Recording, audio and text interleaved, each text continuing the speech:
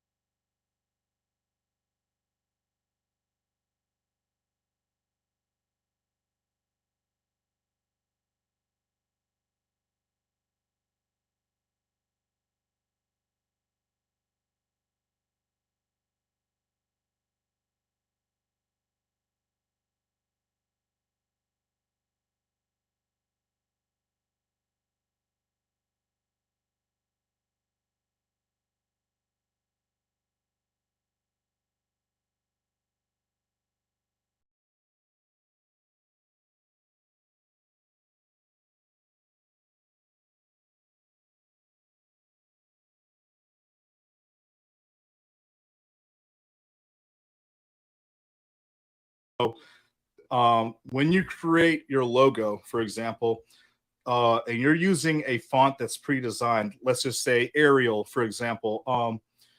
Arial, I do believe, is public domain, public use. So, if it was a font that was license required, you would want to provide that information. If their business has a specific color scheme, so I'll simplify this. Let's use McDonald's. All right. So McDonald's logo is golden arches and then the word McDonald's with whatever font they custom designed, right? And so basically, you would want to provide an info sheet that informs them of the exact color codes for their logo. You want to provide them the font that they utilize and whether a license is required or if it's free for commercial use. Then you would also want to provide them the various layouts for the logo. So that means the icon, that means the logo in full, the logo with the slogan, I'm loving it, and so forth. You know what I'm saying? You would want the reverse version as well, all black, all white. You would want, stacked side by side, things like that. You want to provide a variety of options so that when time comes for them to utilize this on whatever material, it's all there. They just need to pick and choose and then resize it and throw it onto the graphic material. Or whenever a graphic designer says, hey, send me your logo, they can send over a whole package. You know what I'm saying? And so it's all there, it's all inclusive. So what should you be charging for? Well, you should be charging for every last bit of work you're doing, realistically, not by the hour. That doesn't make sense because creativity does not know time. You know what I'm saying? And so what you do is you're charging for, yes, your creativity. First off, you're charging for the concepts and ideas. If you're whipping up 3, 4, and 5 demos before you're sending it to the client, hey, what do you like here? And then they say, oh, I like a little bit of concept 1 and a concept 3. And then they say, okay, great. So then you whip up another demo. That's concept 6. You should be charging a small, tiny fee for each concept design because that is literally the time you took to develop those designs, those logos. So you should be charging for those. Then you should be charging for the final material. You should be charging for, every, I wouldn't say every aspect. Don't be money hungry, but realize that this is a professional business that's willing to pay for quality work, and you were the designated selection to do this quality work. They're going to have to pay quality money. You know what I'm saying? As far as file types, let's see here. The SVG curves, the symmetries, the guidelines are all so useful for checking that the logo is legit in court. Absolutely. So when providing the files, providing all formats and various formats. So always provide your PNGs. Always provide in PDF. Always provide your SVGs, raster, and vector. I mean, really, if you could just do vector, that'd be fine too, and you can do JPEGs, but it's not really necessary. So kind of like knowing your value. Absolutely. So what is it worth to you? The work that you do, what is it? Are you wanting? So if you sat here and created a dope logo, look at it like this. You create a dope logo for McDonald's and all you said was, yeah, man, just pass me $50 and, we'll call it a day. And then they go off and they make billions. You know what I'm saying? Billions, bro. And I'm not saying that you should be collecting royalties. No, but know your fucking value and worth, man. Any company you're creating a logo for, any artist you're creating a logo for, you know what I'm saying? You never know, what's happening, what's going on. These are professional entities. You should be charging for your value, your worth, what you're good for. You know what I'm saying? You spent time, etiquette, quality in doing this. You handle it professionally. You're communicative. Your response time was like no other. You know what I mean? Yep. So things like that. It's all around, so again, the graphics information sheet that I provide, again, it identifies, it shows the various formats that I'm providing. It explains the color font references, the font references. At the top, your document, it should indicate that I, so-and-so, under this so-and-so business, have proudly, designed, developed, present to this company the following logo. Show all the variations, color references, font references, and show the font files that are provided with this. Now, what can they do with that? Let's say Cody is All Things 140, and he's transferring his business to me. All right. So not only does the business come with it, the problems and the amazingness, but also that logo file. You know what I'm saying? And that whole thing and that information file showing me that, oh, he did purchase a license for his font. Oh, that's his color schemes right there. Oh, these are the files that I should be having. Simple as that, guys. You know what I mean? It's all inclusive. So, yeah. So let me know if you guys have any questions about that. You know what I'm saying? Also, another thing about your graphics, I do recommend that you produce on a larger scale. I know a lot of people, they'll open up a project at 1920 by 1080 and go from there. I don't know why you would limit yourself to such a small canvas. Bump that shit up. If it ain't 3840 by 3840 or larger, like 4K or bigger, I mean, get with the times, fam. 300 DPI, yep, 300 DPI. And I'll be honest with you guys, I'm a little bit extreme when it comes to graphics. All my canvases start at 10,000 by 10,000 pixels, 600 DPI, 600. Yeah, it's a little overboard. It's extreme. So you don't have to go that far out, but that's what I do. So food for thought. Because as it scales down, it looks better. That's right. You can scale down. Scaling up is pain in the ass. Not until AI takes over a little more. So I can't wait. AI is making everything. That's another thing, man. I know a lot of people aren't about AI, but there's good aspects and there's bad aspects to it, bro. So it's get with the movement. Yeah, man. I mean, get with the time, sure, but go ahead. I personally think every producer in the scene should have ChatGPT installed on their phone so they can fucking ask it questions on the go, because like it has saved my life in certain situations when talking to people and having to, like, you know what I mean? It's like, you know what I mean? It fucking changes the game. When people ask a question that I don't know the answer to and Google's not going to give me that in depth of an answer, I just take that answer, throw it into ChatGPT, and then I read what it says and gauge what I want to reply off of what I've learned from that. And I know that some of the information isn't always accurate, so that's when I, go a little bit more in depth on Google. But you know what I mean? ChatGPT is the great place to start because it'll give you a nice foundation of what to Google and what to look into. Yeah. So great question, Toby. Yeah, good job, Cody. You're absolutely right on that. I agree with what you're saying. However, what people are concerned about with AI is that it's taking away from those who offer it as a service of a quality service. Whereas it's like, oh, well, I can go online and do it to the standards of a computer and it works. Oh, yeah, no. And so that's what people are, tripping about when it comes to utilizing AI. Thoughts on artists utilizing AI for artwork or labels? Honestly, here's my thing. I remember there was a time and a phase in the art and creativity scene and world and scene where it's like, if you were to look at something and go, ew, that's ugly, you're judging it. But all art should have been accepted. You know what I'm saying? Like you're like, really? How are you? That's like looking at a stick figure drawn by a 5-year-old and going, that shit looks stupid. You know what I'm saying? Like, and then everyone's gonna look at you like, bro, he's 5.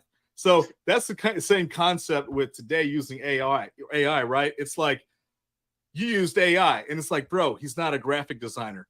Well, why doesn't he hire one? Bro, he doesn't have money. You know what I'm saying? Like, you know what I mean? If that's the case, why are we all on social media utilizing a free platform called social media, called Facebook, called whatever? You know what I mean? Called Instagram, Twitter. Why, like, if you're gonna bash somebody for utilizing a free source, like, check yourself first. You know what I mean? Before you wreck yourself. Honestly, we're all using free sources. Now, someone says thoughts on artists using. Oh no, I think you just went over that. Doesn't AI steal from people as well? It depends on what you're feeding. Certain it depends. I know that different sites have different capabilities. So like different programs too. Like you can upload an image and maybe a second image and say, hey, cross-reference it with this, or hey, do something like this. So, at that point, it's like, here's what it is, man. I'll be honest with you. And I thought about this for a long time. I mean, in the artwork aspect mainly. Hang on, let me see what he has been saying here. Like the AI is taking artwork off of the internet and just like remixing it in a way to. Well, that's what AI is. It's artificial intelligence is based on the shit that we're feeding the internet. So the internet won't know what a windmill is unless we, as human beings, upload pictures saying this is a windmill. You know what I'm saying? Yeah, true. So it is all technically. But what I guess I mean, if that's the case, we gotta attack every dubstep artist for dropping the same kick and snares in the same fucking places every song. Like, you know, I mean, is it really stealing at this point? I don't know. You know what I mean? So Yep. That's very fucking true. Because I was about to say I've been using the same folders of kicks and snares since 2015. I get new ones every now and then, but like I still use the same ones from 2015, 16. It's like if it ain't broke, don't fix it. Like yeah, I mean, it's like me saying, "Hey, why did you put your snares on, 2 and 4?" That's what I do. You're copying. It's like, I mean, you know what I'm saying? It is as much of theft as taking inspiration from other people is. Pretty much. That is a great way to say that. And yeah, I mean, that is absolutely a great way. At what point should a DJ seek management? All right, so we'll dive into that still. So as far as the AI, here's my conclusion to AI, okay? Have fun. Have fun. As you should with everything you do, as long as it's not harming anyone or anything illegal, if you will. Have fun. Okay? If you want to use AI for your album art and you're dropping a beautiful piece, and people aren't even willing to budget your song because your album art is AI developed, that sounds kind of personal to me. You know what I mean? Yeah, 100%. 100%. So yeah, so in a way, AI learns no differently than humans do, trial and error with short and long form memory cells. Yeah, and before I dive into what African Parker was asking, I do want to say this. Give us some time, guys. I already know that when it comes, there's so many controversial and conspiracy theories as well regarding the art world. Okay. But I'm going to tell you right now, there will come a time where the internet is capable of constructing, consolidating, organizing, and identifying the creators of artwork. Okay. So right now, all it takes for a music artist is to literally distribute 1 song, 2 songs, 3 songs. Bam, you got yourself a Google Knowledge panel, and they say musical artist. There is no platform. Hell, there's a platform for distributing books. You can become an author and publish it. There's a platform for distributing your product or selling your product. You know what I'm saying? But there isn't necessarily a platform for distributing your album work or album art or your pictures or your art in something that states, yes, this picture was taken by this person and it is owned by this person. And I mean, I know Getty Images is trying. I know a lot of these places are trying, but it's not quite there yet. You know what I'm saying? So give us some time, and I'm sure that whether it's Meta or AI or what, we'll figure out how to identify, who is taking what pictures and creating what album art and making sure and avoiding that people are, stealing. You know what I'm saying? Or doing anything. I want to say when you can do it all yourself successfully. Otherwise, there's nothing. Is there anything to manage? Hey fam, what's up, Mikey Castro, Toby, Art Grab? It's a great platform for finding artwork too. Yes, that's exactly. But these may be free platforms, free artwork platforms. Like you can go there, you can find it, or maybe you can hire somebody. What is it? I think it's called pixels.com, PIXELs or something like that. You can go there, download free images, stuff like that. But what I'm saying is identifying, when you upload something, like if you go to distribute a song through DistroKid, or if you go to distribute a song through anything, and it says, hey, you can't use this album art because this is the creator, you'll need permissions. Until we can do that, you know what I'm saying? People are just going to keep on stealing, I guess. I don't know. So, yeah, leading back to what, let me see here. Where is it? Was it African Parker? He asked, good point. Let me see here. Where's it? At what point should a DJ seek management? All right. That's like asking, I mean, honestly, that's like, you shouldn't seek something that you don't really understand or know yourself. Okay. You have to do enough research first. That's just the bottom line. So when you have people that have been affiliated in this industry for a period of time, you add them up on Facebook, drop them a message, Google it up. You know what I'm saying? It's literally a search away, like, you know, anything else is. You know, reach out to myself, ask Cody, talk to anybody, ask them. You know what I'm saying? If you don't know what management requires, if you don't know what it is, like, how do you know you need it? You know what I'm saying? And then if you do know what it is, are you able to do it for yourself? And is it becoming so overbearingly, worrisome that you need somebody to do it for you? You know what I'm saying? And that's pretty much how you know, when you need management and what you need management for. Having a manager is not a flex, especially if they don't know what the fuck they're doing. So that's very important to keep track of. Legal facts. If they have tags that say how the art was made, and they have tags, great response. Okay. Justice Clutch, copyright law is a very serious thing. I have a bachelor degree in studio art, and basically, if you didn't create something or it doesn't say royalty free, it's stealing. But everyone does it, so it's almost impossible to stop unless the artist pursues it. Absolutely. So very true. It's up to you. This is where it helps, guys. It's like self-copyright almost. If you have a platform, you have a logo, a tag, something, even a file on your computer that identifies, you are the original creator of this artwork. You know what I'm saying? Upload that shit to Flickr. Upload that shit to IMG. Upload it to wherever, hosts beautiful pictures and stuff, or your artwork. Then you can inform them. You have to send out a letter of intent or a letter stating, letter saying, hey, please remove this, or please don't use this, or please take this down, without my permissions, if you'd like to utilize it, and give them the options or whatever, But yeah, you basically set yourself up to the point where if you are going to say something, you have some kind of legal grounds to defend yourself and justify that. Yeah, I did make this and you are wrong for doing this. And also, I'm going to tell you right now, just like any site you use, there's a terms and conditions for the usage of the site and a privacy policy and all that.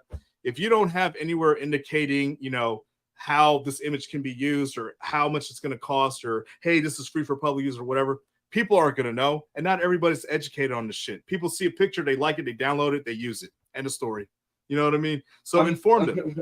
Yeah. I was one of those, and I still sometimes fall victim of that. Yeah. You got to realize that because you are knowledgeable of something, others may not be knowledgeable of it themselves, and this is why a lot of people are on different pages when it comes to everything overall. So let me scroll back here. At what point should a DJ seek management in a way? Yeah, learn something. Yep. I want to say when you can do it all yourself successfully. Otherwise, is there anything to manage? Yep. How do you say YPLIET? Is that Epliet? Epliet? I hope I say that right. You're a king for asking this question because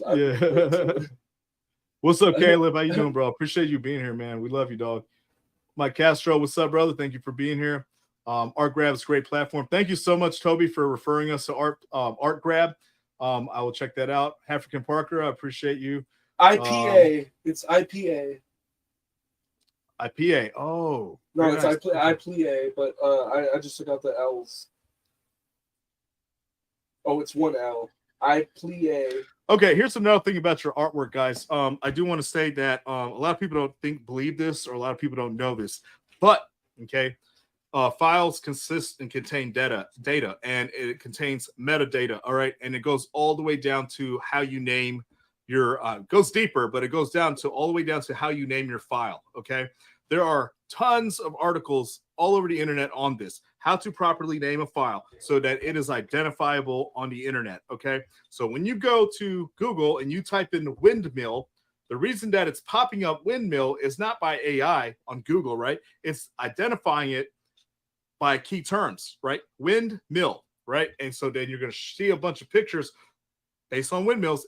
And the reason that they're pulling up is because the metadata in them contains the keywords windmill. Maybe the file when it was originally uploaded was called windmill, whether it was windmill 001, windmill -35897, right? Whatever. Just make sure you have your key terms in your image when you're sharing it and uploading it. So copyright law is a very serious thing. I have a bachelor's degree in study. Yes, right. Let's see here. Let's see here. Yeah, let's see facts.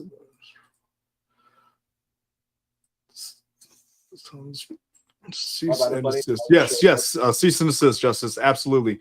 That's what you would be sending out, requesting an individual to do something like take down the use of your artwork or whatever before you move forward into legal action. So, far facts. I've been in the industry for a while, done it all from years of production, graphic design, and actual stage setups.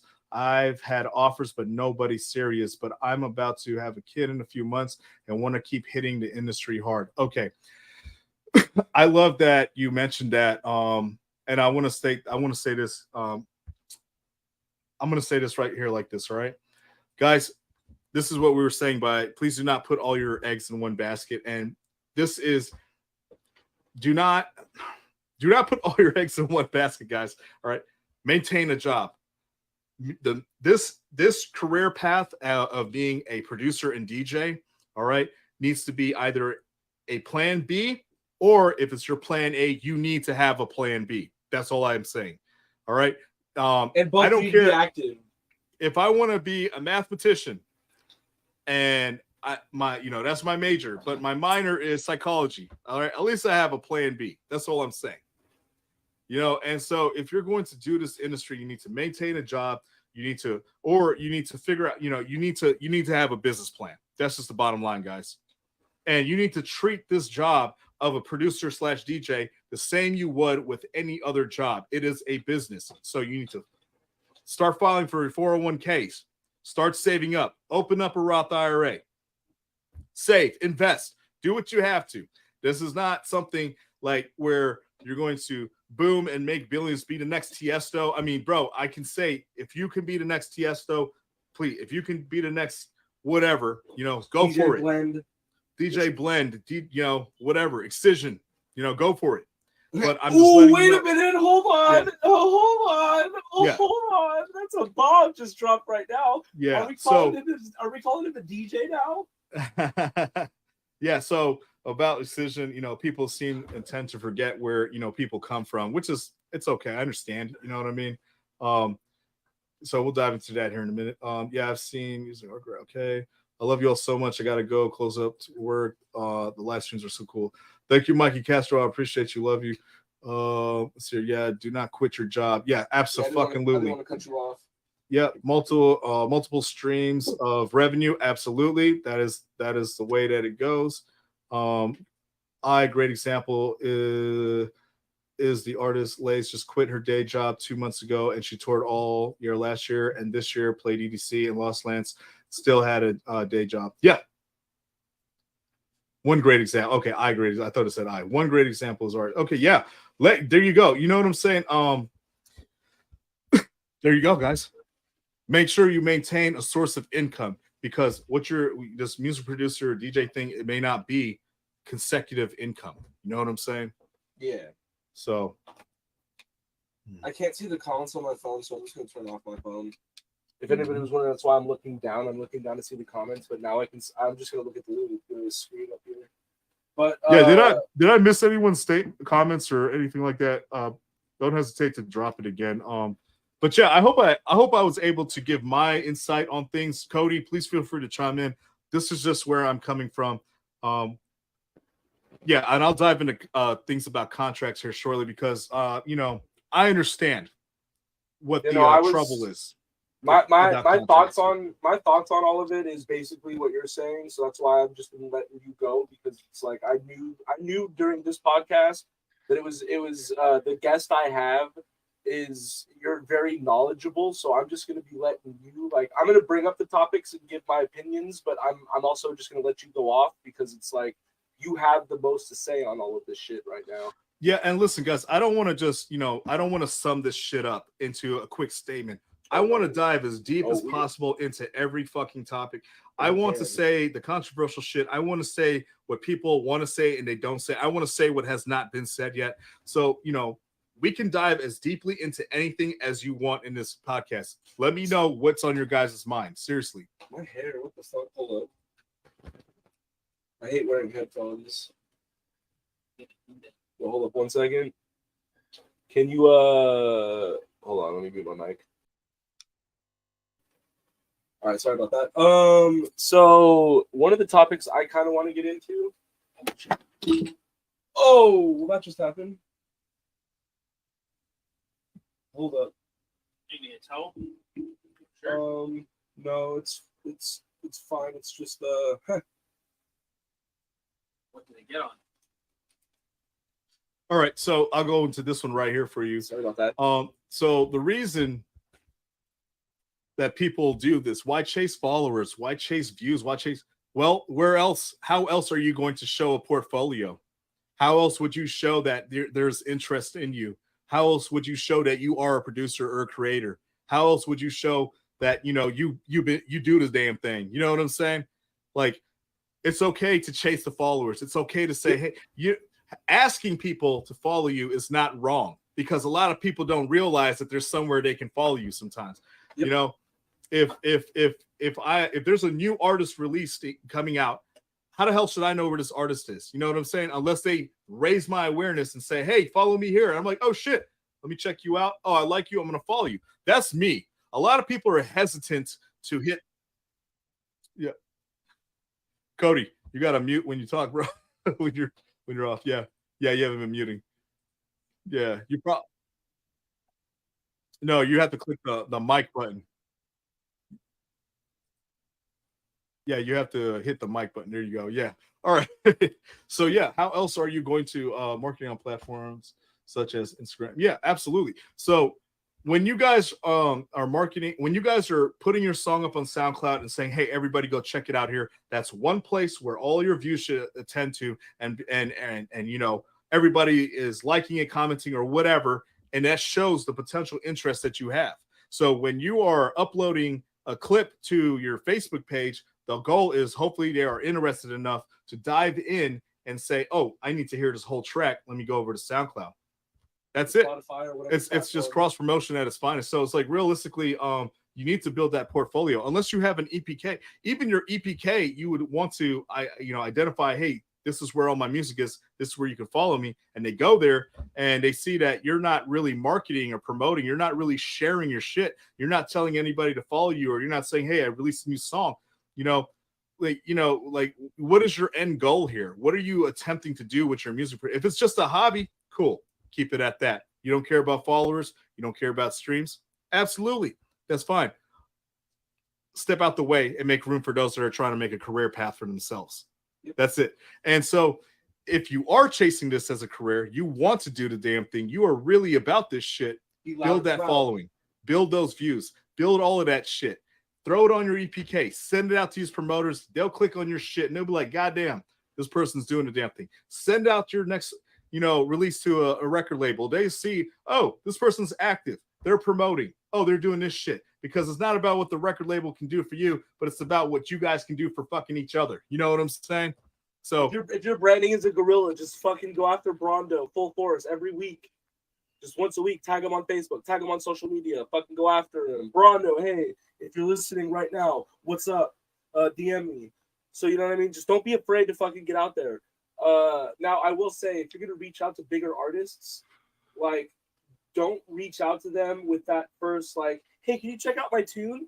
Like, reach out, like, if it's an artist that you're a fan of, reach out to them and as everybody in the scenes likes to say, suck their dick.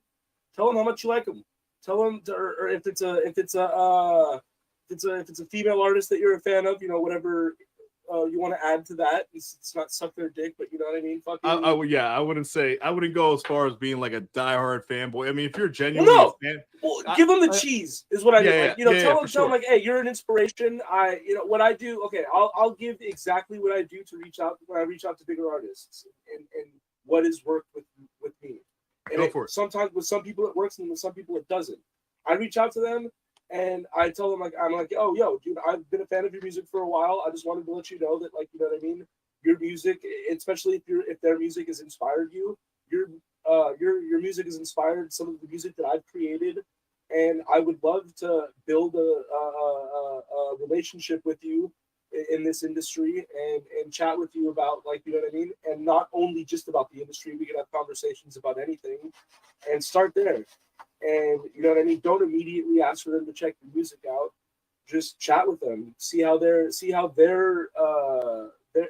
like view of the industry's been and their journey's been, because you never know. You're gonna reach out to a bigger producer, and they're gonna be like, "Yo, dude, thank you. Like I haven't really had anybody reach out to me and tell me it like this before." And you know, you'll be surprised at how humble a lot of these people are. So it's just like, you know, don't be afraid. We're all humans. Don't be afraid to try to reach out and just make that connection. Just don't be like, you know, just don't be so immediate with like, hey, can you check out my song? So with that being said, if you are capable of reaching out to 30 individuals or tagging at everyone in your page and saying, hey, check this out, I'm pretty sure it's nothing to drop $5 and boost your ad on your new release, guys. I'm telling you, every source and level of promotion and advertisement counts and matters. It really works. It's effective. That's all. You know, on Facebook, you can spend like $1 a day and do like you can get really cheap with it with promotion on Facebook. That's right. Dive in, give it a taste, see how it does. So let me see here. Okay, so I think what you're saying, all right, why go SoundCloud? Why chase plays? When you said that, then you said, I am of the opinion that SoundCloud is a joke, Spotify is an option, but have a website for fuck's sakes. Now, if you're talking about payouts, cash outs, I'm gonna tell you right now, guys, streams, unless you are a red carpet or top tier artist, top 40 artist, your playback stream, your streams counts, it's not going to convert to shit for you right now. I know guys that have 50,000 hits on their music, and they're not even able to pay a fucking bill with that. You know what I'm saying? And then realize, especially when it comes to the stream shit, the metrics matter. Things such as the age range, the country. The country is a big one from which it's being streamed, because you have to consider that conversion rate. You know what I'm saying? They do that, and you know, they look into all of this shit. So it doesn't matter if your music is distributed, throw it up on Spotify. That's fine. It's going to be on Spotify. Great. Throw a clip up on SoundCloud. If they want to listen to the whole thing, have that listen on Spotify button right there. You know what I'm saying? Or that fan link or that download button or whatever. You know what I'm saying? And the download button can take them to the Spotify where all the streams can go there. You know what I'm saying? I mean, cross promote it, guys. Connect everything. Let the internet know who you are. Let them know what your music is. And over time, watch it build, you know? Like, think of SoundCloud and all of these, like SoundCloud specifically. Think of it as your portfolio as a musician. Like if you constantly, like from the moment you release your first song, if you release every single song that you release, you put it also on SoundCloud. And for me, for example, I use SoundCloud as my hub. I upload shit to SoundCloud, and I use SoundCloud for artists to distribute everything. So I've been building my portfolio on SoundCloud since 2018, 19 as Joey and Mara. So it's just like, you know what I mean? As over time, once you build that, you'll be able to go into your analytics and you'll see like what cities you've gotten views in. And that type of information is going to be gold to booking agents, to talent buyers, to anything that's more in depth in the industry. That's going to be the gold information that they want. That, like, other than your, like, the talent buyers want to see an EPK, the talent managers want to see your analytics.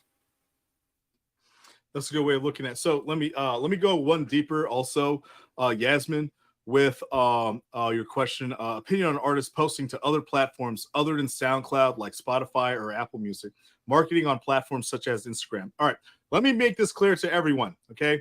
You cannot post, all right, to Apple Music. You cannot post to Spotify. The only way to get your music on there, as far as I'm concerned, is distribution, okay? Mm-hmm. Look at it like this. The reason why distribution is better than just throwing it up on SoundCloud, obviously, is going to be promoted through various platforms. That's something you pay for through your distribution. Let's say you're using DistroKid. You're paying for that shit. They're going to throw it up. And they usually have like a lineup of like 10 to 15 options, you know what I'm saying, of different stores that's Tidal, Deezer, Apple Music, Amazon, you know, all these places. And so you got to realize that music on certain platforms are not accessible in every country. But just because a song isn't accessible in Russia on iHeartRadio, well, they may be able to hear it on Spotify. You know what I'm saying? And that's what. So I'll be honest with you guys. Not everything is accessible in every country that's on SoundCloud. I'll be honest with you. And they don't identify that. There are laws and restrictions in a lot of countries. Emirates of Arab, you know what I'm saying? There's a lot of restrictions on music. This is why, this is why you guys, this is why videos get striked or muted or copyright acted on or whatever. And then they don't mute the whole thing. They'll say, oh, you can't be viewed in this country, this country, this country. Okay, cool.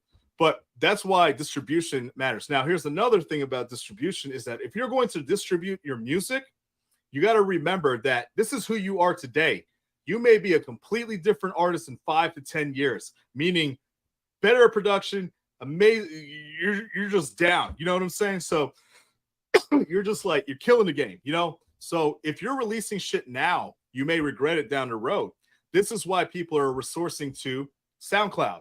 You know what I'm saying? Or Mixcloud or wherever they can put their music up and saying free download, free download, free download. And they're getting people to play their music out. This is a new age, a new world. It's all about going viral. Music does not pay your bills anymore in the sense of streams. You have to live perform. You have to perform live. You have to go viral. You have to get out there. You have to make yourself known. You have to be relevant. You know what I'm saying? And you have to maintain your consistency with your relevancy. And that's the reason why different platforms matter for different things. Let's say that you uploaded all these downloads on SoundCloud, you gain a following, you gain a fan base, people fuck with you, people love you, and then 5 years down the road, you're a better producer than ever before. You listen back to that shit, you're like, why did I do that? And then you start producing quality shit in your ears, and then you start distributing it. That's where it starts mattering and counting. Another reason why distribution also helps is because if you put a song on SoundCloud, you can't search it on Instagram. You can't find it on TikTok. If you distribute it, they give you an option for distribution to Instagram and TikTok to where you can find it in the song selection, and maybe people will fuck with it and it can go viral that way as well. It's a new age, a new era, guys. It's not about the streams alone anymore. And you get streams through that as well. So if you're distributed to TikTok and Instagram, and someone puts your audio in their TikTok, you get paid for the streams that their video because your song is getting played.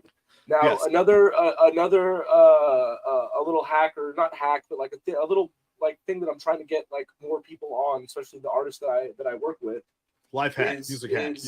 It's utilizing this, especially the social medias that allow you to monetize your posts, to focus on those ones the most.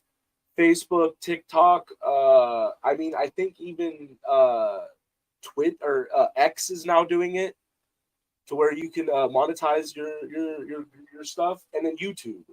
If you can get to the point, like, so say you have like a little bit of a following, or you have a buzz, if you can utilize YouTube and all of these different platforms that let you monetize to gain those views, you'll separate your monetization in so many different ways.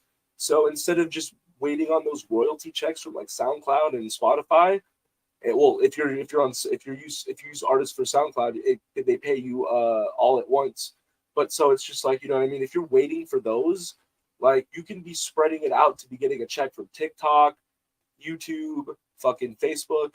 Like, you can make it so you're getting checks from different areas all on your brand. And so it's just like, that is the as far as like, it's all about how dedicated and how consistent you go about it.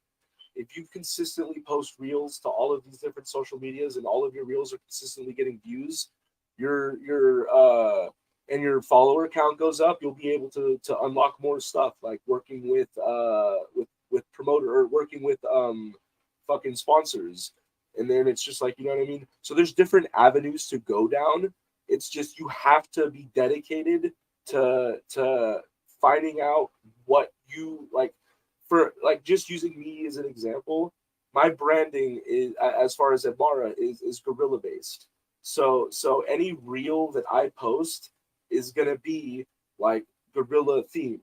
So I get like, what I should be doing and what I have been doing is going in and stacking up as many reels as I can and just posting them over time. So it's like you never have content to run out of.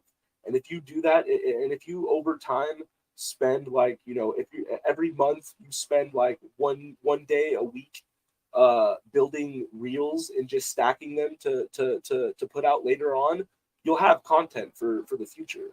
And it's just like the more you do that, and with projects, if you make songs, keep stacking up songs, you'll be able to get to a point where now you can have things just flowing on a like kind of like a business, just, you know, just flowing.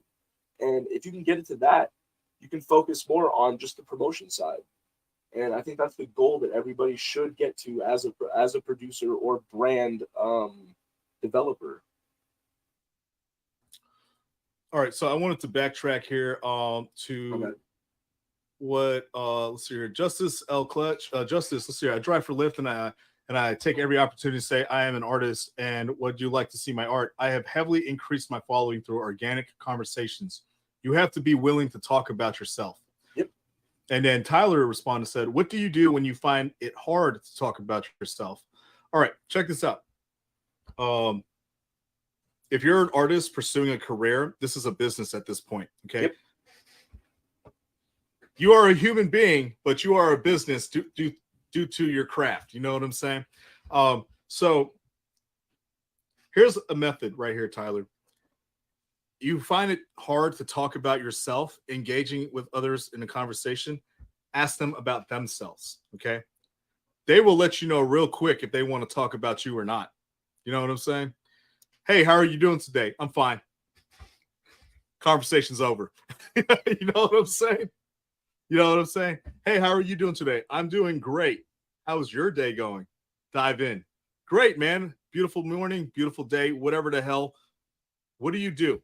You know what I'm saying? Ask them about themselves. People like to show people showing interest in them.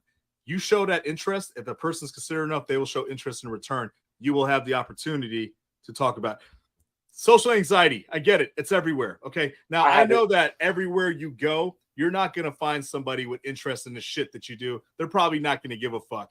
They'll give your page a follow and you'll never hear from them again. All right. I get it. I go to Walmart like once in a blue moon. No pun intended. That was beautiful. Right. And so, you know, I go into Walmart, I guarantee you there's probably going to be one person out of every motherfucker in there that actually gives a shit about EDM and the scene and the festivals and the lifestyle and the nightlife and the music and everything. You know, everywhere. It just seems sometimes like everywhere you turn around and you look, there's, you know, people that just don't give a shit. But that's okay. That's just a small percentage of the people that actually do give a shit. You know what I'm saying? So it's like, you having trouble with communicating or you're having social anxiety. Remember, you don't have to just dive in and talk about yourself. Show interest in others and give them the opportunity to show interest in you. And before you know it, you'll be talking about yourself. You know what I'm saying? With someone else. So yeah. Exactly. And once you find the people that aren't really willing to talk about even themselves or listen to you talk about you, you know that those people aren't really, you know what I mean?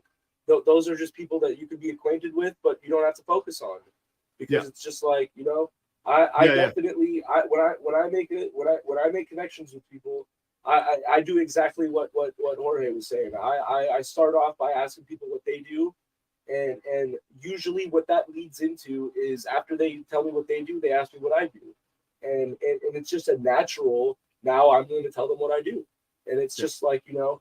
I completely feel you. I've also had I have social anxiety.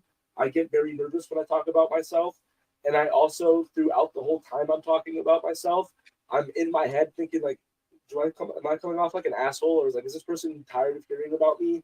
Like, should I stop? And that's natural.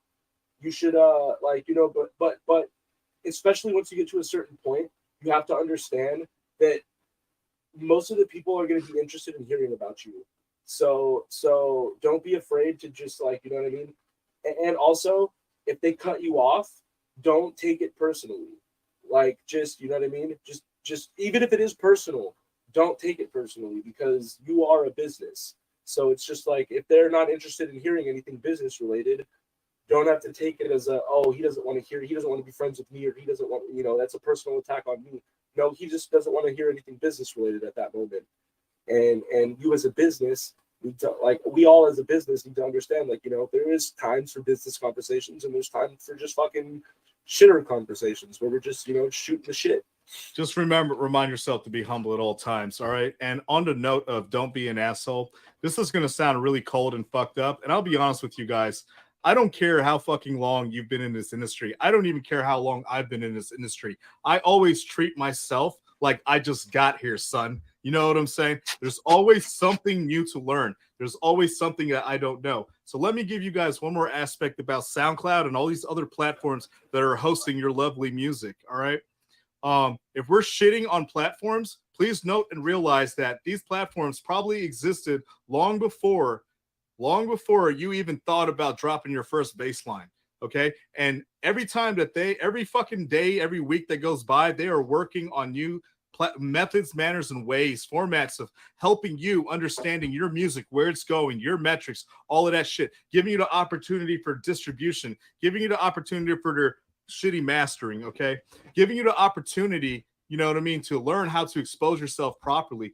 Please note that, give these platforms an opportunity the way they are giving you one. Remain humble. Don't be an asshole about that either. You know what I'm saying? Like, it's all there. And if it's not for you, move on or learn how to use it and maybe it'll be for you. You know what I'm saying? So, but yeah, so there's that. Let's dive back here. Let's see what else we're missing out. Toby said Flex doesn't even make 3K from streams from Spotify, and he has 2.5 million listeners a month. That's right. And out of those 2.5 million listeners, I guarantee you, maybe only 3,000 have viewed it. You know what I'm saying? That's $1 a stream, let's just say. And a lot of them are probably in different countries. So that's right. That's right. That's right. And a lot of think about it, man. The legalities go way deep, man. You don't know. Like somebody paid for Spotify, then they reverse the charge, and they get their accounts banned, and then the stream count that was supposed to go towards that song is no longer there now. You know what I mean? Shit happens, bro, all the time. So you can't rely on music, the sales or the stream of your music. You have to get out there and go put some footwork in. You have to go live. You have to show people what you're made of. You know what I'm saying? Let's see here. What else? Okay, I see what you're on now. Flex, we're doing. I never thought about using SoundCloud for metrics. Absolutely. Use everything you can. Excuse me. Everything you can for metrics. Hell, when we're done with this stream, they're going to report metrics to us. We can see what the fuck's popping. You know what I'm saying? Yeah. That's it. I'm going to go through those metrics as soon as the stream's over. Or, well, not as soon as the stream's over, but eventually to see how we did. And because it's going to tell me, like, where people fell off, when people came on. So I'll be able to, and even analyze if this was a good time to stream in the day. So just like keeping mind shit like that. And another thing I'll suggest to people is, what I've done for a long time now is anytime I post on Facebook, I screenshot when I posted that, like exactly the time when I posted it. So if a post blows up, or like, you know what I mean, the more I take those screenshots, I can see what times of days the engagement is good. And if you do that for a while and like say you do that for a year straight, now like for a whole year around what times you should be posting to social media. So now you can structure your posts in a way that you know what I mean? So I definitely highly suggest keeping track of what time you post stuff, because you never know when one of your posts is going to go viral. And if it does, you want to keep in mind what time that was, because that is a great time to be posting to Facebook or posting to whatever social media that was. Because let me break it down more in detail like this. So yeah, the date and the time and the country code that you're in is a great starting point and reference for your metrics. Yep. All right. But you also have to look at what's going on around that time. What season is it? What holiday is it? True. What natural disaster has happened? What is the special occasion? What is, what's trending on social media? What is, going around the world right now that's popping, that's making your song relevant? So, there's a lot of aspects. Everything. That's right. That's right. So let's see here. Justin said, I've never had this problem. Okay. Location data is big for growing audiences through advertising. Yes, absolutely. Location data is very, very useful. Especially when you're boosting a post, you can specify things, guys. Like it lets you dig deep. Those with the interest of certain hashtags or those with the interest that follow certain pages or located in certain areas. If you drop a Brazilian sound influenced dubstep rhythm track, you know what I'm saying? And you boost it and promote it around Brazil, I'm pretty sure it'll get the fuck around. You know what I mean? It's all about how you go about it. So I like the SoundCloud metrics. Found out most of my listeners are in Africa and Asia. There you go. How about you do something for them, African? Surprise them. You know what I'm saying? Mm-hmm. Yeah, SoundCloud is great. Absolutely. It's getting better every day. All the platforms are getting better. They may not pay, but guess what? The capabilities are still there. Even though they don't pay you, guess what? Your music is hosted there. It can be found there. You know what I'm saying? Yep, always find a way to appreciate and value what's being offered. You know what I'm saying? Even if it doesn't meet your criteria, expectations, or standards, there's always something good about it, or else you wouldn't be there. You know what I mean? Yep. Let me see here. Let's see what. See here, where is I lost my place? This is okay. Yeah, there's quite a few. Don't worry, guys, we're gonna get to all of them. So yes, SoundCloud is great. That has been something with your name. All right, Siri. China won't even allow music with swear words. Okay, so a lot of conspiracy and a lot of controversy going around about what the hell China's doing. But but I'm gonna tell you this. If you know that, how about you produce something without it? If China won't allow music with swear words, produce a song without swear words, drop it out there. Simple as that. You know what I'm saying? Fuck a shit. Fuck. Yeah, so this stream isn't going to China. There you have it. You know what I mean? So if we wanted it to get to China, then, Cody would not have said that. All right, merch and selling tickets. Merch and selling tickets. We'll dive into that here in a minute. Toby, I'm going to note that down. But his DJ name is Half Hacked. How does that have to do with that? Let's see. Actually, Half quick, Hacked. Real quick, I'll go into merch for a second. Yeah. There are platforms now where you can build merch and put it onto your store where you don't have to pay a monthly fee to keep it up there, and it's just there. So what I recommend to artists is, you know what I mean? Don't be afraid to build merch now and have it up and ready. So if you ever do blow up and fans want to, you know what I mean, you have a bunch of people wanting to go and see if you have merch so they can buy it, you already have a merch store up with a shit ton of stuff on it that you've been putting on there the entire time. So it's just like, especially if you utilize those platforms where you don't have to pay a monthly fee to keep it up, like, it'll never hurt. Because like, if you never know what, like, randomly tomorrow someone might go to your store and buy something. So, you know what I mean? You like getting a merch store up, even if you don't promote it yet, like having it there, you never know that person that's going to be fucking, if you don't promote it on Facebook, as in like, you don't make a post on social media saying, hey, I have a merch store up, but you link it in all of your social medias like SoundCloud and all that shit. You never know. You might find somebody that listens to a song of yours and see that you have a merch store linked on your SoundCloud, and go click on it and go buy a hat or buy a shirt because they listen to one of your songs and they're like, dude, this song's fucking sick. Yeah. So it's just like, you know what I mean? Always never hesitate to build that merch store regardless of the size of your following. And don't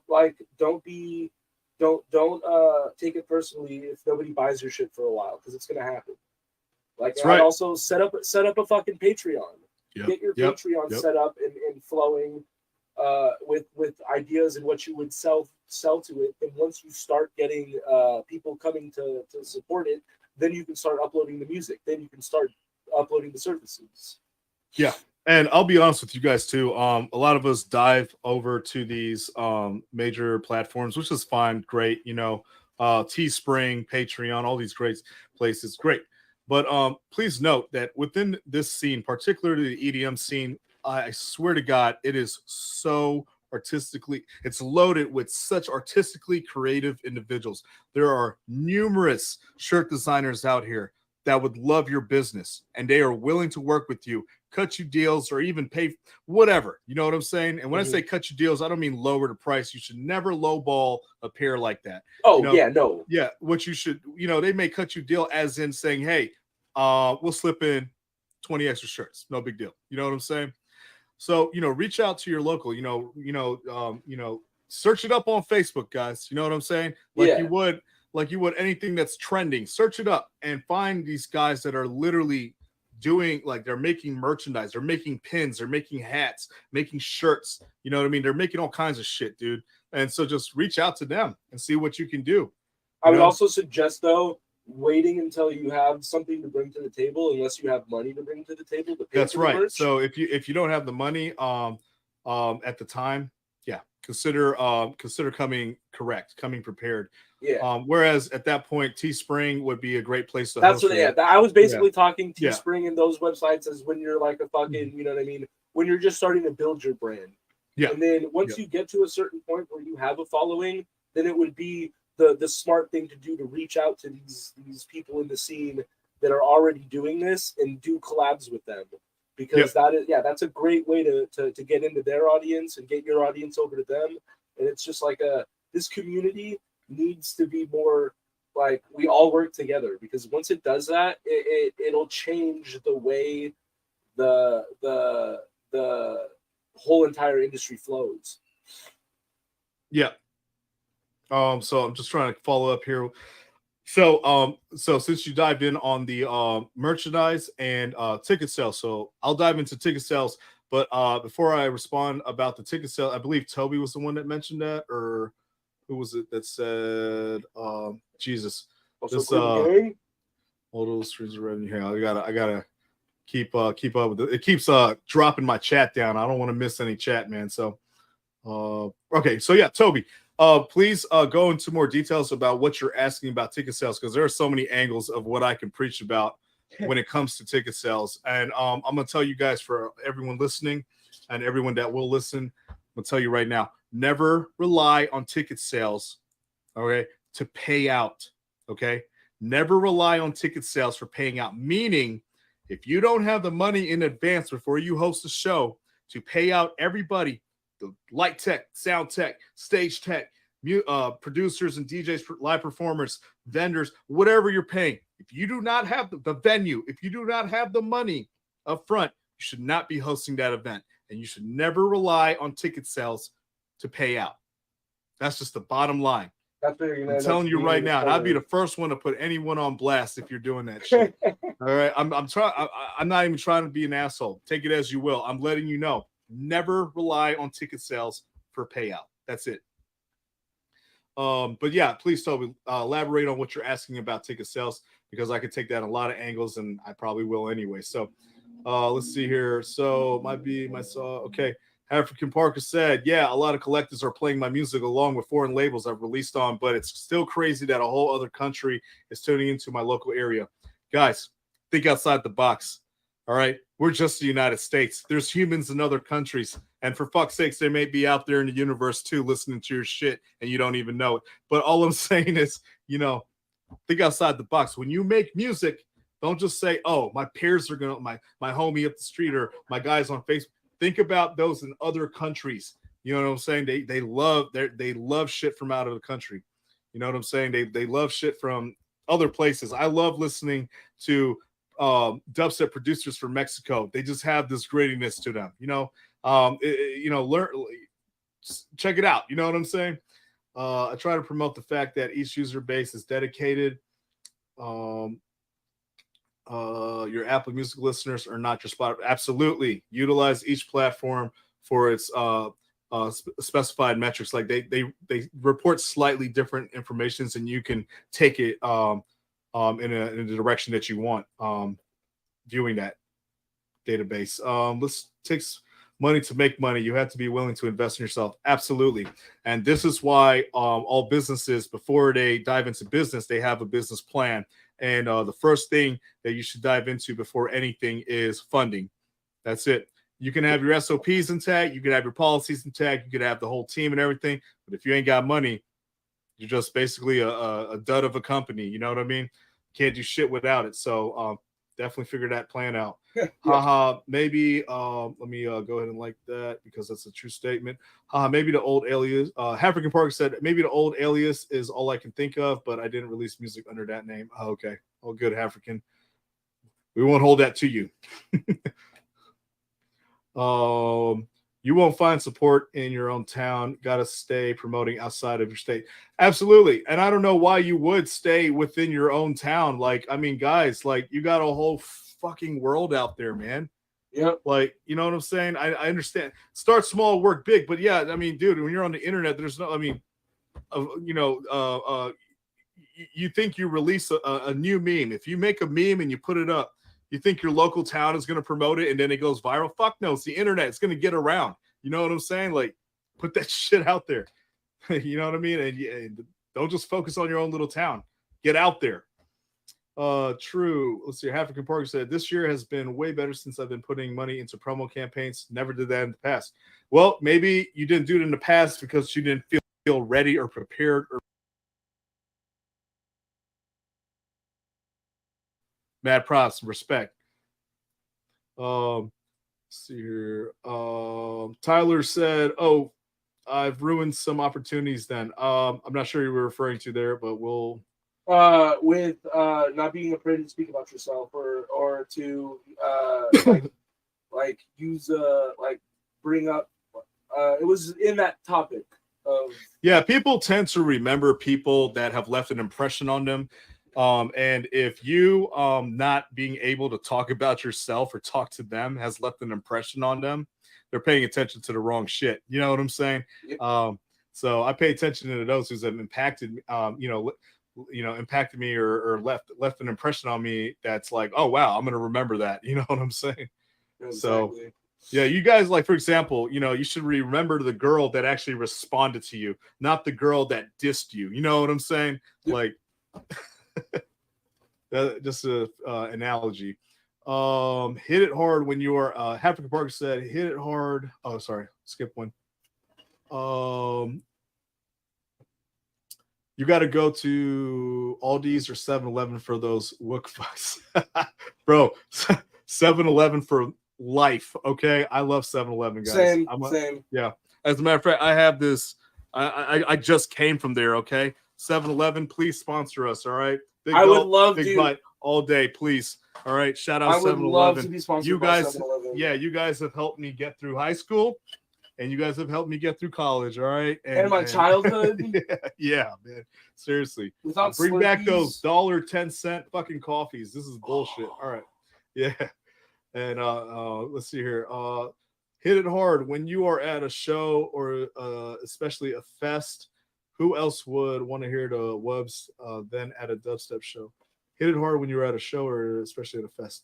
Hit it hard. African, I'm not sure what that statement was referring to. Do you know about that, Cody? Promotion, I'm assuming, like promote yourself when you're at these shows. Talk to people. Yeah. Don't be afraid to, like, when you're at a dubstep show, if you're a dubstep producer, to go up to these fans and get into a conversation with them and have that conversation naturally progress to dubstep music, and then be like, oh yeah, dude, I'm a fucking dubstep producer. So I'll give you guys an example of how I introduced myself. If I had just met Cody, I'd be like, Cody, nice to meet you, man. My name's Jorge. I'm a producer and DJ by the name of Perspective, and I also own and operate an agency titled Symbol 2306. What do? You know what I'm saying? Mm-hmm. Don't take all the shine, back and forth it. You know what I'm saying? Mutual interest. So yeah.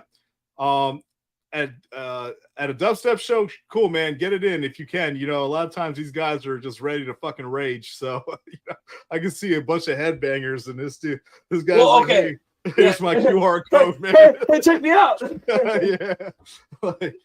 Let's see here. Also, slip your QR code into their pocket as you're DJing, like as they're dancing. You know what I mean? Just walk around with a bunch of QR codes and just fucking sit. All right. So, Pony Boy, nice to see you here. Appreciate you dropping in. You said, do you recommend using services like Reverb Nation or Sonic Bids for EPKs? All right, guys, let me explain to you what an EPK is, okay? It stands for Electronic Press Kit, because back in the days before things went digital, they had press kits. What is it like? Antonio Banderas would submit a press kit to whatever, company is about to shoot a movie, like let's say Zorro. And he said, here's my press kit, and I might be fit for this scene. And they call him in. He does what do you call it? Like a dry run, sort of like a what do you call it, man? Where they do just a quick what I'm talking about, a tryout for a movie, okay? Yeah. And so and then they say, okay, so the press kit is what got him there to actually do the tryout. You know what I'm saying? Yeah. Whereas, to audition. Thank you. Casting couch. All right. So ultimately, today's digital electronic press kit. Now, what exactly is the purpose of the press kit? What was on the press kit? What is on your electronic press kit? All right. So basic shit. A photo of yourself would be great to show what you look like. In this case, we're talking DJs and producers. You don't necessarily have to show you in the middle of a rageful, drop or something, but, just a look at who you are and what you look like. Not that will determine whether you get opportunities or not at all. It's just nice to have a picture of who we're reading about. All right. And then a bio, short, simple, straight to the point. Doesn't have to be a mile long. All right. Because anything that you are putting in your bio that's going to make it a mile long should be sectioned out in details like, I don't know, releases, your discography, venues performed alongside with, notable names. You know what I'm saying? Stuff like that. Locations you've been to, tour dates that you've had, social medias, contact information, whether it be for management or booking agents, shit like that. And so regardless of what platform you're using to create your EPK, if it can help you to the extent that you need it to be, then by all means, go for it. So whether it's Reverb Nation, I didn't know Reverb Nation helps you with EPKs. That's dope. And I didn't know Sonic Bids really did all of that either. But wherever you can create an EPK, go for it. And I'll be going live on my own page one day on how to create an EPK. And I will be showing you guys not only with a graphic design software, but I will show you guys how to create an EPK, a graphically designed EPK, on Microsoft Word. So if you guys have Word, and if I dive into it deep enough, we may be able to do the same thing on Google Sheets, okay, Google Docs, Google Documents. So, but anyways, I'll be live streaming that. You guys follow it up, symbol 2306 on Facebook and all platforms. But Pony Boy, to answer your question, in conclusion, wherever you decide to get your EPK made, and if you are content with it, and you could utilize it and move forward with the shit you need to do, go for it, man. By the way, guys, I offer EPK development and design, so reach out to me anytime. All right. And they're also definitely very nice looking. Yes. I'm honored to announce that I have developed EPKs for artists like Metatron, Kuro, Amorphic. I designed and developed Amorphic's EPK. So if you got, and a few other, I designed my own as well. Singers, various artists, folk artists, rappers. You guys reach out to me. Let me know if you need an EPK done. I am very affordable, and I will make sure that you guys get what you need. Let's see here. Toby. Oh, I'm sorry, Justice. One of the 4 agreements, highly recommend this book if you haven't read it, is never take anything personally. All right, thank you for that. I will go ahead and note that down here to check it out. Yeah. Book. Never take. I think I wrote that book. No, I'm just playing. Like, dude, can I get a copy?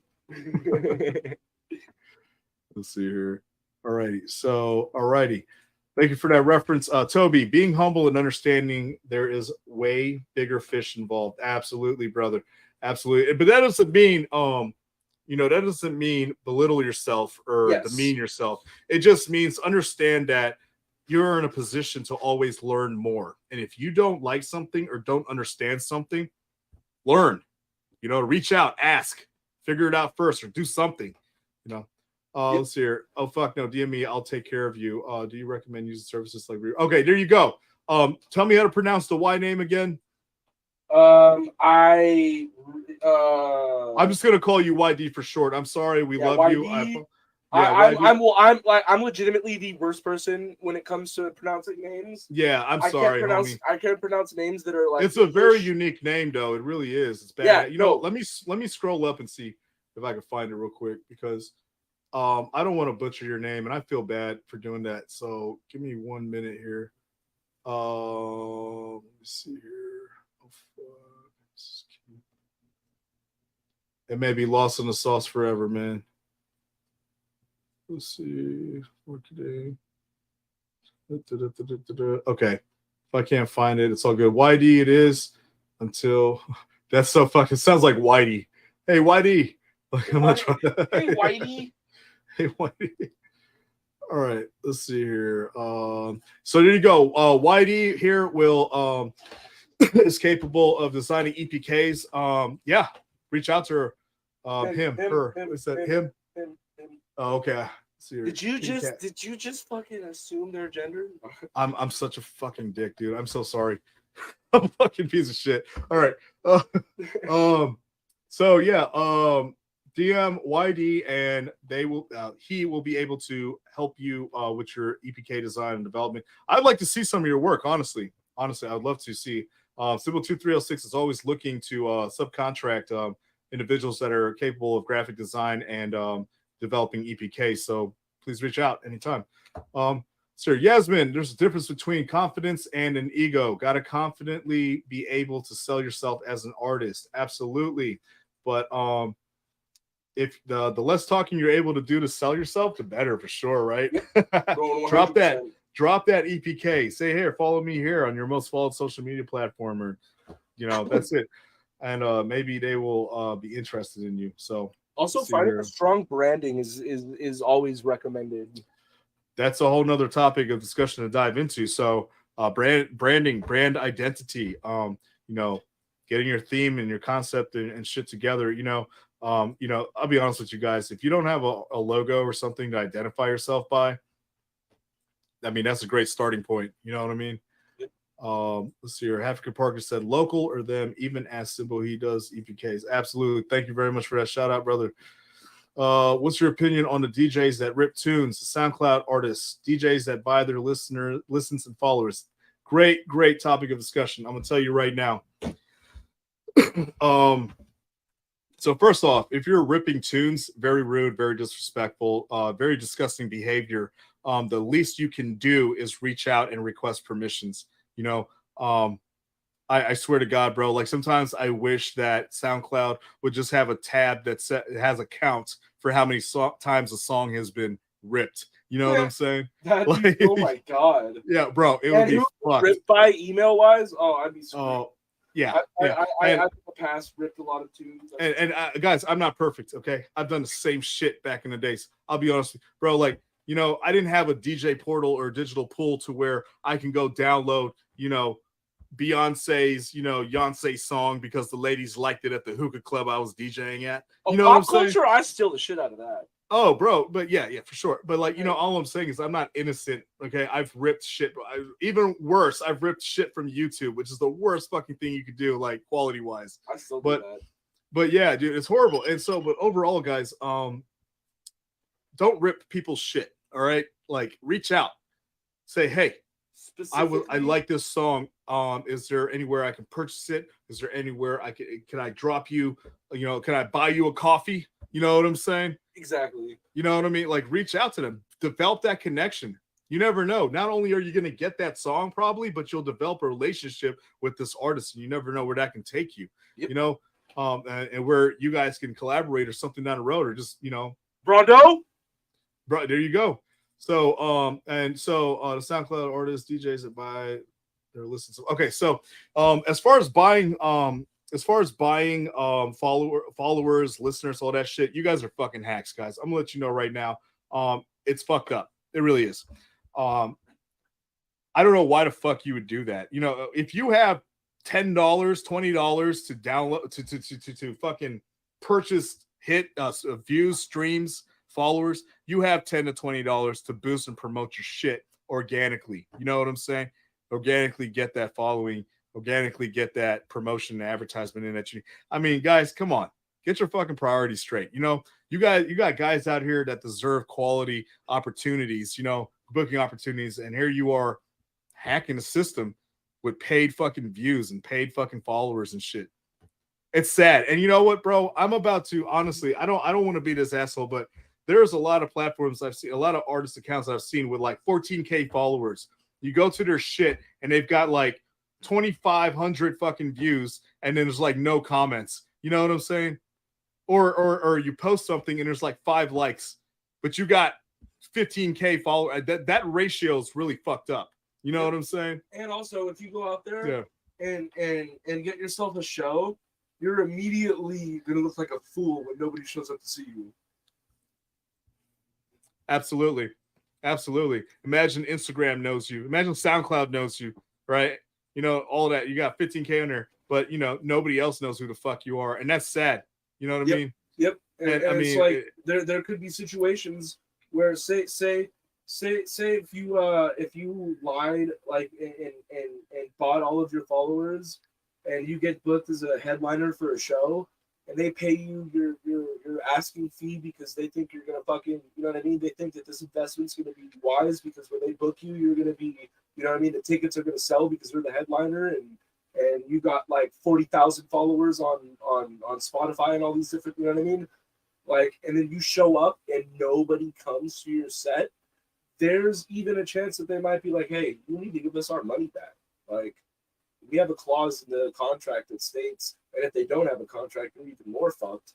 But like, if they might have a clause in the contract that states, if like as a headliner, if you don't pull a crowd that we're booking you for, then we're gonna need some of that back. Like, and there are clauses for that, and they're just worded differently or titled something else. And guys, like, that's a breach of contract. And the last thing you want to do is go out somewhere, perform, not get paid, or even get sued because you breached the contract, bro. Like, you guys got to be careful, and your name will get around the industry and the scene, and people will not book you. Doesn't matter how dope a producer you are. Doesn't matter how fucking great your EPK looks, how amazing your promotional content is. You know what I mean? You fucked up, you know, and that's the last thing that's the worst thing you can get canceled for. You know what I'm saying? Mm-hmm. So, let's see here. As far as, let's see here. What is your opinion? Okay. So yeah, Yasmin, I hope, that answers your questions. Artists and DJs by their listeners, followers. Yep. Oh yeah. Your video went off. Oh, gotcha. Okay, cool. Let's see here. YD, valid. I make that mistake myself. I got burned in the process. You want full support? Yeah. Okay. Yep. Let's see here. Tyler, I feel like ripping tunes is just stealing, isn't it? And botted plays are pretty easily found out. Oh, absolutely. And honestly, you risk the opportunity of your account getting banned. Guys, like that's stealing. Like, realistic. Think about it like this. All right, if SoundCloud is willing to pay you for your streams, and here you are purchasing views, all right, you purchase $20 worth of stream play, and that's like, let's just say that's 20,000 streams, and SoundCloud is willing to pay $1 per thousand. You're stealing, guys. That's fucked up. You know what I'm saying? That's illegal as shit. You know, you're going against every fucking usage term and condition that they set in place, and you agree to those terms and conditions. You know, when you sign up for SoundCloud and they update that shit and they email you and you agree to it anyways because you keep fucking using it. Excuse me. So, you know, you guys stay out of trouble. And also, please note, if you guys are looking for that verified check mark, all right, guys, it's come to let me explain to you what the verified check mark's purpose was to begin with. All right, it was to identify the authentic account that belonged to that entity, meaning if Beyonce opened up a Facebook, Instagram account, and then somebody else goes and open up Beyonce official, all right, how do we know? And now all these followers are going over half and half, and Beyonce's like, nope, fuck that. Instagram's going to identify this is a public figure. We know who this is. This is their official account. Blue check mark. Everybody follows that. All right, guys. So if you guys are looking to get more followers for a fucking verified check mark, remember, that's all that is. It's identifying that it does not mean you're rich. It does not mean you're famous. It does not mean you're, you know, the best. It just means that this is my official account, guys. Follow me here, not any of these other fan accounts that have my name on it or my shit on it. So There you go. So, this is clearly Cody's official stream right here. That's his verified check mark right there. But and it's come to a point where his verified shit is a joke now because it's not even a joke. Here's why they're offering you to purchase it, okay?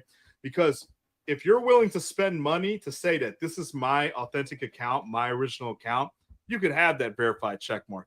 And it has become such like a desire and a dire need for everyone to have it. Everybody wants one that people are fucking paying for it. And that's fine.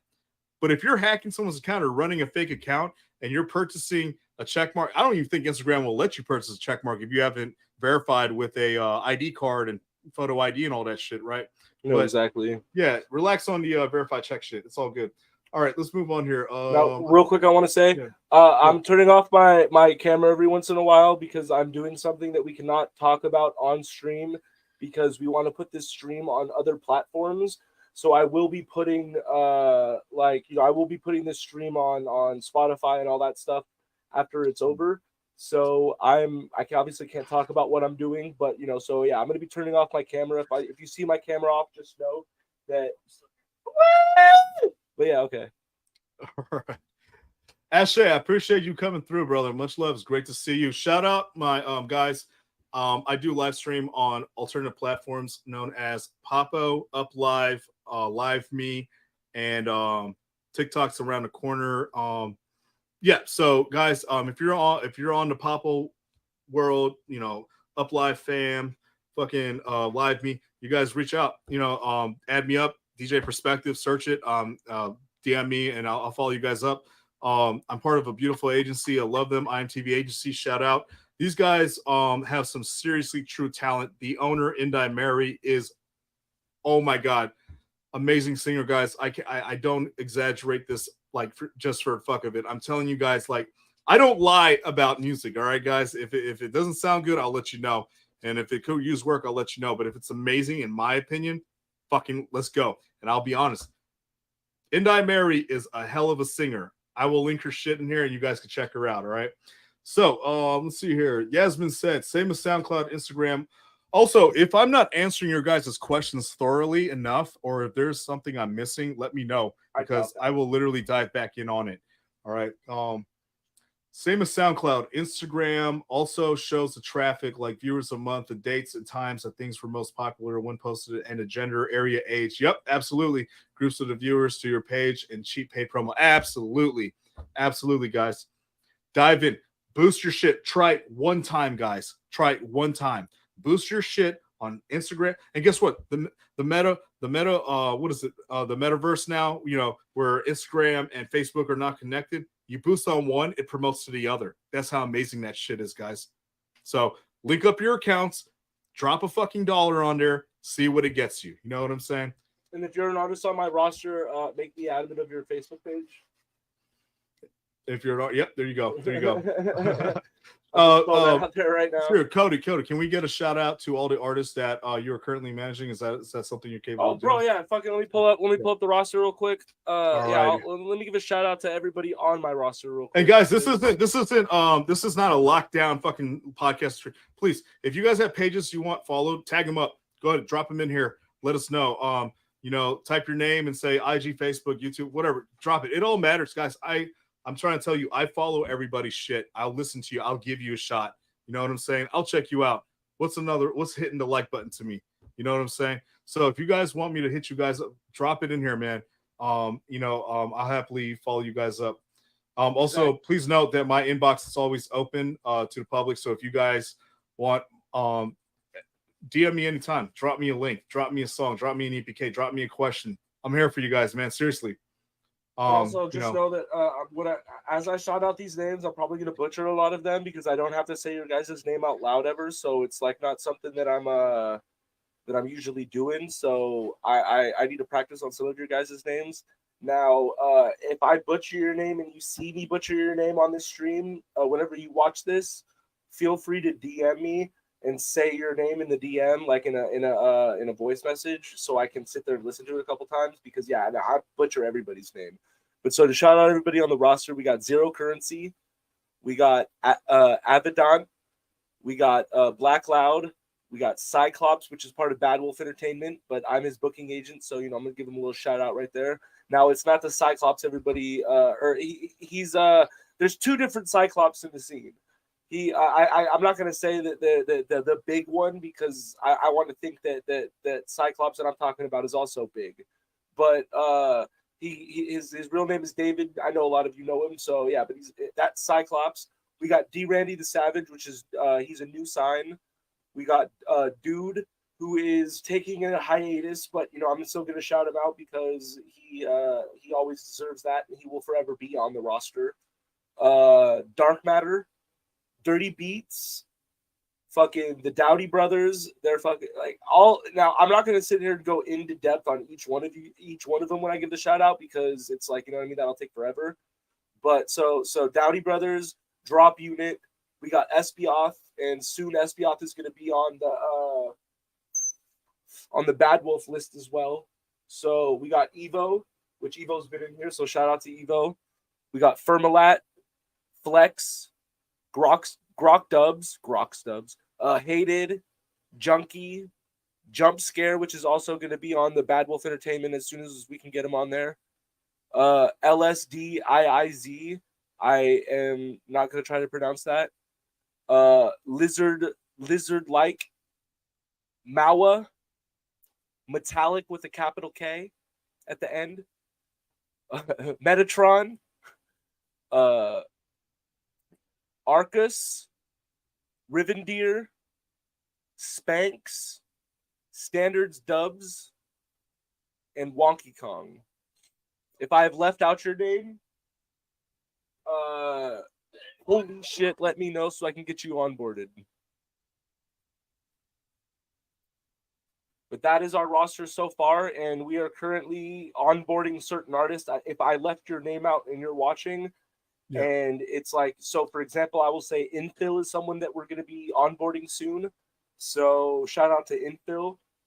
All of these artists, I'm going to be sending links. I'm going to be making a post with a bunch of QR codes. It's going to basically be a picture of QR codes. Scan them all. I'm going to leave enough room with all the in between each QR code, so you're not scanning you're not scanning one and then getting another. But yeah, scan all those QR codes, follow everybody up, and keep an eye out for these people because you're going to see them in your local areas very soon. Absolutely. All right, check it out, guys. Sidebar. All right. Allow me to remind everyone in this stream. Right? Hold on. Yiplit, and I can't pronounce your first name, but Denor. Sorry, I haven't onboarded you yet. That's why I was reading off of the onboarding. Let me. While he's talking, I'm gonna put your folder in here. Yeah. All right. So, sidebar, like I was saying, guys, please note that this podcast is not for the light and gentle-hearted. You know what I'm saying? If you guys have a controversial question, if you guys want something to talked about, if you guys have drop it in here. Okay, I'm trying to tell you whether this podcast gets blocked, whether it gets muted. I mean, whatever the fuck, it doesn't matter. Literally, drop it in here. Talk about it. We will give you the input. I mean, if you want to DM me right now and say, hey, can you mention something like this? Yeah, you know what I mean. Let's see here. Let me know. Let's see. Oh yeah, let's go into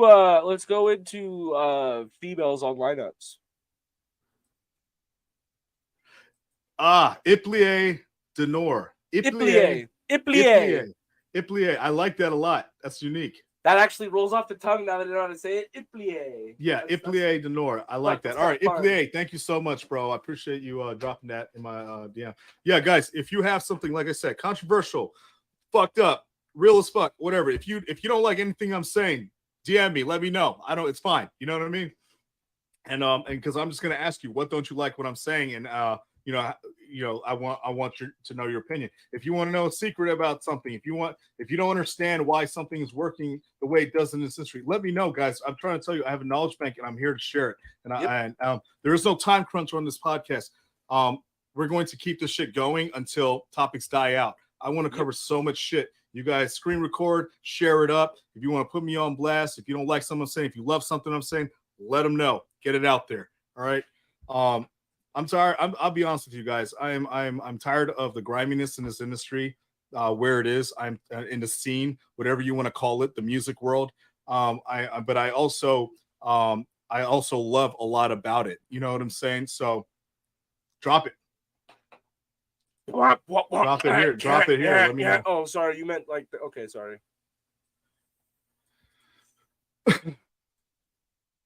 Okay. So I wanted to jump back to a statement Iplie had mentioned, and unfortunately I bypassed it somehow. He said the biggest issue with this scene, in my opinion, is throttling. Nobody is bringing new blood in. How do you guys feel about this, and what would be your solutions? Okay. So do you have something you want to say about this first, Cody? Because I got a lot to say about this. So. Well, I will say that that's what my agency is going to be. My agency is for fucking screaming the new people and getting you guys to the point where you no longer are the new people. You like so what I want my agency to be is the stepping stone to the bigger agencies. Even once we get to the point where our agency has people like fucking Snoop Dogg, but like, you know what I mean? If we have fucking top of the line talent, I still want to push for artists that nobody knows about, because it's just like, you know, developing those artists and getting them to the point where they're now A-list artists is the whole point of this fucking scene. Cracking into the underground, getting the underground to the point where they're no longer underground. That's what we all want, right? Absolutely. So let me ask you this: how much development do you feel like that you could do as a manager or a booking agent? How much? Well, not a booking agent, as a manager. How much developing do you think you could do with an artist like Infect or Sudden Death or Company? How much development can you possibly offer? At that point, we wouldn't be offering development. We would be just fucking taking their shit and running with it. So that's exactly the question, is pretty much answering itself to an extent. All right. Allow me to express first off. All right. If you have a manager, okay, if you have a booking agent, if you're under a management team, such as All Things 140, Cody here, okay, the purpose and goal here is to allow you, the artist, the creator, to focus on your craft. Meanwhile, he's taking care of shit on the back end, okay? This grants you more time, space, room, more opportunity to focus on your craft, all right? Focus on your shit, all right? While he's doing the back end shit. Now, when an artist is ready to dive in, understand and learn what the fuck is going on, or if they're able to observe what it is that Cody's doing, that is part of development. It's all development, artist development, teaching you etiquettes, teaching you the proper way to submit a track, teaching you how to approach something, teaching you the don'ts and do's of stage performance, shit like that. You know what I'm saying? So with that being said, bringing in new blood into the scene, nobody's stopping anybody. The problem is that people don't know how to do it or what to do. They don't have development yet. They don't understand it. You cannot knock industry heads that have been in the game for fucking decades, okay? They've been in this game so long that it's like just another day in paradise for them. They've been there. They've done it from the ground up. There was a time where they picked up and dropped their first bass line, the time that they first performed on stage. Now, I get it. You're seeing the same repetitive artists on cycles. Tell me something, guys. If you were producing 3 different styles of dubstep and you realized that your fan base liked one of them, tell me you wouldn't produce more of that shit.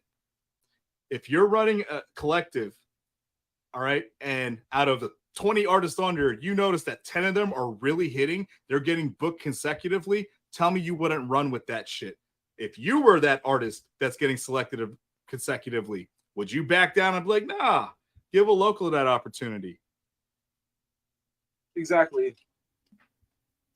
So, I mean, overall, you know, the artist development portion of things is there. If you don't understand or know what to do or how to go about your shit, I mean, bro, if you're sitting here, you know, spreading word by mouth your new release, you know what I'm saying? you probably have a little bit more to learn about how to promote and advertise your music. You know what I'm saying? If that's all you're doing. So let's see here. Let me dive in here to a statement.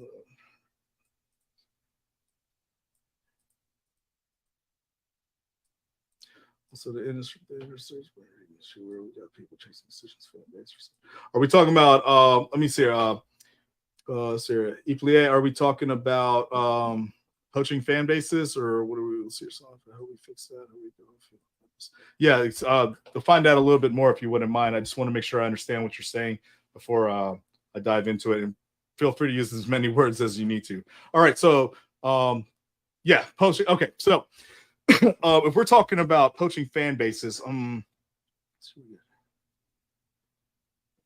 yeah. So listen, guys, let me express something to you guys. What you guys are attentive to about the industry on these little mini factors and pointers. This may not be as well known or acknowledgeable to others the way it is to you. I'm not saying that it's just a personal feeling, but not everybody involved in this industry, not everybody goes to festivals or a concert or show are seeing it that way. If this is how you're feeling, I'm trying to understand better. What's your also the industry thing?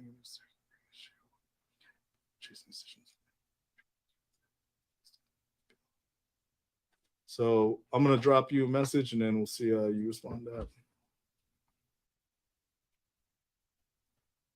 Yeah, this live stream, I wanted it to be basically like how me and him have our conversations when we're just chatting, and like just want to understand. All right, so I'm gonna move on to Yasmin here. She said same SoundCloud, Instagram also shows the traffic, likes, views a month, dates, times that things popular when posted in January. Yep. Okay, we got that. People shouldn't make tracks public if they don't want it used in sets. I can hear you on that. That's such a shitty trap to put out there and then complain that people are enjoying it. Well, I'll put it this way, Eplie. If an artist is releasing a track, if I'm putting a song out there and it's not downloadable, there is probably a reason for it. Okay. It's probably part of their marketing, their strategy, and stuff like that. Maybe they're looking for a response rate, maybe comments, something of that nature, saying, "Hey, when is this releasing? Hey, when is this downloadable? Hey, I really like this song. I would love it, love to play it out loud." There's multiple reasons, but to say that you shouldn't make tracks public if you don't want to use the sets, I don't know, man. That's like saying don't release a picture on your Facebook if you don't want me to make you look like a clown. You know what I'm saying? Like. I should probably I wouldn't say redact that statement, but kind of consider the thoughts on that part. So, but yeah. See here. Warren said, "Big ups, Samara. Much love. Appreciate you for shouting that out." Hey, yeah, thank you. The worst thing most of the time, I want to say I'm acknowledging everybody's comments. I've usually been going like this when I read it, but I don't want to cut Jorge off, so I've been just, you know what I mean? I see the comments and I try to, but I'm giving him because I wanted this. So just to be a little bit more clear about this what I want to do with this podcast too is I'm not going to be I'll give my opinion as much as in certain parts throughout the stream, but what I want to do is bring on a guest that I feel has like a lot to say and let them have the platform to answer these types of questions and have this talk.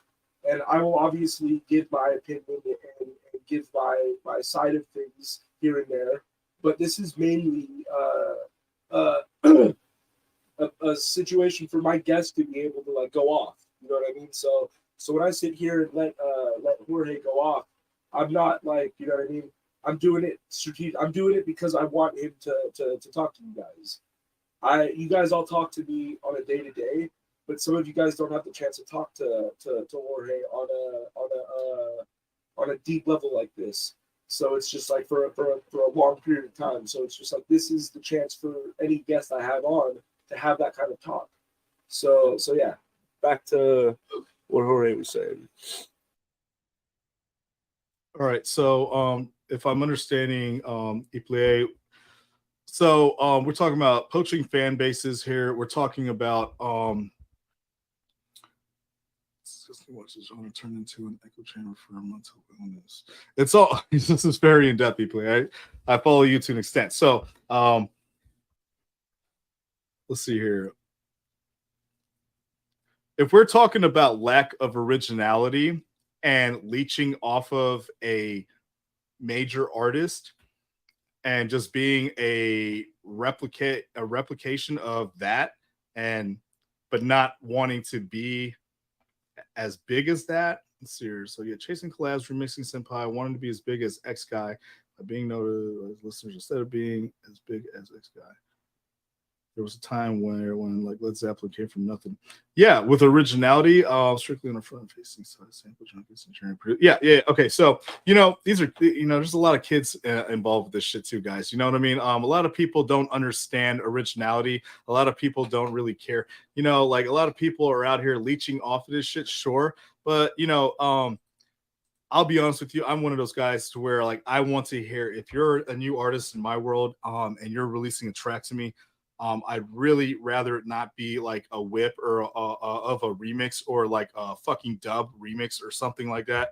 I like to hear originality. I want to hear where you're coming from, not so much based on this is what I have to say type of song.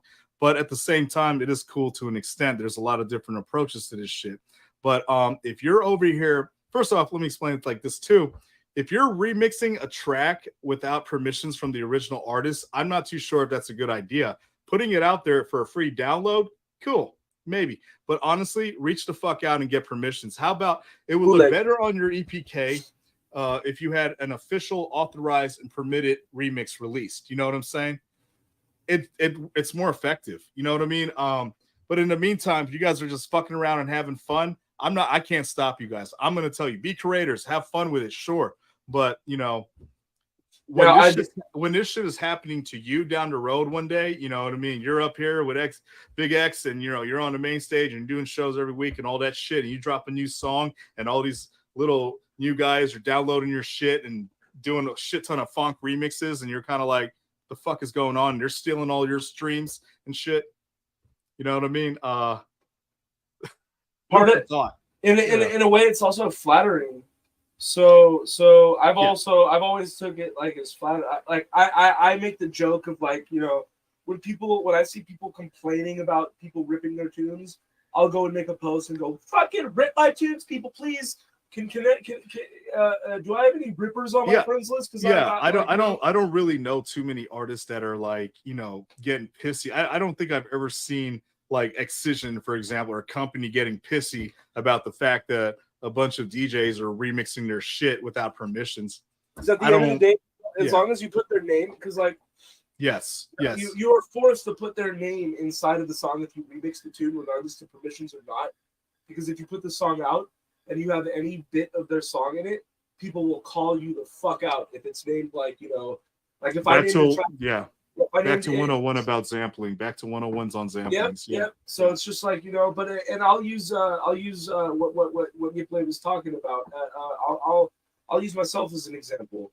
I'm a smaller artist that is poking fun at Brondo all the time. So I'm basically digging off of his fan base for my own game, and it's just like now in some ways it's scummy.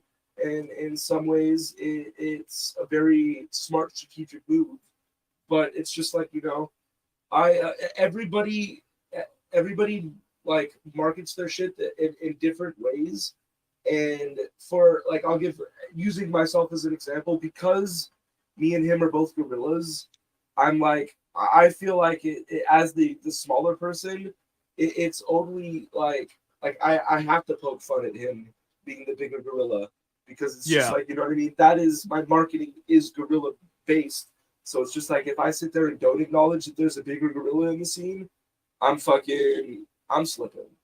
So it's just like, but I will officially announce this right the fuck now. I will not be collabing with Brondo. If Brondo ever gets to the point where he notices me and sees my music and reaches out and wants to collab with me, I'm telling you all right now, I'm saying no. Because I'm going to say this. You had your chance, Papa. I've been reaching out to you for a year, trying to become your friend, and you haven't responded to me. So I'm fucking done. No, but for real, I'm gonna be stepping away from the Brondo memes because as I've done it for a year now, I think I need to put that hat up and leave. My last video is gonna be me under a blanket with makeup on, crying, "Leave Brondo alone," and then I'm done. And then I move on from the Brondo situation. But so let me follow up on some of this chatter. Go ahead, bro. You're fine. I do see the corniness of my me specifically doing what I do with Brondo and how it like, you know, on what you were saying with people piggybacking off the bigger artists. But at the same time, at the end of the day, bro, tactics are tactics, and they're going to be there because they work. Yeah. So tell me, Mykia, is this an artist? MYKIAH. Yeah, Micah. Okay, Micah. Apologies for the error in pronunciation. So his Ground Shake remix is the best one I've heard. So I hope he sends it to them. Beautiful. Micah, we're looking forward to his Ground Shake remix, and I hope it's officially released as a remix. Like, look forward to it. Please do the right and proper steps to getting that track, you know, released as a yeah. I thought he was in here. So let's see here. Toby says saturation. Warren said banana saturation. Represent. Gorilla Gang. Turn up. 100%. I hear you guys also. Warren said, I hear you guys all 6 points being raised, and this will hopefully push through positive new motions in the industry.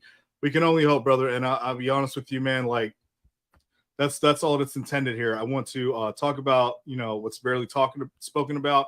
You know, relieve anyone of their confusions to the best of my capabilities and knowledge. And, you know, share the knowledge, man. Share the love. You know, that's it. Kevin Baker, got to spend money to make money. Absolutely. Can't argue that. That's just the way that the system is today, and that probably will be for centuries to come. UK deep dubstep, be my side bitch. Okay. Yasmin, trial and error. Just because something doesn't work one time doesn't mean it won't eventually. Keep going. Don't give up. Absolutely. Word from the wise. Inspiration from the wise. Thank you, Yasmin, for that. Toby, merch makes good money, but be able to prove to production companies or event companies you can make them ticket sales. This will, okay, Toby's elaborating on ticket sales. This will get you later time slots and eventually get you headline slots. So you're saying merch makes good money, but be able to prove production companies or event companies you can make them ticket. Absolutely. Later time slot. When you see how the tickets are selling and if it's working, you can set your price. If you start performing and getting involved with that part of this industry, it's wise to promote the events and yell at all your friends and anyone you know in the area to come support you. Absolutely. Now, this is where the whole artist selling tickets aspect becomes a little grimy. So there have been promoters in the past, okay? No particular names. What they'll do is they'll book a major headliner. Okay, 2, 3, whatever. All right. And then they'll book 2 opening acts, maybe 1 or whatever, and it's a local artist, and they will have them go out there and sell tickets as a promotional factor, which is fine, but they do not treat you with any kind of respect or diligence, man. You know, that's all you were to them. Just an opening artist to set the mood, pull in a few dollars and sell some tickets, get the word around. And then after that, there's no opportunity for you after that. You know what I mean? It's just like they bypass you. They don't even acknowledge your efforts and what you're endeavoring, you know? But that's the grimy end of it. But as far as proving to these promoters that you are capable of selling tickets, yeah, it's a great aspect. It's a good thing. It's a good thing to be able to do. Just don't get caught up too much in that local scene of yours. Don't forget to expand and get out there and let others know, hey, I've done this for these guys. I'm pretty sure I'm worthy of something for you guys, you know. Exactly. That's another reason I want to say, one thing to all the artists that ever watch this, really pay attention if you're going to get with an agency, whether or not they're trying to have you sign to a non-exclusive or an exclusive contract, because there are, if they're the biggest agency in the fucking industry, then yes, signing to an exclusive contract might be fucking worth your while. But the smartest route is to as long as you make sure everything is being communicated, and you as an artist have to make sure that you do that with all of your booking agents, is making sure that, and I would even suggest, if you're an artist that is on multiple different agencies, getting your main booking agents into a group chat somehow, or get them to have each other's numbers so they are in communication, because the worst thing you could ever run into is getting double booked. And it's just like, so it's just like, but I highly suggest getting out there, and if you're part of an agency that allows you to get out there, get out there. Just make sure the communication is working. Absolutely. So another thing about that too is if you this is diving into the aspect, if you were to have a manager, this is assuming that you understand the duties and jobs of a manager, what to expect, what the outcome ideally should be. Your manager should not be booking you for dipshit opportunities, opportunities that'll help you grow and build, not just, oh, hey, I got you a booking, just because they are attempting to get paid by you as well. You know what I mean? So that's another food for thought and aspect of that. Let's dive back into this chat here. I just want to make sure I hit everybody. I don't want anyone to feel ignored or anything like that. My chat's broken. I can't see shit, so thank you. All right. Kevin Baker, PCC, let's hear post content constantly. Yep. Got to be consistent with your stuff or people lose interest. If you upload empty BS too much, that's bad as well. Yep. Nah, don't do too much shit posting, because people are going to look at it like, the fuck does this have to do with anything I like about you, right? 3 videos a week and 1 release a month is a sweet spot I found. Okay. See here. Justice L. Clutch, 7-11. Also, understand the difference between shit posting and comedy, because, like, you know what I mean? That's what people are starting to confuse. Yeah. Shout out 7-11. Thank you for tagging.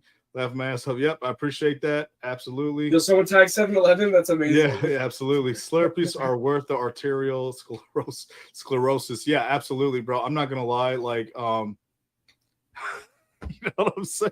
7-Eleven, it's heaven. Is that what's their quote? What's their statement again? What's their slogan?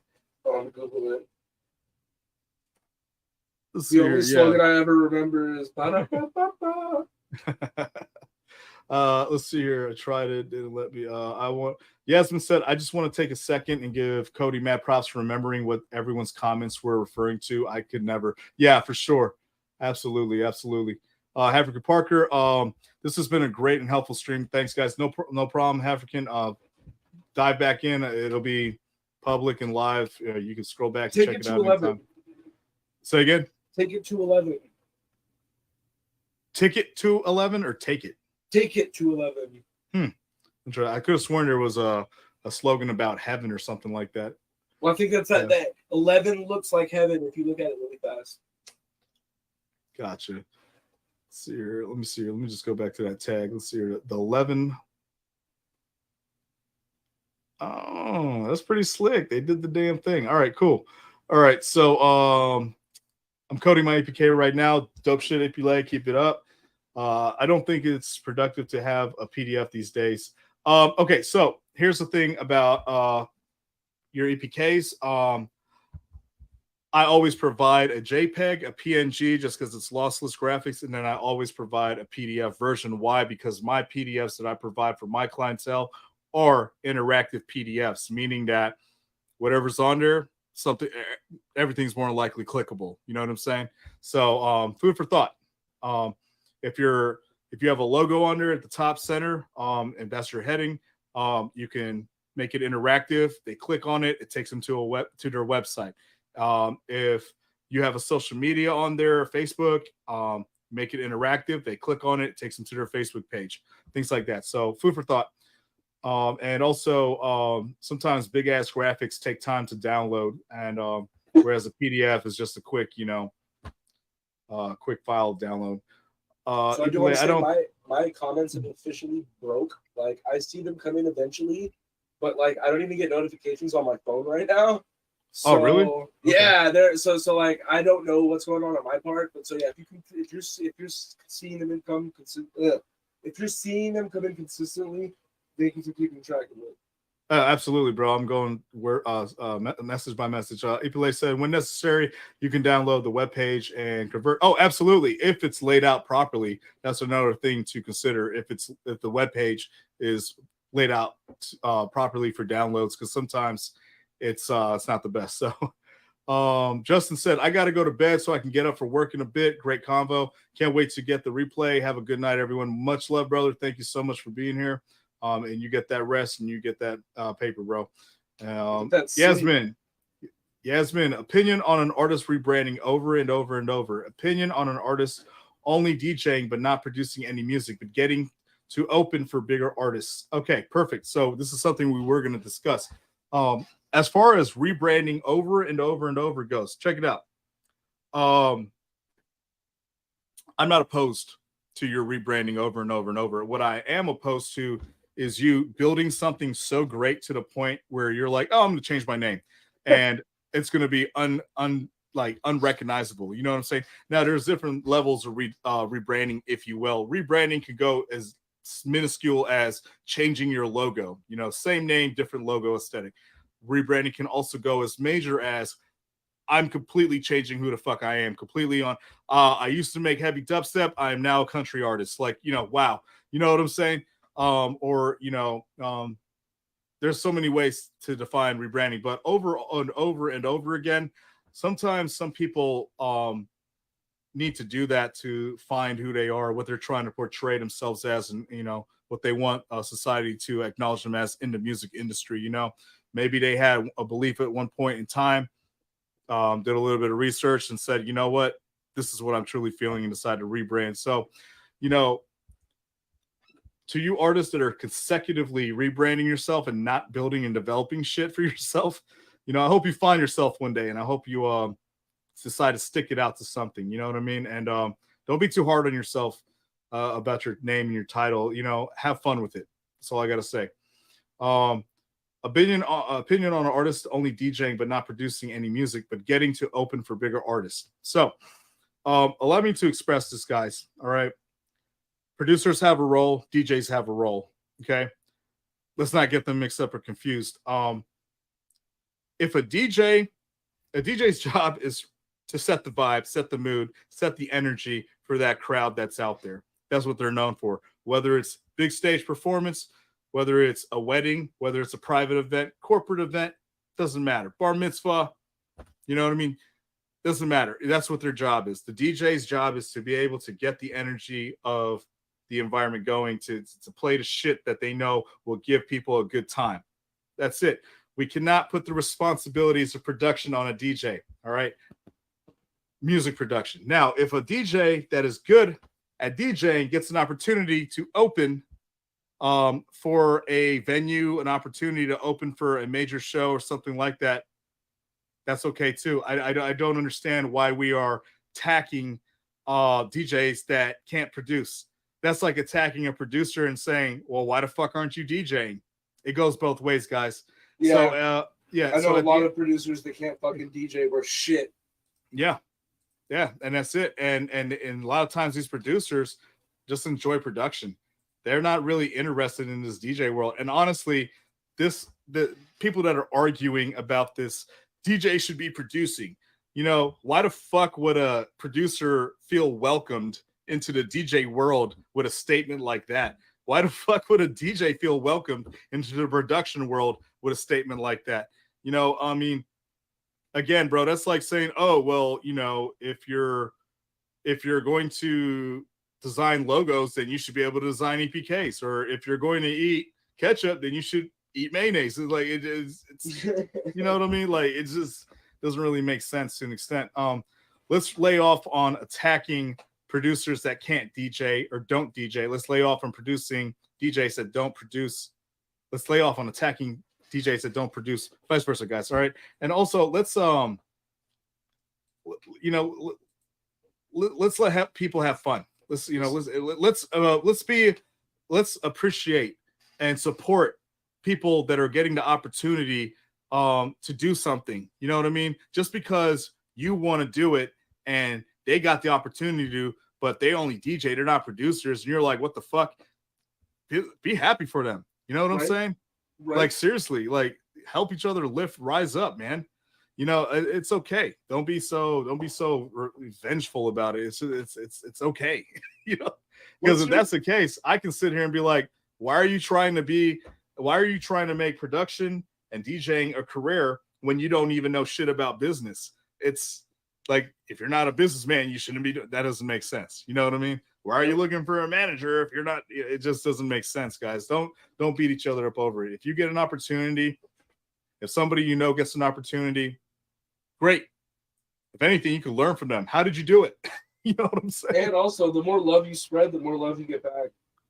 Yeah, pretty It's much. all about the energy you put out into the industry. Yeah. So, that's my opinion. If you guys, I'm trying to tell you, you go ahead and attack a fucking DJ for not being a producer. See how far that gets you. All right. I'll be honest with you. Like, if I see that, I'll be like, all right, I know who the fuck I'm avoiding. You know what I'm saying? Right. That ego is ridiculous. It really is. You know, and anyways, you know, maybe the music that DJ is playing is not the music that is needed for it's not the music that you're producing. You know, maybe this event is calling for top 40s, not fucking shredded dubstep. You know what I'm saying? Like, so it's all about there's a lot of aspects to that. So let's not attack each other on that, guys. What are your thoughts on pre-recorded sets? Pre-recorded sets. All right. So I'm gonna tell you right now.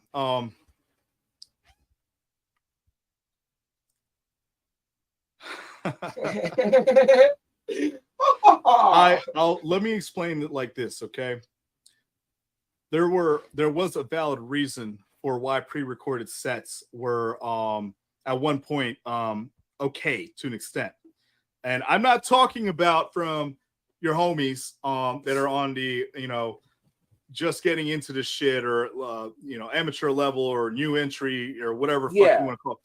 I'm talking about fucking top notch. I'm talking like, you know, so I know for a fact, okay, I'm trying to tell you, there's a lot of top notch artists out there that have done pre-recorded sets for the sake of a visual presentation. Okay. Yep. Their music was in sync with their visuals. They were trying to give you an experience like no other. They dropped $10,000+ on a whole fucking hour set worth of music, worth of visuals for you to experience that shit. All right. And the last thing you can see when you're all the fucking way in the back of that crowd is a DJ on stage just pushing play. Honestly, guys, you guys went to see the DJ. He or she is trying to give you a, you know, different experience with the lasers, the lighting, the visuals, the whole 9 yards. All right, guys, throw some slack. Now, in today's society, all right, in today's world, with our technological advancements and the amazingly, ridiculously, dope shit that these sound techs, visual techs, stage techs bring to the game nowadays, you can do a live visual set, all right, and they can put it up to par. They can hit cue points. They can incorporate it into your set. You know what I'm saying? And you can freestyle a DJ set all day. But at the end of the day, you know, when it comes to these major productions like EDC and stuff like that, they're about giving you the most ridiculous and the most amazing entertainment experience of your life. Yep. Okay. This is not a small venue that's hosting 50 to 100 people and everybody's there to test you out and check out your skill set. Okay. Big old facts. Now, yeah. Let's get deeper into it though. Okay. So if the set is pre-recorded, at what point? How corny is it to pretend like you're performing it on stage? Or is that just like, do we need to do that as like a, you know what I mean, as a like part of the performance? Because like if everybody knows it's pre-recorded, is it kind of corny that you're standing up there acting like you're pressing buttons and Well, twisting let me knobs? ask you this: when's the last time a crowd walked away from a DJ True. noticing that they are pushing play and then just up there playing pretend? I mean, for fuck's sakes, Paris Hilton got the opportunity to DJ one time, and there was a guy crouched down DJing for her. Nobody walked away. You know what I'm saying? And what I'm saying is, this is Google it up, man. I'm just saying, like, you know, there's a level of entertainment that people are interested in, and it's cringe. It's fucked up. It's misguiding, misleading, you know, and at that point, everybody thinks they can do it, right? But honestly, guys, like, I'll be honest with you, like, perform live, DJ live. Don't worry about the visuals. No need to do all of that. No need to do all of that. It really isn't. Yeah. When you said that, I pictured someone doing that for Shaq. Yeah, honestly, because, like, you know, everybody starts somewhere. You know what I'm saying? Shaq got really welcomed into the industry, into this EDM scene. Like, he got welcomed so like, everybody loved him right off the bat. I mean, he's Shaq. You know what I'm saying? Shaq, you can't hate him. Right. And so tell him to his face. Yeah, and he actually is interested. I mean, Shaq, if you guys didn't know, he was a rapper before he was a baller. You know what I'm saying? He was a rapper before he was a basketball player. That's why he became a basketball player. Yep. So check out his tunes, man. He has some dope shit, man. That's why, you know, he raps on some of his tracks nowadays as well. So, but overall, guys, as far as today's society and world goes, I personally, I don't like pre-recorded sets. I want to hear you live. I want to hear. I'm that type of producer and DJ where I care about your transition. I care about your sound design. I care about what tunes you're about to play next. I care about all that. Now, if I'm watching a YouTube video, like, and you have a pre-recorded mix on there, I could give a fuck less, dude. I'll listen to it and that's it. But if I come out and pay money to come see you, I would like to see what you're truly about. That's my mentality and thought. Now, if you're up on EDC stage and I can't even fucking see you up there, all right, bro? All right, and you got the most dopest fucking visuals going on and lasers that are making me point blank blind. You know what I'm saying? Pre-record all day. I could give a fuck, bro. You know what I'm saying? And that's a lot of heat too, man, to be fucking up in front of, like, what, 5,000 people? You know what I'm saying? Oh, I also want to be clear. I wasn't trying to say I don't think Shaq could DJ. I was just, when he said Paris Hilton had someone underneath the decks DJing for her, I just immediately pictured, like, what it would be like to be someone doing that for Shaq and just having this 8-foot dude behind you as you're under the decks trying to fucking DJ. Oh man, that would be scary. Yeah, I mean, there's always a tech on standby just in case, you know what I mean? Because everyone knew that Shaq was new to the DJ world. He didn't know how to operate CDJ 3000, so they were on standby, tweaking knobs for him just in case. You know what I mean? Like, in case he redlined by accident or some shit. But for the most part, he did pretty good. It was entertaining. And you know what I love about Shaq is that he's supporting so many youthful artists and their music. Like, seriously. Yep. You know, he has a whole email link, a whole email address to where you can submit your new release to him. Yep. And I've sent him so much shit and it's never been played out. But you know, I don't complain. It's all good. One of these days, Shaq Daddy's gonna get me. He's gonna download one of my tunes. Yeah, and another thing about that, please notice, like, you know, thousands of people are sending in submissions. Oh yeah, 1000%. That's why. Yeah, and so he has a lot of people listening. I have a lot of my artists were requesting to send, asking if they should send stuff to Shaq, and I was just saying, you know, yeah, and I'll even try to send it to him and see if that helps, that it's coming from an agency. But it's just like, you know what I mean. At the end of the day, he's getting, because he put his shit out so publicly, he's getting everybody and their grandma that makes their first song sending him their tune. Like, you know what I mean? The moment they put out their first public song, they're sending it to Shaq. Like, he's getting everything, and they're also not they're not just dubstep producers sending shit to him. There's all genres sending shit to him. The moment he put that shit out publicly, I'm pretty sure the floodgates just, like, his emails probably, like, hard to even go through. Yeah, like I said, there's probably about 7-10 different people listening to submissions and trying to, you know, sort out the best tracks that he's going to play and cycle out the ones that are not really up to par. You know what I'm saying? Yep. So yeah, don't be you know, don't go just too crazy. Yeah, that's right. Just keep sending, and don't overdo it, guys. Don't send an email every week. You know what I mean? No, every 2 to 3 months would be fine. Fucking week, man. Yeah. Send one every fucking day. It's all about how hungry you are. Right. So let me see here. I think being a producer and being a DJ are just two different. Wait. Did I skip Jokes. something? Yep. Honestly, jokes aside, though, that is how I kind of look at it. Like, you know, I wouldn't say do it every day or like every week, but I would send, if you're gonna send a song to Shaq, every single time you have a release, send it to Shaq. I'll be honest with you guys. That's cool too. Or what I would do is drop an email to them quarterly. Okay. Quarterly. Oh yeah. Stack it up and then send them all at once. Smart. Okay. Well, not even stack them all up. I would just drop them one or two links and then that's it. You know what I'm saying? Like, and if they are curious, they'll probably dive into others, but chances are very low about that. But well, can you block an email? Oh, you can put it in your spam folder. Oh, fuck yeah, bro. You can search your email address, select all, and delete. I mean, bro, like, relax. You know what I mean? Don't send a fucking email every week. I retract that statement. Yeah. Fucking drop it quarterly. I'm trying to tell you. Like, when I say quarterly, I mean like every 3 months you'd be fine, 3 months, every 4 months you'd be fine. Yeah, that's smart. All right. I've only emailed him twice, to be clear, though. That's cool, man. Either way, Tyler said, I think being a producer and being a DJ are just two different jobs, and some are better at one job versus the other. Absolutely, man. Bro, I started off producing. Correction. I don't know what the fuck I started off doing. I think I just touched a vinyl record, and then I was DJing a little bit, and I didn't know what the fuck I was doing. And then I was like, how's music made? And then I downloaded a correct version of FL Studio, and that's where the journey began for me, man. So I came into it like someone had DJ tables, and they got me into DJing, and then I was just like, how is this music made? Yeah. So that's what Tyler. Let's see here. Yasmin, true, but I'm saying a DJ that strictly only DJs and gets to play all of these major shows, but has zero remixes and zero tracks themselves. All right, guys, let me express this to you guys. I'm sorry, but the truth be told is, it's not only about the music in this industry. Okay, guys, your skill set and how dope you produce are not the only reasons why you get great opportunities. You have to have communication skills. It's also about who you know. It's about your etiquettes. It's about how you carry and present yourself. It's all of that shit. It's about how organized you are, how professional you are. It's not just about the skill set. It's not just about the DJing. It's not about the best produced bass line. You know what I mean? It's a lot more to it. You know what I mean? So maybe it's about who you know, really, and it's about how you conduct yourself. It's a mixture of all of that shit.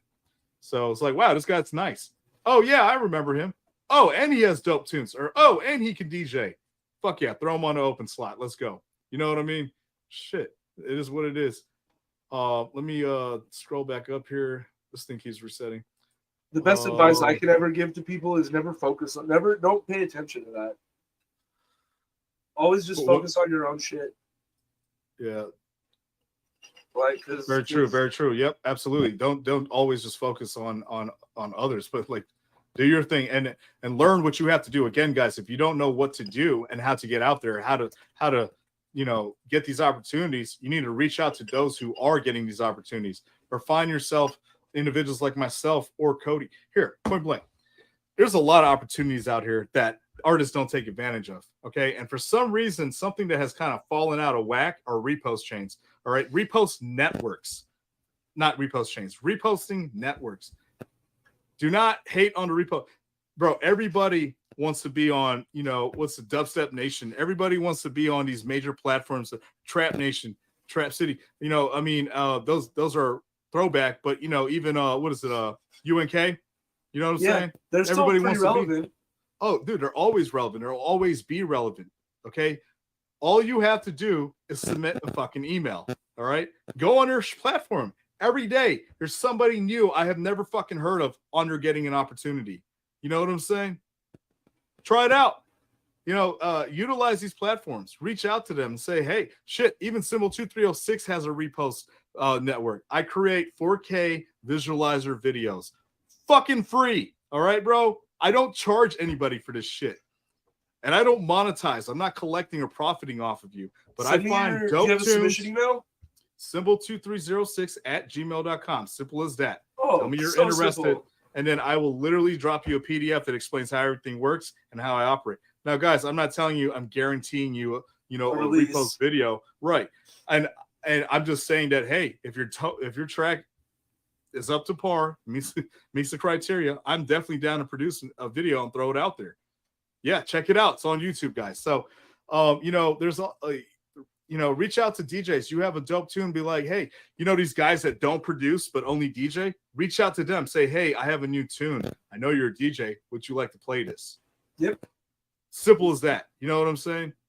So, we as producers, we should be reaching out to more DJs and getting our tunes into their hands. yeah, everyone has a role, and if you don't understand how to roll, like you can know what their role is, but if you don't understand how they all work together and how the dots are connected, you're just a sitting duck with dope music. That's it. You know what I mean? It's sad. We don't want that. We want interactive everybody. These DJs are DJs. They're musicians. Respect the craft. It took me a long time to do so myself, and I feel like an idiot for it. Hey, much love. I appreciate that humbleness. So let's see here. The true what I'm saying. DJ strictly only DJs who gets played. Yeah. All right. Tyler says, I mean, DJing is an art in and of itself, and it isn't exclusive to producing. You can still make a name for yourself for specializing in a skill. Yeah. Yeah. Absolutely. Abso-fucking-lutely. Let's see here. Alrighty. Let's see here. Perfect time to pop in, huh? Yeah, Justin, what's up, brother? Welcome. Justin said, butcher my name, I dare you. Don't worry, bro. We got you. I butcher his name all the time. That's an inside joke between me and him. I call him lowercase K. All right, so Caleb said everyone should check out his 2023-2024 mix on SoundCloud. So that right there, guys, is great. I'm happy that Caleb shared that. But when you guys drop an email, please do me a favor. Don't forget to tag who you are. Don't forget to, in an email, for example, don't forget to give them some format of communication to you other than just responding to an email that you rarely ever check unless you have a submission to send out. You know what I'm saying? So give them a phone number, give them an email, give them a website, tell them where they can find you, drop that Facebook link, whatever, So right. Yeah, everybody go check out Substance D's 2023-2024 mix on SoundCloud. Metatron, much love. Man above me with that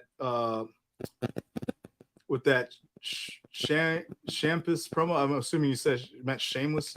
Shameless self-promotion. Yeah. Hated. Got you right here. Got you. Yep. Shameless. Got you. Yeah. Don't forget me, Cody. Yep. Got you. I can tell. I've been trying my ass to get this knocked out with you. All right. Yasmin said, I truly love. I'll be back in a second. Sorry. And realness in the chat and open questions with different responses and perspectives. Shout out perspective. Much love. Nah, just kidding. Appreciate it. African Parker, opinions on cancel culture and separating the art from the artist. Okay, let me tell you something right now, guys. This cancel culture thing is fucking bullshit. Let me tell you. It's a trending topic, so everybody's gonna hop on board this shit, right? If we're wanting to really truly cancel motherfuckers, how about canceling people that are truly doing wrong in this world? We're literally if we're going to cancel an artist, for example, I don't want to say any names. Sexual assault, big fucking no. Canceled all day. Get it. But if an artist says something you don't like or does something that's like a prank or a joke and you're like, oh, that's fucked up, and you want to cancel them, like that's a little childish, just a little amateur in my opinion. I'm not too sure. I'm trying to think here about, okay, this is a heavy topic, all right, but here it is. If a producer DJ says that I don't really support the BLM movement, that's not cancel material. You understand? That's their opinion. That's how they feel. It is what it is. If a DJ producer says, if a promoter says, oh, I only book DJs in the LGBTQ family. If you're not supporting that, I don't fuck with you. That's not cancel material. You know what I'm saying? So it doesn't hurt. It doesn't harm. It doesn't kill anybody. It's not putting anyone's life in jeopardy. It's someone's opinion. So if it's something, it's an opinion that you can't get behind, it's not necessarily cancel material. However, if it's harming someone, putting their life in danger, shit like that, sexual assault, rape, okay, violence, harm to others, yeah, cancel all day. We don't need that shit in our fucking industry. We don't need that shit in this scene. We don't need that in our culture. You know what I'm saying? That's where I stand on canceling people, cancel culture. Let's see here, and separating the art from the artist. Yeah, don't cancel an artist because they decide to go a different route with their art craft. As far as separating the art from the artist, I'd like a little bit more of a breakdown on that. African, unfortunately, not here anymore, but yeah, DM me. Justin says, can we cover why almost every single goddamn label almost always completely overbooked to the point where people can't get a song out in 6 months to a year to like this, Justin? There is an army, all right, of artists, all right? There's an army of producers, and there's probably about, I'd say, a battalion of fucking record labels. With that being said, there are a ton of record labels. You just haven't dived deep enough. There are a ton of record labels out there that are ready and down to give you the opportunity of distribution and a release, right? And let me make sure I covered your statement here properly. Can we cover why almost every single goddamn label is almost always completely overbooked? People can get song out 6 months to a year to release. Yeah, man, that's what it is. These guys reached out, first come, first serve, if you will. Listen, guys, don't limit yourself. United States is one country. You got record labels all over the place in Europe, record labels in Mexico, record labels in Brazil, record labels in fucking other countries, bro. All right? Reach out. Just one email away. Google Translate. Drop that shit. Let's go. You know what I'm saying? Yasmin, but also so many new artists and underground artists are so slept on. Well, again, are these artists doing what they need to be in order to not be slept on? You see what I'm saying?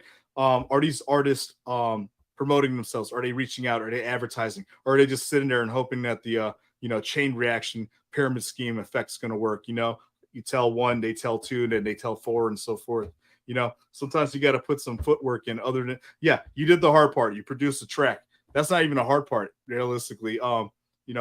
Getting the word out there, sharing, promoting. Are they boosting their posts? Are they reaching out to people that they know in the industry and saying, hey, anywhere I can submit this track? Are they reaching out to the DJ that only DJs and saying, hey, can you play this song? I would appreciate it. Repost networks, emails all day, just, So it's not that they're slept on. It's just that they're underselling themselves sometimes. They're just not promoting themselves, or they don't know what the fuck to do after they finish a song sometimes, And if they are doing the right shit and people still don't fuck with them, sometimes that's just a lack of good connects, solid connects, which is sad to say. I understand. But maybe there's something they're missing. They're not doing right. Maybe they could use a little bit of guidance and direction. You know what I mean? Or some organizations or other artists to endorse them and say, hey, quality producer right here. You guys got to help lift each other up, raise each other up, man. Shout each other shit out. It doesn't only have to be about you and you alone. Tag each other. Let each other know that you guys fuck with each other. Just joined. What was that, Nectar? Because I'm not too sure what you're referring to there. I'm sorry, Channy. Just joined. Was that Nectar? No, okay. Tyler said, what if it's labeled a bootleg rather than a remix? It doesn't matter. Listen, guys, if you're sampling a song, okay, again, try to initially reach out for permissions. It's the best thing you can do. Reach out for permission. Say, hey, can I remix the song? Hey, is there an opportunity or open gate or a window that I can have an official remix opportunity for this? You know what I'm saying? Reach out. It's okay. If you want to drop a remix or a bootleg or something, great. You know what I'm saying? But it's free promotion both ways. It really is to an extent. But you just never want to cross people in the wrong way. Just be careful. That's all I have to say, guys. Be careful. I have hard evidence of being accused of remixing someone's song or boosting someone's shit or creating a profile for them. I have hard evidence of this stuff from others and myself. I have hard evidence of being accused of boosting someone's plays on SoundCloud. Bro, like, that's the last fucking thing I'd ever do to anyone's profile. Never in my days, bro. I don't even do that for my own shit, And so it's like, you know, you got to be careful out here, man. Some people are out of their fucking minds. All right, Justin, I decided to jump on that permitted remix route. No comps, no bootlegs, unless the band artist has approved to me to do the remix. I will not do it now. Yeah, remix competitions to me feel like they are never fair to smaller artists. Remix competitions to me feel like you're to what extent, Justin, are you saying that you don't feel like they will judge you to the same criteria and standards as a more recognized or developed artist? Or are you saying that, you know, that they just, like, what exactly you're saying? They just don't care? Like, if you're a smaller artist, like, fuck it. Like, Mike is not in here. Okay, all good. Appreciate that. I just like calling him out. Okay, shout out. Ipile said, learn from the Smash Bros. If it didn't work the second time, try again. I guarantee that swing will hit. Okay. Let's see here. Oh, thank heavens was their old slogan. I think yes. That rings a bell. I think that's what it was. Oh, thank heaven, 7-Eleven or some shit. Yep. Appreciate that. There we go. Iplie says hyperlink PDFs are valid. Yeah. Well, hyperlink PDFs, anything. Hyperlink whatever the fuck. Dropbox over it, hyperlink it. It's all good. Iplie, I do mine to where you have both, but the emphasis is funneling back to the dynamic website. Absolutely. The goal is to get that traffic to your website. Remember, guys, the internet feeds on an algorithm, and we feed the algorithm. We tell it what to digest. So if you have a website, make sure all your files are titled properly with your name in and stuff like that. Things to where the internet's like eating. Like, so I'm a symbol 2306. If the internet wants to know about it, I have to title things that I have to upload. I have to make it relevant. I have to show the internet this is symbol 2306. This is symbol 2306. You know. So, all right. So, all right, I am back. Back. All right. Yeah. Sorry. All good. Justin said, I know people who rebranded 5 to 6 times back in my Death Step days. Those guys used to do that shit weekly. Yeah. And that's young and developed. I'm trying to tell you guys, listen, if you guys have major management or major booking agency and stuff like that, and you want to rebrand every fucking week, every month, they're going to drop you. They're not going to allow it. They're going to give you an ultimatum, and you're not going to like it. So you guys find something, stick to it, make it happen. You know what I mean? Some artists focus too much on their names than they do their fucking production and quality and DJing skill set and stuff like that. So it's like, I don't know. Justin said Metallica is my third rebrand, and I'm glad I've stuck with it. I agree, bro. I remember you wanting to re-up your logo. I'm happy that you got that consolidated. Iplie said it's a cool name. I dig it. I do too. Already, some producers just can't get to shows. Some producers just can't get to shows to DJ either. Yeah. I mean, again, this is all about who you know, your the way you conduct yourself, your skill set, your music quality and production, stuff like that. God's here, pre-recorded, and God's here. Yeah. I got to wonder if Void is like that. Again, guys, it's about entertainment. A lot of these guys that go out to these shows, they're not there for quality mixing. They're not there for dope skill set. Oh, that wub was sick. No, they're there for entertainment. They want to feel that shit. Heavy bass, dope visuals, and the theme. You know what I'm saying? It works for them. It's all good. It is what it is. Tyler, there's even, but I'm not saying take that and, yeah, you could work towards that. You could have a theme or a concept or whatever.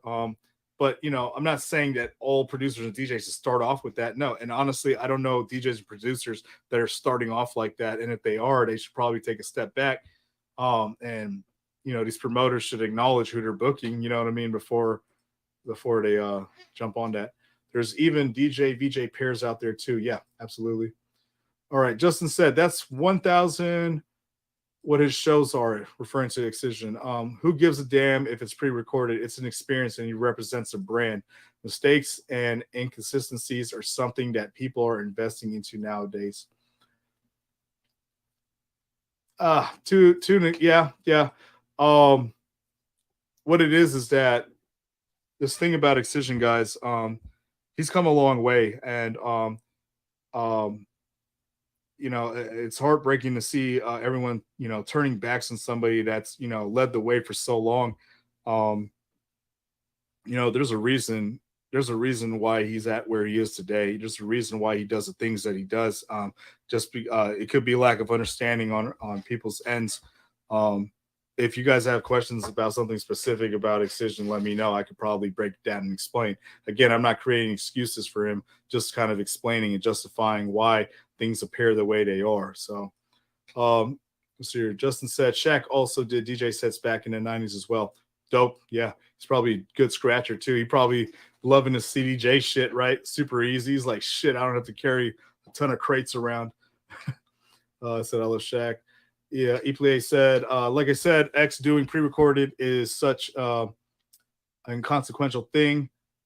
Seeing the Paradox live and then going back to school the following Thursday with my ears ringing is a memory that I will live with for the rest of my life. A friend from Australia actually played his 2016 opening tracks in a succession for me over to call the other day, and I almost cried. That's beautiful, man. Awesome. Yeah.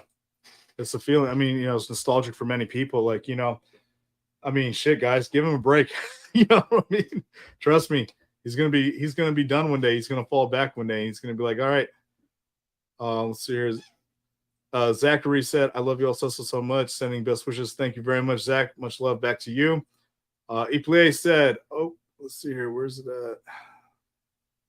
Sorry, you covered it before. Let's see, where the fuck is it? Oh, shit. Okay. All right. Eplie said, Excision actually got started with a settlement from an injury and blew it all to prepare himself to become inevitable or die trying. He is a hero of mine. Much love. We got an Excision supporter and lover in here. Hey, man. Guys, share some love, man. That's all I gotta say. Like, show love all around. Never turn to the hate because it's misguiding. Don't go based on what majority of the industry or scene or whatever social media is telling you. A lot of people lack understanding, and the last thing I would like to see people follow is a lack of understanding. Wait for reasoning, wait for justification, wait for understanding. Seek understanding. That's all I gotta say. Yeah. So Justin, y'all like an hour behind with them questions at this point. You're getting through. Yeah. We're catching up. Not gonna lie, there's been multiple times people try to cancel me over an opinion. Honestly, 100%, they don't look at us like bigger artists. So let me tell you guys something, okay? Don't get too deep and far into your heads about whether someone's trying to cancel you or not. I have, surprisingly, guys, I have quite a few people every month reaching out to me and saying, hey man, I feel like I'm being canceled. Hey man, do you know if I'm being canceled? People trying to cancel me. Hey, what's going on? Why am I getting canceled? Let me explain something, guys. Let me ask you guys this first off, all right? Are you major enough and relevant enough as an artist to be even referred to as someone that can be canceled in the first place? Does your statement really impact this scene, this industry, to the point where it's like, yeah, we're going to cancel you? How, get your career started first, guys. That's all I'm saying. Pick up, focus on your craft, focus on you, focus on your artist and self-development, become relevant. You know what I mean? Become impactful, inspiring before you sit here and jump the gun and jump to conclusion thinking you're going to get canceled. Every time people hate what you say, just look at it as an opinion that people don't agree with. Agree to disagree. That's it. Eplie says, since things are slowing down, I still want to hear what you think the solution is to pulling in Swifties or a veil of Maya fans are like. Okay, so remixing is cool, but there has been a way to bridge the gap so we can stop trying to pluck Murata's grapes. Yeah.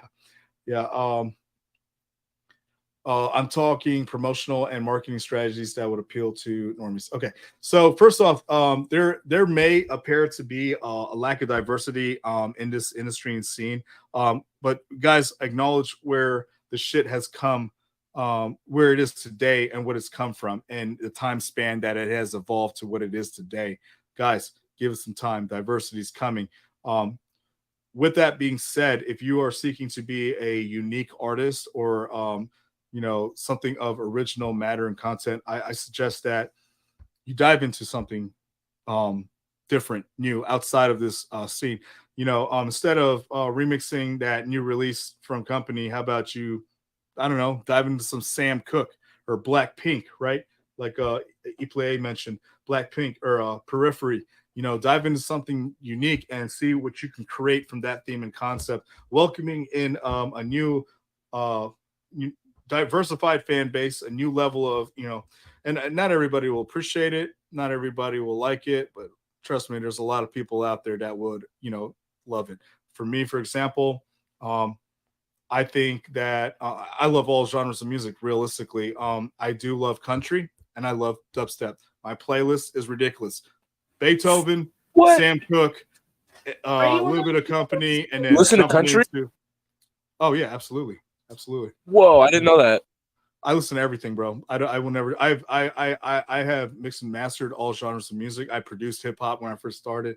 That doesn't justify the country thing. I just like country because there's a lot of good messages in there as well.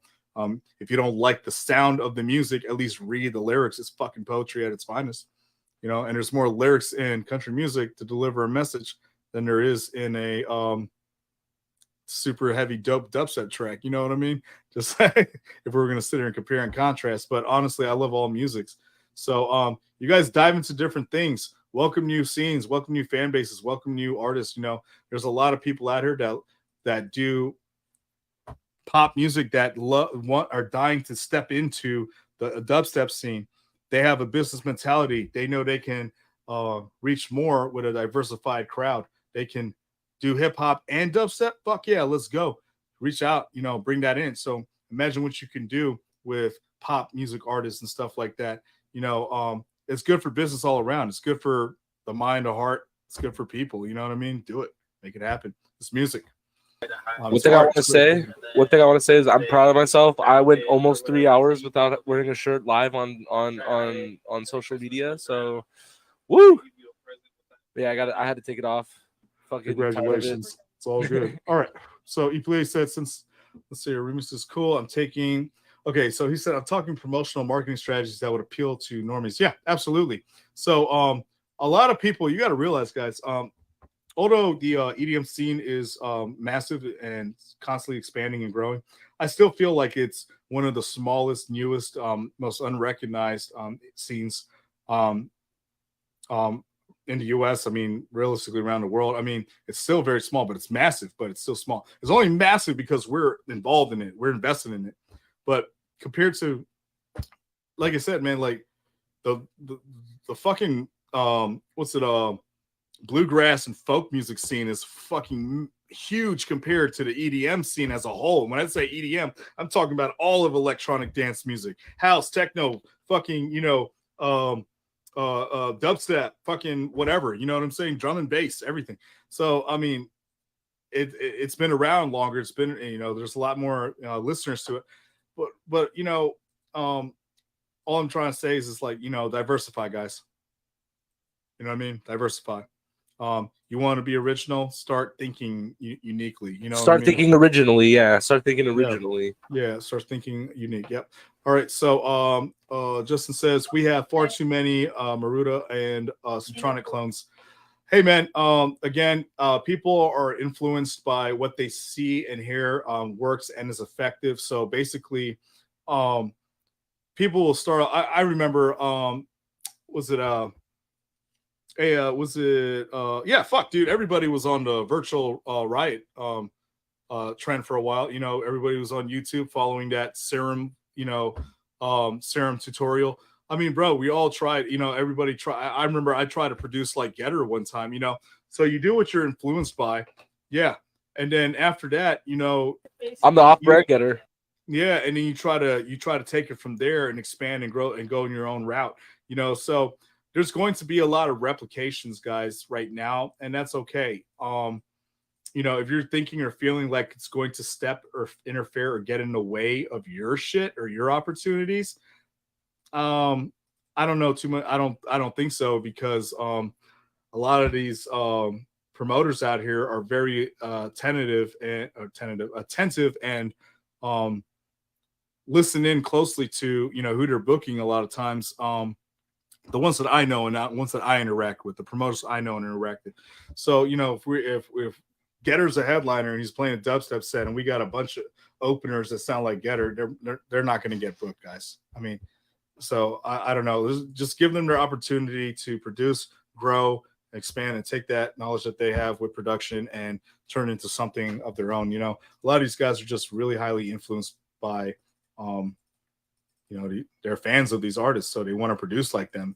And then one day they'll wake up and be like, "Wow, cringe." You know what I'm saying?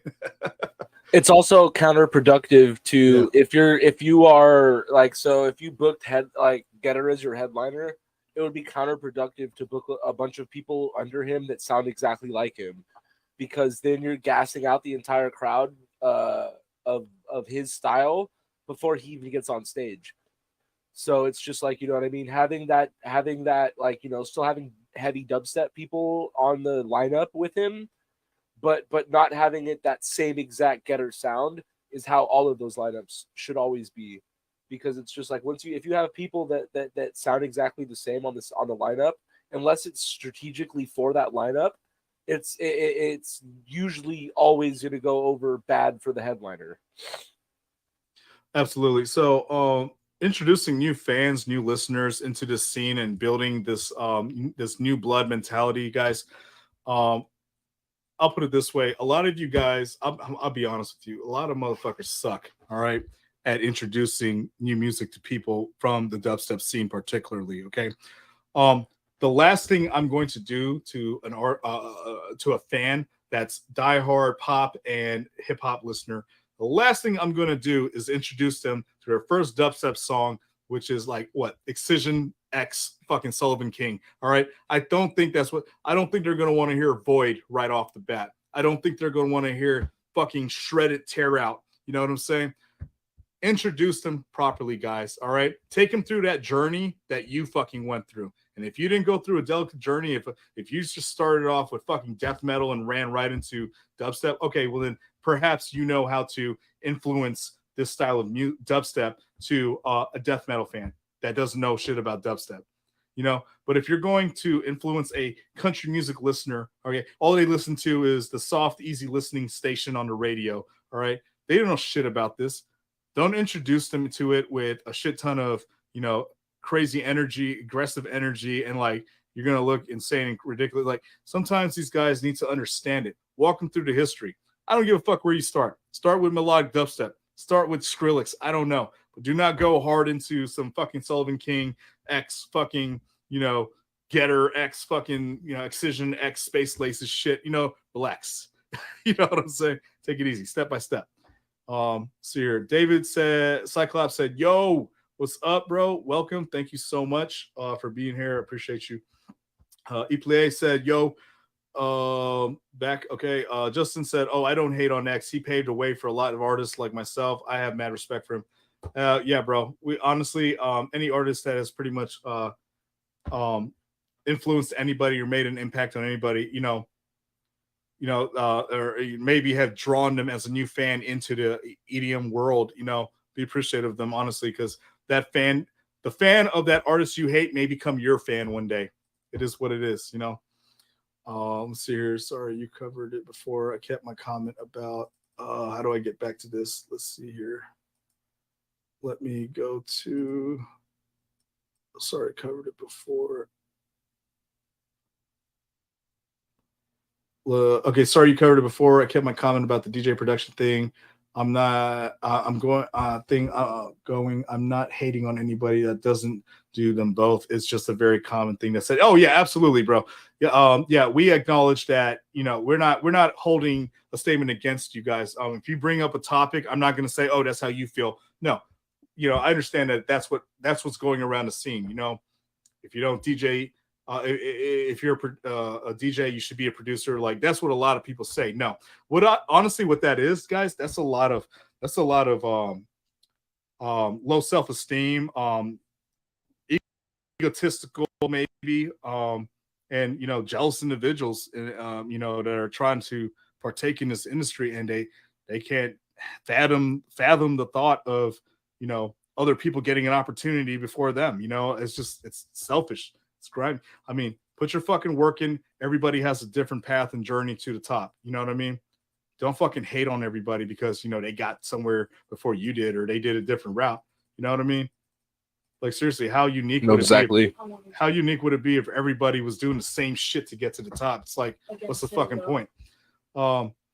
So let's see here. David said, good point. It has gotten a ton of heavier, and variety is slim when it comes to sound design for how it's growing or changing, but it's definitely expanding. Absolutely.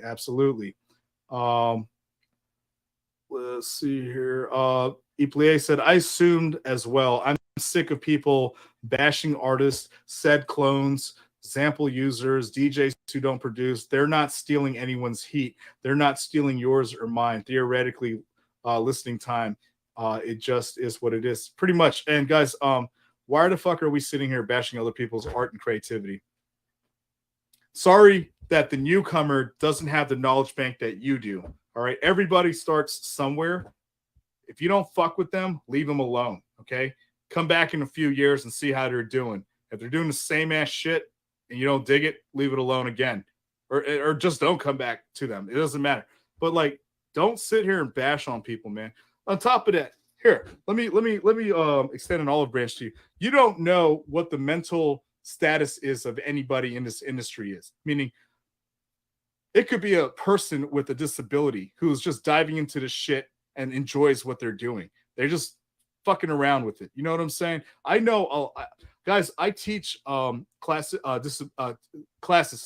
3 times a week, students with disabilities. Okay, and these guys, they have different interests. Okay, and some like to draw, some like to do shit on their computer, some like to sit there and talk to each other. Everybody, but if you're going to sit there and bash the way they're drawing or bash the way they're doing, you don't know the mental status or where people stand. Maybe the fact that they're sampling or doing something like somebody else is literally like a relief to them. Maybe it's helping them manage and control their anxiety or their disability or whatever the fuck it is, guys. Relax. Get along. It's all fucking art. If you don't like it, move on. It's okay.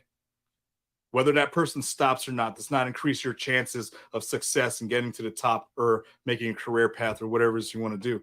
You know what I mean? So let's see here. E-play. Oh, I don't hate on next. Okay, cool. David said, I mean sound design as in how a lot of tracks that are popping off are somewhat similar in feel or genre, subgenre. I mean sound design as in how a lot of tracks that are popping off are somewhat similar in feel or subgenre. Okay, so I'm not sure if you're referring to the just like it feels like there's a bunch of artist clones out here, or are we talking? I'm gonna tell you, there's a lot of people that happen to produce like a lot of people out here. Sometimes that shit happens coincidence sometimes, but if they're intentionally doing it and expecting to get somewhere with it, yeah, chill. Don't do that. Try to find something unique. You can thrive to produce like Space Laces. Okay. You could thrive to produce like Space Laces, but you have to realize that you cannot make it in this industry like Space Laces by just producing like Space Laces. Okay, someone put it to me like this: if you make music that sounds like someone else, and they're already big, why am I going to book you for my event when I can just book that person? You know what I mean? Yeah, pretty much. Pretty much. That's exactly. I mean, what are we looking for? A cheaper, more affordable bootleg version of Space Laces? You know what I'm saying? Is that what you're aiming for here? You know what I mean? I mean, guys, be unique. Create some unique material and shit. If you're testing your own skill set and capabilities, drop it in the caption. Here's a call it what you want and say, hey guys, I tried to produce like Space Laces just to see if I could do it. With this sound design knowledge and capabilities, I look forward to being a little bit more unique, influenced by Space Laces. I mean, guys, be humble about your shit. David, I mean, sound design isn't how a lot of tracks are popping. Okay. Iplie says virtual riot moment. Yep. David said exactly. Iplie. Let me see here. I hate that I have to tell old heads to listen to Simulation after how bad the saturation got. Simulation sounds like the last 12 years of discovery finally come to fruition. And if this was his first release, he would be seen as a timeless artist on par with Queen and Biggie Smalls. All right. I'm gonna actually copy this comment and hold on to that. Check. Iplie said, oh, hey, so hip hop heads get their dicks rock hard for Void. Leo tricks Void, and I don't know. People like that go over mad easy with outsiders. Potentially. Honestly, like, here's something unique. Ghostmane did it so uniquely and right to an extent. So he's got this a little bit of this like emo screamish vibe to his rap flow, but then he's got this Memphis, Tennessee flow to it as well. But then he's got the hip hop, deep, gritty, bassy instrumentals to it. It's quite unique. It's quite, and then he's got this really hyperactive, extreme logo style as well, which is influenced by the rock metal scene and now the dubstep scene. Guys, that's diversity at its finest right there. It has a touch of literally every Memphis rapper, every scream artist, just about, not every scream artist, but you know what I mean, influenced by it. And then it has that, it's got that hip hop flavor from Bone Thugs and Harmony. You know what I'm saying? So at the end of the day, it's like, that's diversity at its finest, guys. Like Ghostmane, the whole fucking Suicide Boys squad literally brought a whole unique, diverse crowd together, and they all said, hey, we could party together. Why don't we aim for that? That's what music can do. It can literally bring us together. You know what I'm saying? Let's try it. What's up? Glad to be here. Thank you very much, David. Thank you very much for being here. DJ and production are two different monsters altogether. Abso-fucking-lutely. Not to be easily confused with each other. Yasmin said, do you recommend somebody staying doing the same style only, or would you encourage them to try producing every genre or ones they are interested in? Should you as an artist branch out or keep your name to a certain style, then rebrand as a new project with a new name? Okay, so guys, do you recommend somebody staying doing the same? Do you recommend somebody staying doing the same style only, or would you encourage them to try producing every genre or ones they're interested in? I'm going to say this: produce what you enjoy, what you want. There's no rules to this shit. Okay. Now, if you are wanting to diversify your production tech capabilities and your skill sets, you dive into other genres. If I just stayed producing hip hop all the time, that's the end of the road there. But like if I tried producing a country song or a pop song, tried dubstep, this, that, it brings out different layers and sectors of, creative ideas and capabilities and skill sets. You learn how to incorporate different plugins, different sounds, and all that shit, how to sound design in different ways. And these methods can be, cross-used over genres. So start off doing what you love, start off doing what you want, try it out, fuck around. I don't know really anybody that produces a song and then it ends up exactly how they had it in mind. I mean, it's hit or miss. For me, every fucking song I produced, I didn't intend for it to sound like that. It just kind of happened to be that way. I'm experimenting around, using different. Oh, that's catchy. Okay, that's dope. Here's the bass line. Throw on some hi-hats, dope ass snare, kick. Distribution, or mix and master distribution.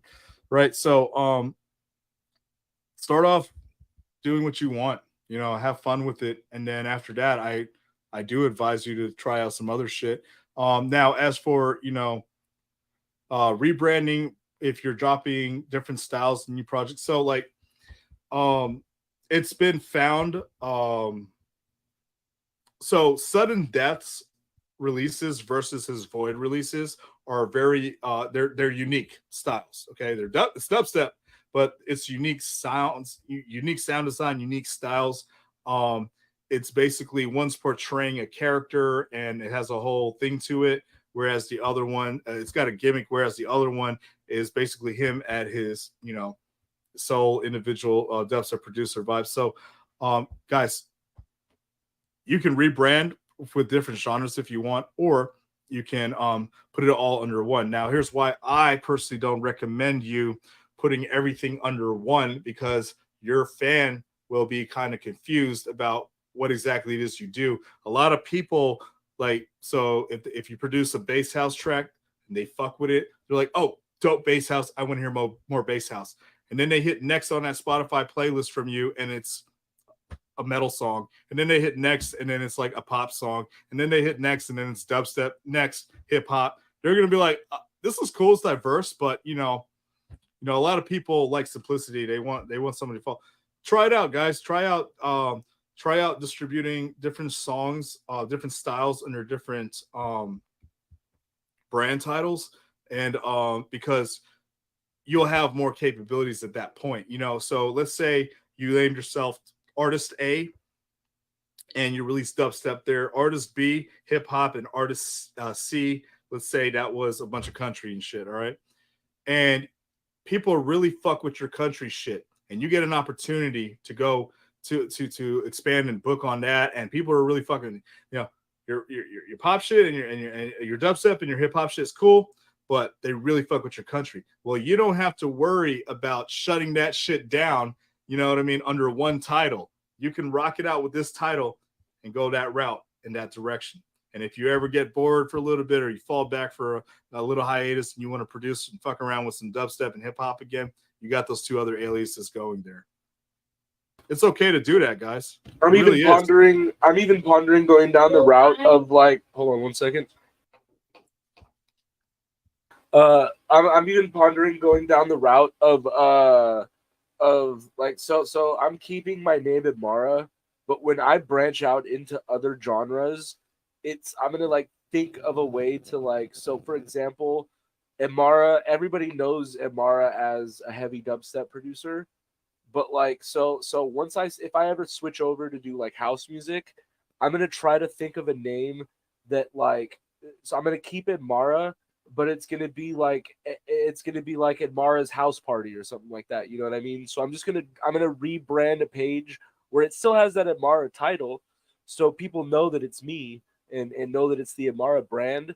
But now they see that it's house party, so it's just once they go to that page, they can see that they'll probably know that the music is gonna be and once they listen to the music, they'll see that it's house music, or if it's country, think of a way to or for just a funny example, if I was going to become a rapper, Lil Amara.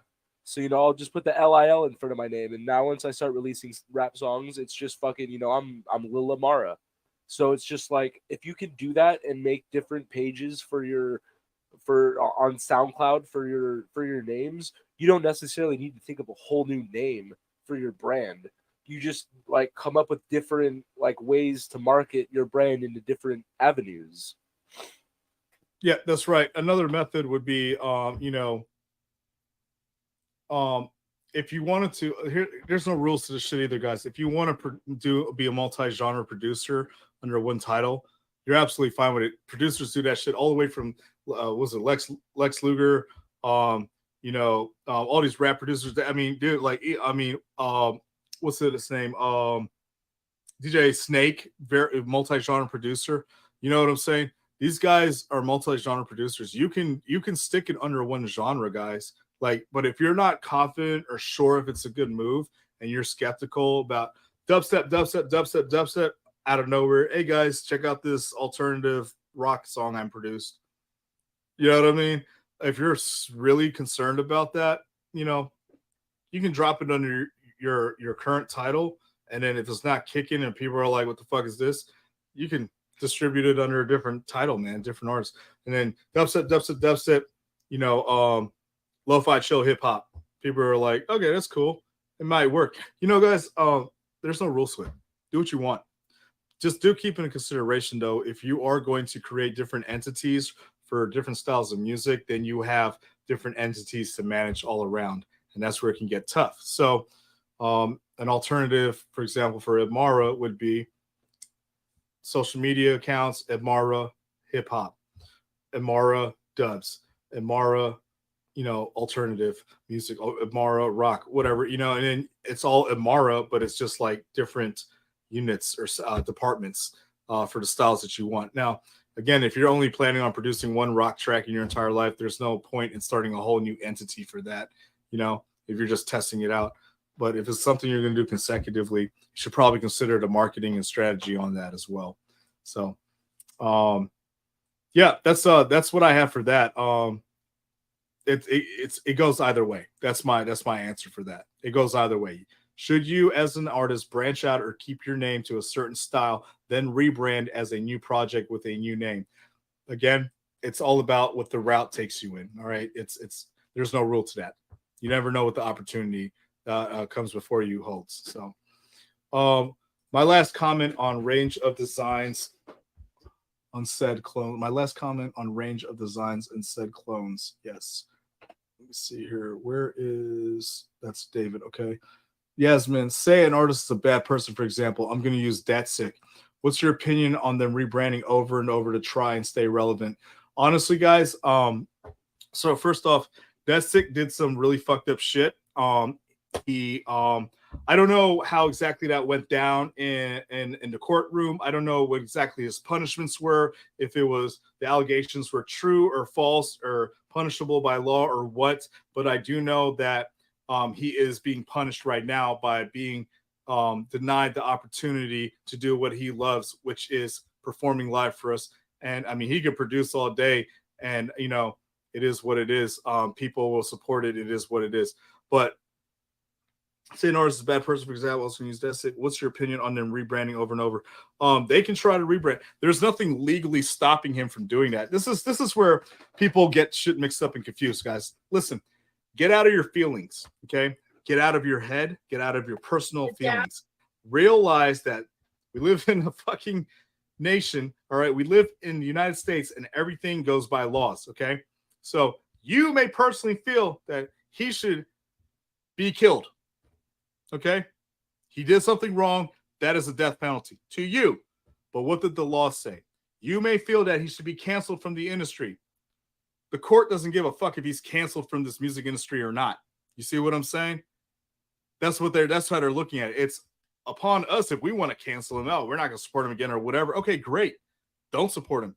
But you understand? So it's like, if he wants to fucking rebrand over and over and over, he can do that. But is it going to thrive? Is he going to succeed?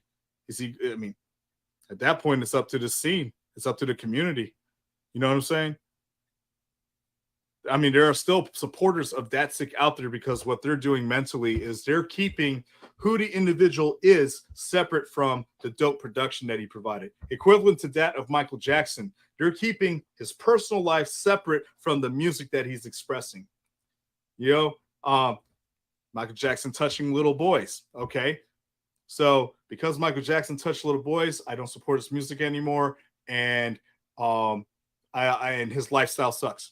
You know what I'm saying? That's your opinion. But what does the law say is the question here. And then after that, it's your decision whether you support that person or not anymore. So get out of your own feelings and thinking that the law and everybody should do what you think or feel because it's wrong to you and that's how you feel. Yeah, I get it. It's fucked up. I get it. But at the end of the day, what did the law say and what do you feel? And then you act on your thoughts and opinions and feelings. You want to air it and raise awareness to what you think and feel, go for it. And if others want to follow in your footsteps, great. And remember the power that you hold as well. You know what I'm saying? When releasing these statements and letting people know how you feel and think, And so as of right now, as you can see, Datsick tried to make comebacks. They were unsuccessful. You know what I'm saying? Honestly, I don't think he's going to be welcome back in this industry and scene ever again. He's done for. He's smoked. And honestly, if he gets another show in, whether it's underground, low key, or whatever, you know, that's on him. You know what I'm saying? This is how violent acts and things happen, guys. It's really you know, if he does an underground show and his supporters show up and then somebody rolls in there with a fucking Uzi and unloads a clip, I mean, I don't know what to say. You know what I'm saying, guys? So you can't make everybody happy. That's just the name of the game. But if you want to know what I personally feel or think, okay, I don't go based on feelings. What I believe is that I don't want that. I don't know if he was guilty or not. Okay. I don't know if he was just another fallen victim to the Me Too movement. Okay. But let's say that sick did assault, harass, and grape, okay, people. I don't want that in this industry. I don't respect that shit. Never in my fucking days, guys. You know what I'm saying? Same. Yeah, I don't respect it. I don't want that in any industry. I don't want that in any scene. He should never be able to perform again. He should be put on some fucking list nationwide so that the world can know. All right. And then I do believe that it should be punishable by our justice system. Okay, as well. So, but again, I do also think that if it comes out that someone we canceled is innocent of what they do, I think as a scene we should send them a sorry card. Like, you know what I mean? Like, we all need to sign that shit and send it to them, because a lot of these people, like, I don't even want to get into names, but there are some people that people tried to cancel that they were not guilty of doing anything that they were being accused of. If they were falsely accused, their entire career was destroyed for a short period of time, or even still, because of a false allegation. And it's just like, you know, if that ever comes, like, I'm not talking to fuck. Let's not talk about that sick anymore. But just anybody in the scene, if it ever came out that someone was falsely accused, we all owe that person an apology, because it's just like, you know, at what point, like, do you know what I mean? Do we need to fess up for what we did as a community of not letting that person in anymore? I agree with you though on that whole thing about like letting this topic of that to go. Never to be forgotten. All right. Honestly, bottom line. But seriously, guys, it's not forgiven either. I mean, I was just saying in reference to what I was talking about. Yeah, but I'll be honest with you. I mean, you know, what I say doesn't really matter to the extent of, you know, fucking whatever you believe is more or above or beyond me. But if I could really relay and lie this statement down, I mean, bro, that sick situation, that's it. He's done for. It should not even be a topic of discussion anymore. Listen, guys, if you listen to his music still and shit like that, hey, man, that's on you. Go for it. You know what I'm saying? I mean, we can't knock the fact that the man has some solid sound production, sound design. He had great releases. He had a good run. I like the ninja theme. Cool concepts. You know, I can't take that away from the man, but he fucked up, and that's it. He's done for. And he's taking the punishment. You know what I'm saying? So, I mean, it is what it is. I mean, he constantly keeps trying to come back like he's innocent, but I don't know. Again, there was no clarification or justification or anything stating whether the man was completely innocent or completely wrong, completely guilty. I don't know the truth, you know, and accusations can fuck somebody up. And any level of apologetic, you know, act is appreciated to anybody that was falsely accused. Again, yeah, Desick fucked up, and that's it. What are your thoughts on Nicki Explicit? So Nicki Explicit was brought to my attention about 2 years ago, I believe, maybe 3. Oh, wow. Yeah, and I was not aware of a lot of the shit that this kid was doing. Again, I do feel like he did it to himself, but I also feel like people that are unaware of their acts like that are suffering from a mental illness, honestly. And this is something everybody swears up and down that they, you know, or they support like mental illness awareness, mental health awareness. But for this kid, it just seems like everybody's saying in a jokeful manner, this kid needs help, and there's no fucking help for this kid. Like, he's not reaching out for help himself. You can't make somebody do something they don't want to do, first off. But everybody's chiming in and clowning on this kid. I mean, he made some pretty fucking heavy statements, like the whole I heard something about him saying that he was going to shoot up a festival or something of that nature. I mean, let me actually clear. So the what actually happened is he posted a picture outside of a gun store and said, "I'm ready for Coachella," or whatever the fuck. It was like so he never really stated that he was going to shoot up a place, but the it was portrayed as such. Yes. Okay. So again, I've never seen that post. I don't know anything about it. If it was, there's a lot of people that are out here trying to demolish. The internet's a fucked up place, and people are out here trying to destroy people. Check your fucking facts before you expose shit. That's all I gotta say. That's it.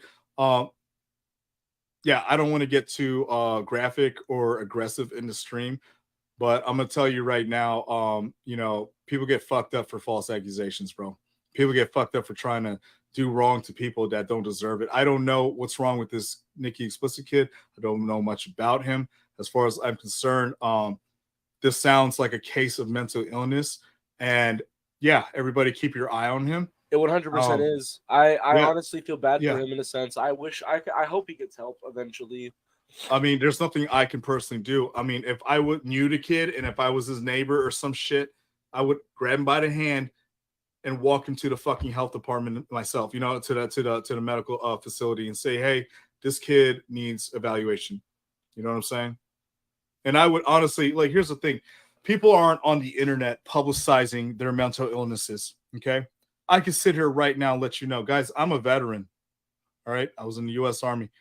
I could tell you right now, I have PTSD. I could say I have personality disorder, multiple personality disorder. I could tell you I have, severe case of insomnia, horrible sleeping habits. I mean, God, I could go on and on and on.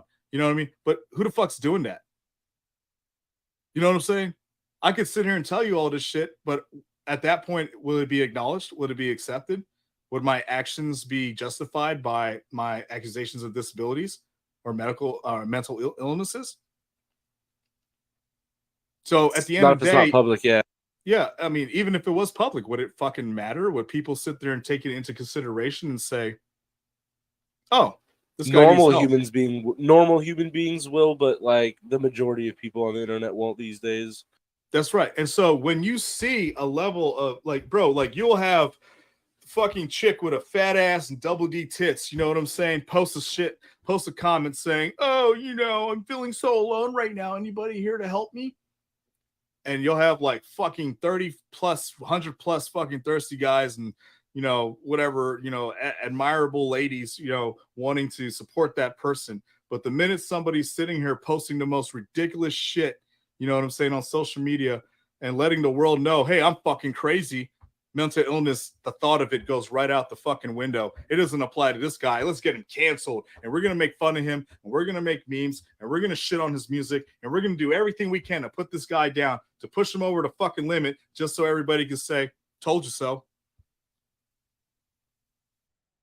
It's sad. It's actually sad. So I'll be honest with you. Everything that's wrong, that Nicki Explicit or societally unacceptable that, Nicki Explicit has done, call him out for it, sure. But then also hashtag fucking mental illness, or call somebody and let them know this kid is insane. Call the fucking police, let him know he needs to be, like, screenshot everything, report that shit. You know what I'm saying? Well, see, also the problem was he was evaluated by the FBI because of the Coachella situation, and they deemed him fine.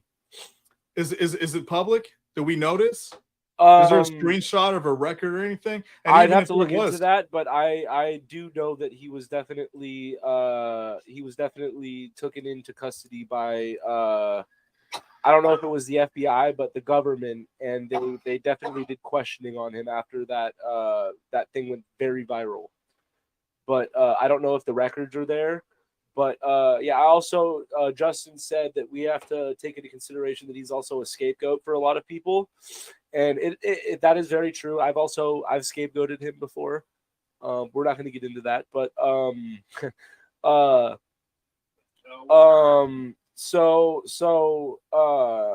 there's also the Dr. Egg situation on whether or not he was behind the Dr. Egg situation.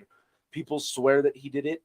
But can you elaborate on that situation, please? So Dr. Egg, there was a situation years ago when someone came into the scene back when the SoundCloud copyright system was still kind of buggy, and they went and fucking took down a bunch of really big artists' music in the scene, and they fucking got their entire SoundCloud taken down for copyright, saying that the Dr. Egg was reaching out saying that they were that person. And that their music was being stolen, and so SoundCloud like destroyed all of took down all of their shit, and it destroyed a lot of artists' careers at that moment because they thought that they were, you know what I mean? And so we're accusing explicit of being this. A lot of people think it's him. A lot of people to this day think it was him, and nobody to this day really knows. I don't know personally if I don't remember if any evidence came out of who it was. But nobody really knows who it is. Everybody just assumes it was him, and so it's just like he has been used as a scapegoat ever since his Coachella incident. Anytime something bad happens in the scene, he's the first suspect, and it's just like, you know what I mean. I get it, but it's also like, yeah, in your aspect and what you're saying, yeah, we as a scene should be trying to push for him getting mental help. He years ago, before the Coachella situation happened, he had reached out to me in a private call, and I had no clue who the fuck he was at the time. And he was crying in his kitchen, and he was like talking to me, and he was like kind of breaking down, talking about how he he doesn't like what was happening in the scene and his like public view and what people think about him. And I was trying to tell him, I didn't know him at the time, but I was like, if you want to change people's opinion on you, you need to like be straightforward with people on when you fuck up. You know what I mean? If you fucked up, then you need to like own up to it and try to like move on from there. Like you can't just like, if you're gonna go full on to that character, and this was a year before, this was a while before the Coachella thing happened, and it was just like, I was like, if you're gonna go into this character of being hated on the internet, like, you just got to accept the fact that you're going to be fucking hated, and whether you enjoy that attention and can thrive off of that attention, by all means. But I wouldn't recommend it to anybody, because at the end of the day, living in that negative attention, you're going to end up like becoming super depressed. But so yeah, no, I suggest anybody that struggles with mental health issues, whether you're public about it or not, seek help. Like, and I try to tell everybody to have a therapist, because fucking, even if you don't think you need one, having one is great. Nobody knows the true capabilities and powers of somebody that's suffering from severe mental illness. So that call that he made to you could have been just a severe case of manipulation and premeditated, psychopathic, maneuvers. You know what I'm saying? At the end of the day, bro, I'm gonna let you know right now. I be honest with you, man. If the dude, after everything he's done, you know what I'm saying, and if this kid still hasn't sought the help he needs, that should be publicized just as much as the shit that he's saying or doing is publicized. If he is thriving on the attention he's getting from his lack of help for his mental illness, you know what I'm saying? That should also be paid attention to as well. I mean, again, how do you go about this? I don't know. Find out where his local city and his state, inform them that, hey, this is what he's posting. Screenshot the shit, report it. Get him the help he needs, instead of sitting here pushing him over the fucking limits. You know what I mean? Through social media and memes and all this shit. May have been fun and games at first until somebody gets fucked up or hurt, Or commit suicide, which is what we never want. There's that. Yeah. That's So- what I worry about with a lot of people in this scene. And, you know, people talk shit about him all we want, but, like, you know, if he kills himself off of this, like, we're all involved in that. We all have a responsibility here, being part of this community. So, you know, similar to that of a neighborhood watch, you know, you see some wrong shit, fucking report it, tell somebody, talk about it, you know, and don't just do it for likes and attention on social media and stuff, you know. Oh, I'm the first to post it. Look at what he did. You know what I mean? So, all right, I'll be right back. Do a restroom break. No worries. I'll and, take over. and grab a coffee. Probably about 5 minutes. Be right back, guys. Much love.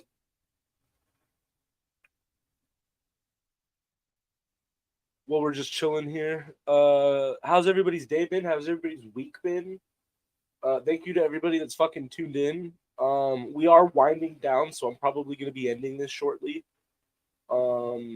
It's getting later on in the day, and I don't think you're allowed. Are you allowed to stream longer than 4 hours on Facebook? I'm not entirely sure. So once we get to I'll try to get to the 4 hour mark. But once we get off that, then it's basically, you know what I mean.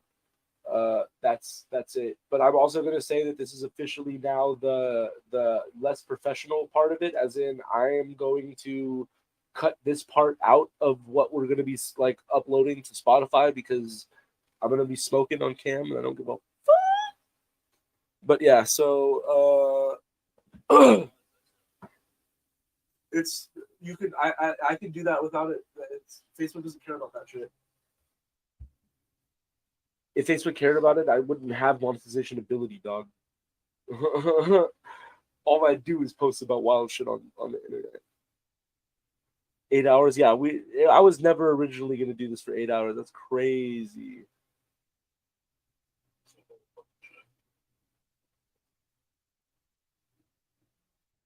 Yeah, we can easily do this for 8 hours, but that'd be fucking intense.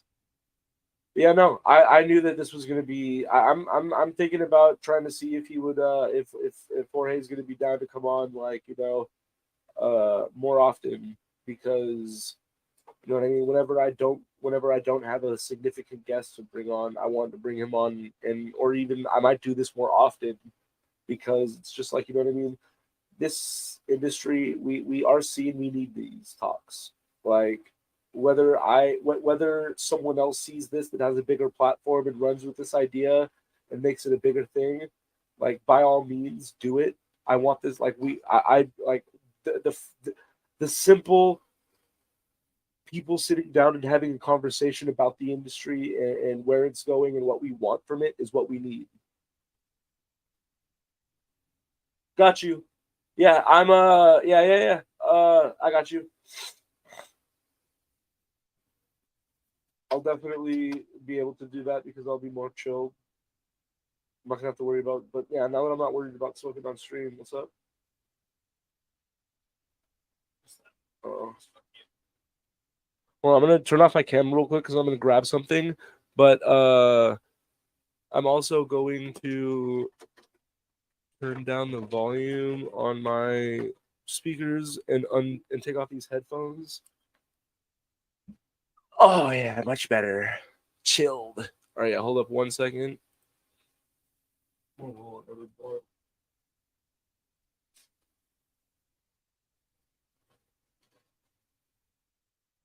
one do you want me to take? You want to go wash it? I'll just back on. That's the place. Yeah, what's that shit you showed me that smelled really good? Mother's milk? Yeah. That's not the one that's placed on the face. So where's Mother's milk? This one? Yeah, I believe so. I hope so. I don't know. Did I mute my mic? Oh no, I didn't. Sorry, y'all. Those are a bunch of strings. Talking Check about. us out All right, all right. February 1st. Welcome back. Yeah, so I was telling everybody that this is the wind down part of the stream. I think 4 hours is gonna be like a great like length point, to do it. Now, I also want to ask you if you'd be down to come on and do to be a guest more often. Sure. I'll put it this way. All right. Let's. I want to be interactive with our viewers in here. If you guys would like to see me back on here again, please let me know because I do have a lot to say. I have a lot of questions that I would like to answer. There's a lot of things that I would love to educate everyone on. And guys, I'm going to be more interactive on my Facebook, more going live more. I want to teach you guys about all kinds of different things. So if you guys want to see me more on here, drop a comment, please. Let me know. Also, the type of content that I want to go live with and school you guys up on. Again, everybody has questions about, contracts. A lot of times people don't know what a contract's supposed to look like, what it's supposed to cover, how protected is protected, shit like that. And who develops the contracts. A lot of times people get half-assed contracts if they get one at all, because people don't get one at all because they don't know, who's supposed to provide a contract or how that works. You know what I'm saying? So guys, I would love to go over that kind of shit with you. Again, I am not licensed to practice legal aid or law, but I can advise to an extent. You understand? So basically inform you from my experience of what I know, So don't worry. Seems like the votes are unanimous, bro. You're gonna be a regular. Yeah, so let me know if you guys would like to see me again on here. Much love, and I appreciate you guys for tuning in. Seriously. I would like to go through these comments real quick as well. Go for it. I was just saying wind down in the aspect of I'm going to cut most of this part out that we send to Spotify and all of that, because I am going to be rolling up and smoking a blunt. So this is the segment of the live stream, because I know Facebook doesn't care about that shit. So I'm not too worried about that. But I know other streaming platforms will. So this little ending segment, I'm going to keep these for just the Facebook part. And for people that are in here live with us, and I'll cut it off at a certain point for video wise. But yeah. Okay, cool. Let me go over here as well. I believe my IMTV family is also streaming this, broadcasting this. Let me get over here and shout out my family as well. This is a talent management agency, everybody, and these guys are fucking awesome. That's all I gotta say. All right, so let me mute this. Let me click on this.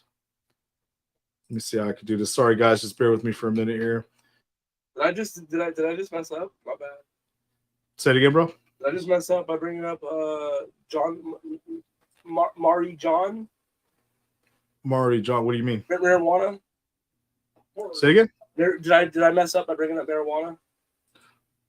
No, not as far as I'm concerned. Here's my thing. As far as good old Mary Jane goes, if it's legal in your area, it's legal. If it's not, for fucking coming soon to a fucking dispensary near you. I hope it gets legalized around the whole world soon. Yeah, man. It's stupid that it's fucking illegal in the first place, honestly. But that's a talk for another goddamn day. So yeah, once we have our legitimate live debate on politics and yeah, whatever I said at the beginning of this. All right, so let me drop this here. Eplie said, I would encourage you to do it all. It prevents you from finding out later that you're naturally bad at what you like when you were younger, or ending up doing a hard 180. I started off wanting to do the Hecate getter style excision. I then went on to 2018 Maruta. I wound up falling in a garbage bag and drifting so far down the river that I am now doing the jazz version of electronic music with the intensity of Koye and Christian. I'm not too familiar with that one, or fucking, let's just say it's future based that rocks like tear out. All right, dope. That's exciting. I look forward to that. Fuck yeah. All right, looking forward to that. Do you guys feel like the scene as a whole isn't as plur as it was back in 2019? So again, I hate to be the bearer of bad news, guys, but when shit trends, it trends until it doesn't anymore. Honestly, man, that's all it was. It was just something that sounded great, welcoming. It's not for me though. Yeah. Well, it stands as a really vital, important piece of our culture. Yeah, peace, love, unity, respect, and whatever other acronyms you want to throw in behind that. For me, once a trend dies is when it becomes alive for me. Yeah, and that's great. For many, yeah, because it's back to the "I told you so" factor, you know. So every time something new starts, I just wonder, how's this one going to go out, and then, how's it going to be thrown in a biased manner? You know what I'm saying? It's really it's sad. So yeah, to be honest with you, is the scene as plur as it was back then?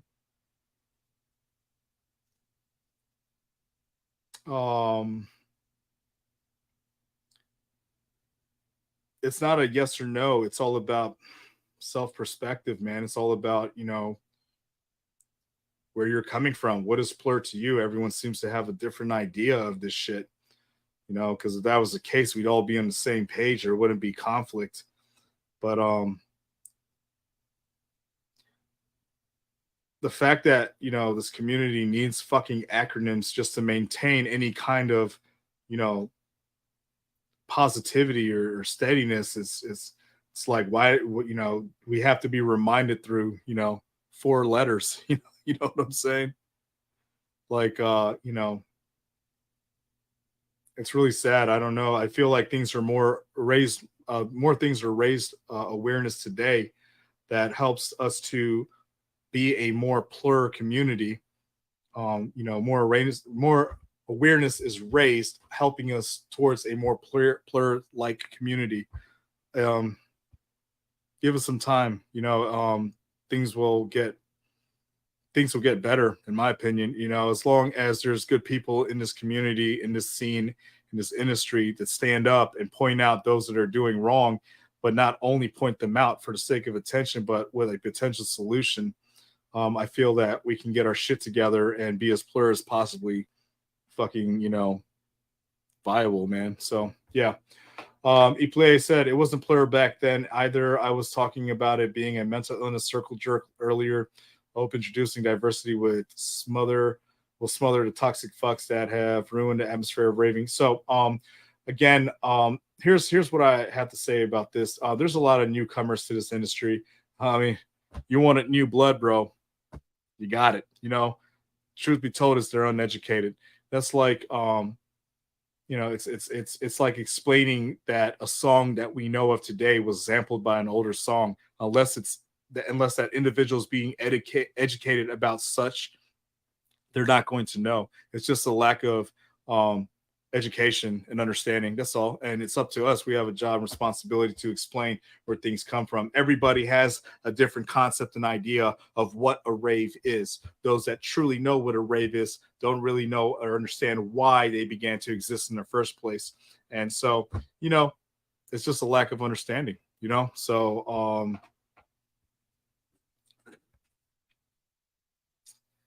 big ups to the demographic testing method. Okay, let's see here. Let me scroll back up here. Drop me all the way down to the fucking bottom. Let's see here. Okay, so all right, I'm gonna scroll through this shit and then cover factors because I'm like 32 comments behind. Opinions on a statement, industry standard. Yeah, depends on what department, you know, what angle, what are we talking? So there's a lot to industry standard, if you will. I'll put it this way: there is an industry standard for certain things. Certain things still require some kind of policy or SOP to it. And I honestly have a solution and answer for a lot of it. One of the problems is that a lot of people know about different sectors, segments, units, jobs, positions, roles, titles, but they don't know how they all interact or roll, you know, or connect, how the dots are connected and how it works within the scene as a whole. So, you know, like I said, I understand this and I'd like to explain it to you guys very much in depth. This would definitely take an entire segment, a different whole podcast. So stay tuned. All right, I agree with rebranding as well. There's even lots of artists that produce rap, DJ, etc., and use their different aliases all under credits of their tunes. Example: Mac Miller, hip hop; Larry Lovestein or Larry Fisherman was the producer. DJ Delusional Thomas was a horrorcore artist. Delusional Thomas was a horrorcore artist. Yeah, man. Fuck. I mean, if think about it like this, Eminem, Marshall Mathers, Slim Shady, and Kenneth from Connecticut, right? So like, you know, I'm not sure if that's Stacka or Stucca is a horrible case of the guy not deserving it. He fled the country, and I was laughing my ass off, but I don't think anyone knows how this groupie admitted on trial that she was caught red-handed for accusing him of some NC Justin Roiland shit. All right. Justin says Snails is still around, and it's known he was a creep.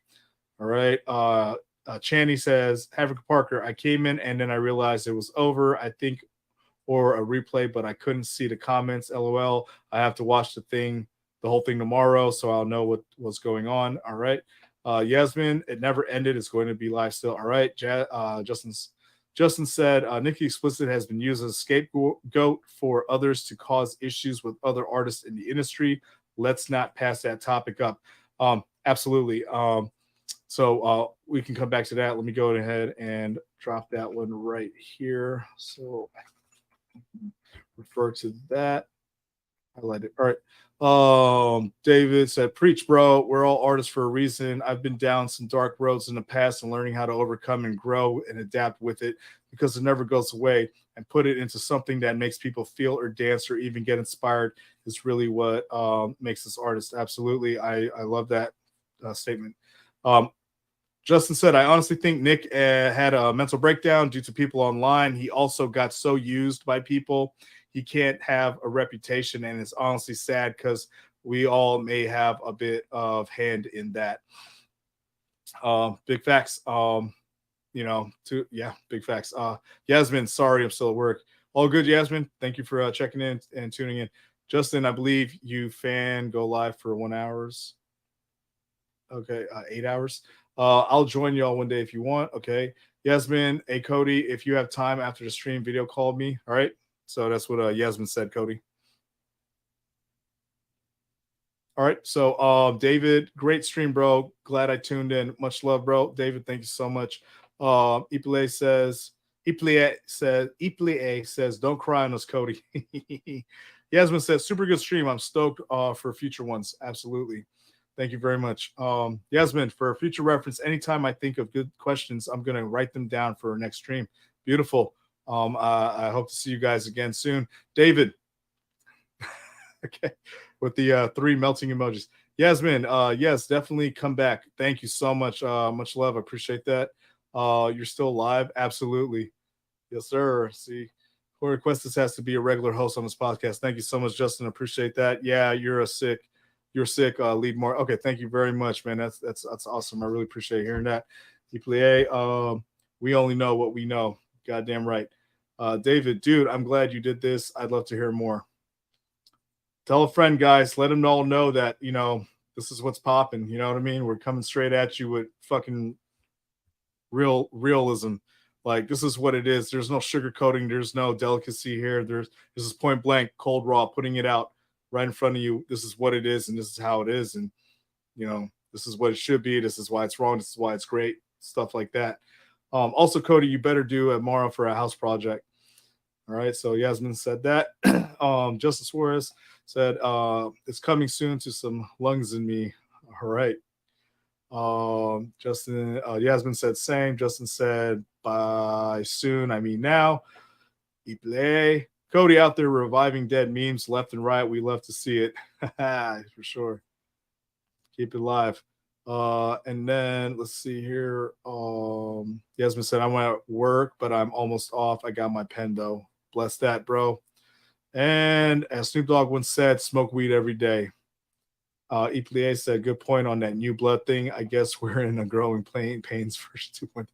Yeah, sorry to use that against you in that way, but it's factual to an extent. Honestly, man, like, you can have all the newcomers to the scene, all the new artists, but if they're undereducated or unknowledgeable about what it has been and where it is today and why it is the way it is, and if it's corrupt or wrong or unjustifiable, why it's still functioning, active, effective, accurate, whatever you want to say, we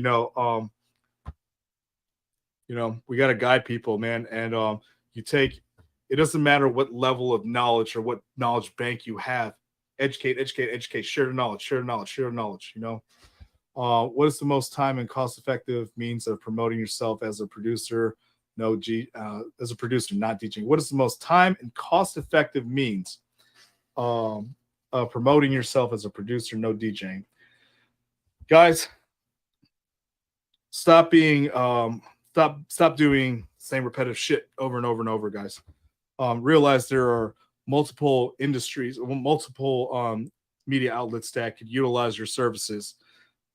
Try diving into reaching out to films. Try to reach out to TV shows. I would love to hear your song on a Netflix series. Things like that. Realize that there's a lot of opportunities out there. So the most time and cost effective thing you can do is there's not one. It's literally all of it. Everything that has been they've been telling you that is working. Boosting your shit, promoting it on all your social media platforms, boosting your shit, promoting on all social media platforms, being uniformed, guys. Holy shit. Be uniformed about your shit so people can know. Put your logo on things, guys. You have logos. Put your fucking logo on your album art. Let people recognize that brand or something, man. Like, get that going. Email submissions. It's all time and cost effective. Everything you do towards bettering your opportunities of being heard or seen or loved or building a fan base is worth it. It's the most time and cost effective thing you could do. Anything that you do towards there's not one. I mean, if I was to pick one, I don't know.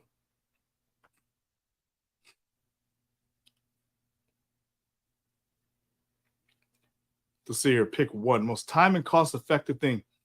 Family repost chains or more like to an extent, repost chains to an extent, but no, that's not even it because you would have to promote prior to that or after that. It all matters, man. Try repost networks, man. If you email a repost network, I mean, bro, that's one email, they accept it. Maybe a couple more emails, and then boom, you're fucking getting exposed to whatever amount of followers those platforms have. Bro, fucking valid. I'm with you. Bless that. Let's see here. So where is it at? I feel like it's taking videos of what your production looks like and posting it as a reel on Insta. That can be effective. TikTok is definitely the route, or TikTok, but you need hashtags on both. Yeah, guys, utilize the hashtags. Listen, goddamn, there's so many fucking things you can do. So, your album art, once it's designed and developed, make sure there's metadata in the album art. Take that album art, metadata it into your track, your audio file, before uploading it to whatever distribution platform is going to release it.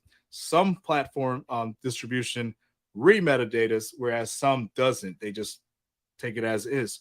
So things like that can help with the exposure of your track. Metadata is very important.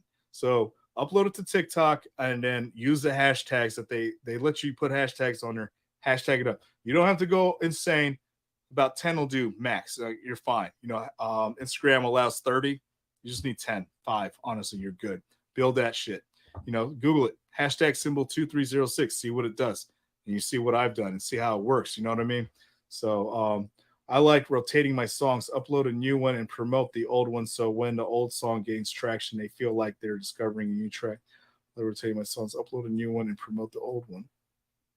So when the old song gains traction, they feel like they're okay. Yeah, that's dope too. I can dig that. So here's what I do, Eplay. One of the reasons why. So Symbol 2306 is not a record label. Okay. We do not distribute music. Okay. We are not a collective. We are not a record label. Okay. But we do repost. Okay. We do feature, we do share, right? So pretty much whether the song is 6 years old, whether it's coming out in 3 months, or whether it's just releasing yesterday, I'd still reach out and say, hey, this is a dope tune. I'd love to feature and repost this. This gives your track a second chance at circulating the internet on an alternative platform. It's effective every fucking time, dude. And so even if it's 6 years, right? You released that song 6 years ago, circulated, wore out, great. Guess what? Some 306 to the rescue. Let's recirculate. Let's get it out there. And so, it's an effective matter. It only helps to a minuscule extent, but it's worth it. You know, I reach out to people where I dig their music. I love goddamn, a lot of these tunes are fucking dope. So I'll reach out and say, hey, 6-track, I know it was released a year ago. Love an opportunity to add it to the collective and feature it on this platform. So let's see here. I like rotating myself. Okay. I dance and teach dance, so definitely hit up artists or flow artists even to use your track. Absolutely. Great. Exactly. Great concept, Yasmin. Reach out. If you produce a bass house track, reach out to a shuffler that's doing videos. If you produce a dubstep track and you want a reaction from a cute girl, waking up for breakfast or some shit, send it to her and be like, hey, can you make a reel with this? You got homies with huge playlists with nice amounts of followers, have them add your track to those playlists. I have one on Spotify called Headbangers with 5K likes. There you go. Reach out.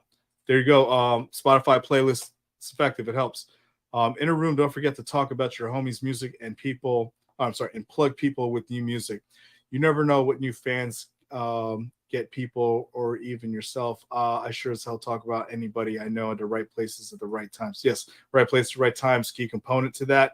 I'll be honest with you, bro. Like I myself, I have talked to some top tier artists that, I wouldn't say top tier. I would say on their way, up and coming. When I say up and coming, literally up and coming, that just literally gives zero fucks about anything I have to say when it comes to a new artist. Like, yo, DMB, bro, I got a dope artist I'd like you to check out. Zero fucks given. You know what I mean? It happens. You can't expect the same response from everybody. Don't feel better. Dude, I had a conversation with Faizo. Faizo was all ears, bro. The best conversation I probably had with an artist in a fucking long time. You'd be surprised, guys, at who is, who's gonna, dedicate time to you, who cares about what you have to say, and who doesn't give a fuck 2 licks of a balls of what you have to say. And realize everybody's a human, man. They're all humans as far as we're concerned, right? So they could be tired. You know what I mean? They could be tired. They could be mentally drained. You're not the first and the only person that's come to them with a bunch of, hey, check this out. Hey, I know a guy type shit. So food for thought. Sorry for my fucked grammar right now. Oh, you're good, Yasmin. You're good. I used an artist's song for real and got hit up to be like in a video for their new track they posted on. There you go. Windows and opportunities open up once you show some love and stuff. Never has a window or an opportunity opened up for motherfuckers that just spew hatred and negativity towards each other.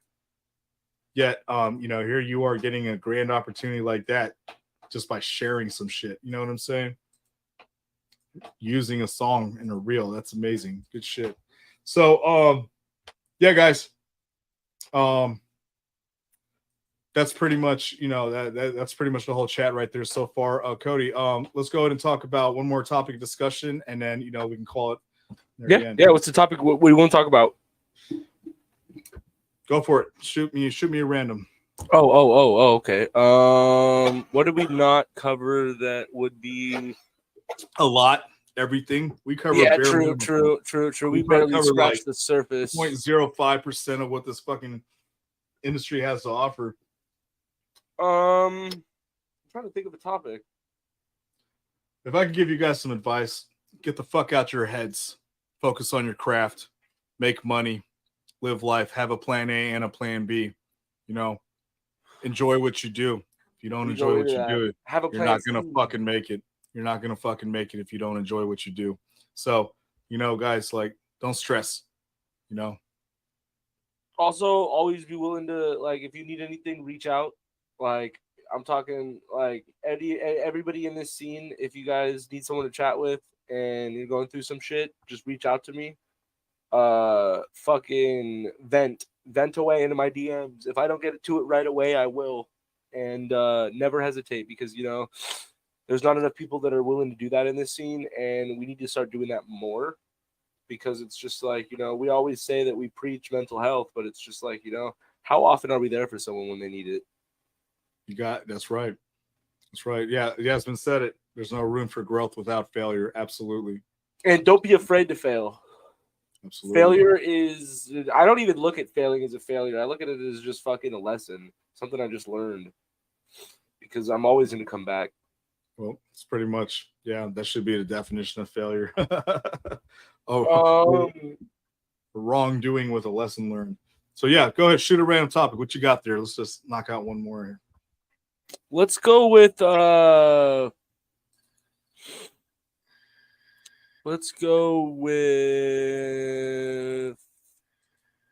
guy's copyright challenges and issues. Highlight. Hold on. Discuss legal and regulatory challenges that impact the EDM industry. Address issues such as drugs. Ooh, let's talk about drug safety.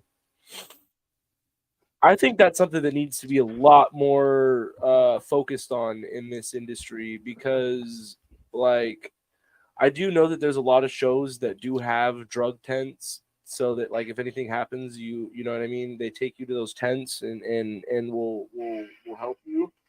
But, like, I also know that it's not very popular for events to have drug testing kits readily available for people to test their drugs, and I think that should be something that like, we in this scene, we can't get away from the fact that people are going to be doing drugs at these shows. So it's just like, you know, instead of trying to act like it doesn't happen or you know what I mean, have precautions for when people overdose. Why don't we try to figure out and stop the overdoses from happening in the first place by getting people to test their drugs before they get into the event? We can't stop them from bringing the drugs in. So why not, like, make it, like, you know, it is a legal situation because, you know, technically they need to be reporting to the police if these people are bringing drugs into an event. But, like, at a community level, we need to, you know what I mean? We need to be taking more precautions to make sure that people aren't taking laced stuff at events. Okay, here's an aspect to look at this from. Here's an aspect to look at fucking anything from. All right, if it can fuck you in a legal manner, okay, you're probably not doing the right shit. All right, that's just the bottom line. So, these events that are allowing drugs into their events, okay. Well, they don't allow it. It just people find ways to get shit in. No, trust me. Yeah, I hear you. But even though it's in the event and these, you know, these security teams or whatever see the shit, they know the shit. Guys are doing bumps. Motherfuckers are wearing little goddamn necklaces with pics that clearly come out of it. It's only obvious. You know what I'm saying? I mean, it's obvious. So they're allowing the shit in to an extent. Okay. Here's the thing. They cannot promote or advertise or say, hey, yeah, bring your shit. It's okay. You know what I'm saying? So instead, they'll turn the eye and say, hey, but they know motherfuckers are going to do that. So they set up tents like Dance Safe. You know what I mean? And they have these drug testing units where it's at self-discretion. You go test your drug if you want to. Here's another thing, too. People are not too knowledgeable or aware of this. There are safety tents out there where you can get your drugs tested if you have them on you. Okay. Here's a reason I'm not going to sit here and be like, don't do drugs. Don't bring your drugs. Yeah, no, it's impossible too. People are going to do that. People are going to do drugs. People are going to bring the drugs. That's it. A lot of these events and festivals and shit have become a safe space to do drugs. That's what a lot of people use it for. Is it right? Fuck no. It's fucked up. But it's shitty. It's goddamn ignorant. It's fucked up, but you can't stop it. You know what I'm saying? Unless you're going to do a full body check. You know what I'm saying? Let's just do a full body check inspection, you know, pat down, walk through the fucking metal detector, you know, all this shit. At that point, people are going to have to get butt naked and bend over and cough before we let them into the rave. You know that too, but also people won't attend your event because that's what majority of people are going to. Freedom. It is what it is. Everybody in line, get naked. That's it. So my thing is, we need to educate people on this shit. You know, if you're doing drugs, I hope it's for experimental purposes, and I hope that you grow the fuck up and chill out one day because, you know, you got a life to live. And if you're living in it out of this fucking universe, out of this fucking dimension, you know, I don't understand, you know, what the point in being here in this dimension is for you anyways. You know, like, stay the fuck alive. You're here with us for a reason. You know, we need you and shit. So with that being said, man, these festivals, these events, they need to step their game up as well. They know they can't stop the masses from doing something they're not supposed to. Okay. So, yes, Narcan. Yes, drug testing sites. Yes, let people know, welcoming Dance Safe. You know what I'm saying? Or welcoming whatever new organization it is that is offering this. Always have a medical and health tent. Always have somebody that's knowledgeable and educated on how to help somebody in the case of whatever. You're borderline ODing, or you had too much of this. Let them know. You know what I mean? So that way that, they can be able to help. You know what I'm saying? You can't stop the drug usage. You can't stop people abusing it. You know what I mean? But you can educate. Everything at the end of the day is it's self-discretion. Yep. Please note that, when you attend an event, your actions are your own because you have agreed to whatever policy they set in stone upon purchase of a ticket or upon entering that event. So another thing that another quick topic that I want to branch into that we can also discuss and go deeper into at other times. Do you think booking agencies should provide consent forms for artists? As in, like, do you think we should push artists to require, like, if they're going to be out on tour and be out there being promiscuous and having sex with people, do you think we should do you think agencies should take it upon themselves to make sure that all of their artists are getting consent forms signed when having sexual encounters with women with this type, or even men? You don't ever provide that as an agency, because at that point that implies that you are permitting, allowing, you know what I'm saying? Sex? Providing clearance, you know what I'm saying? For intercourse or any sexual act. But at the same time, we as an agencies, we can't, it's, I think it's you know what I mean, it's one of those, just like the drugs, it's gonna happen, you know what I mean? Yeah, well, the difference is that one is self-inflicted where the other is, okay. So here's my thing, bro. As an agency, you don't ever provide anything that can potentially put you in a position of a legal fucking problem. You understand? Well, what should an agency do to, because in your agreement you can create a clause explaining that anything pertaining to a legal sexual act or false accusation, explain how it will go down. False accusations will be deeply investigated upon conclusion by myself, the owner, and 2 executives, or whatever you want to say, 2 representatives or a third party, however you want to go about it. Again, these are the things you should incorporate in your contract so they understand it, and you need to be going over these contracts. Do not be like every fucking agency out here or every record label or whatever, where it's like, here's your contract. Up to you. If you read it, sign here, please. Don't do that. Go through these fucking contracts with your guys. Show them you care and make sure they understand. No, I was talking this is about part of their growth and development. So you do not. Yeah, sorry. Go ahead. Sorry, what? Go ahead. I was talking about consent forms in the aspect of, if you're on tour and you're gonna have sexual intercourse with someone, you get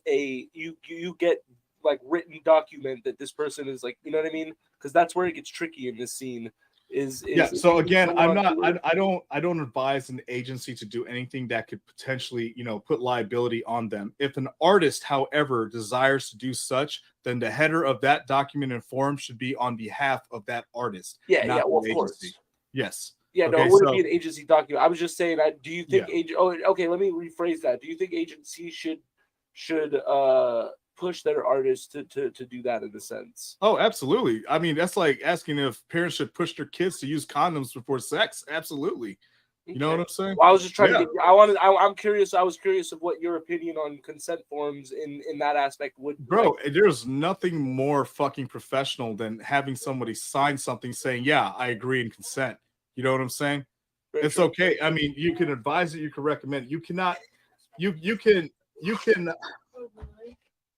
Here's the thing. Let me give you a scenario, okay?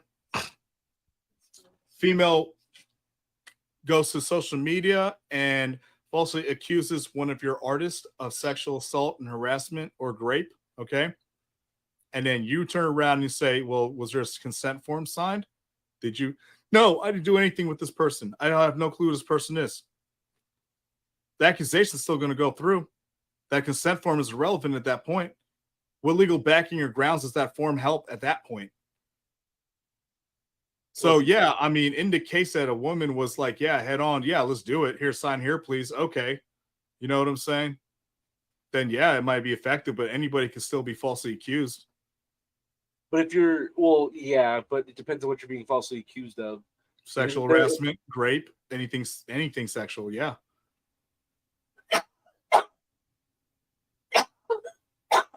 So then what's the point of having a consent form? For those that are willing to sign one and actually engage in one, yeah.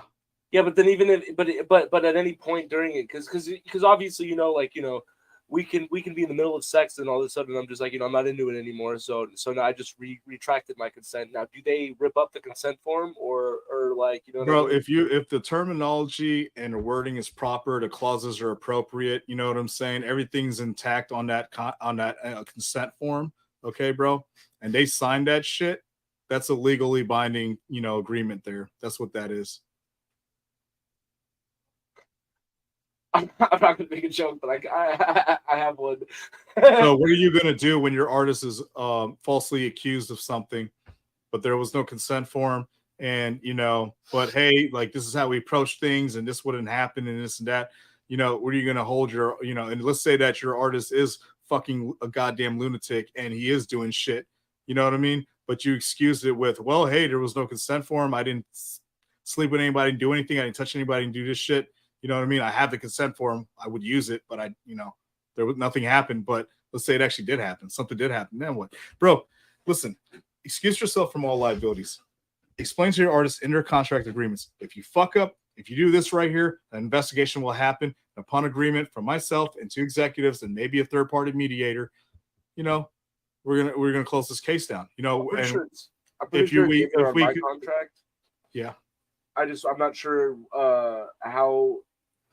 Like, do you need to be specific about certain shit in contracts, or if it wording is appropriate? Yes, it's very specific. It helps to be specific. So if you state that, hey, any false accusation of sexual activity, right?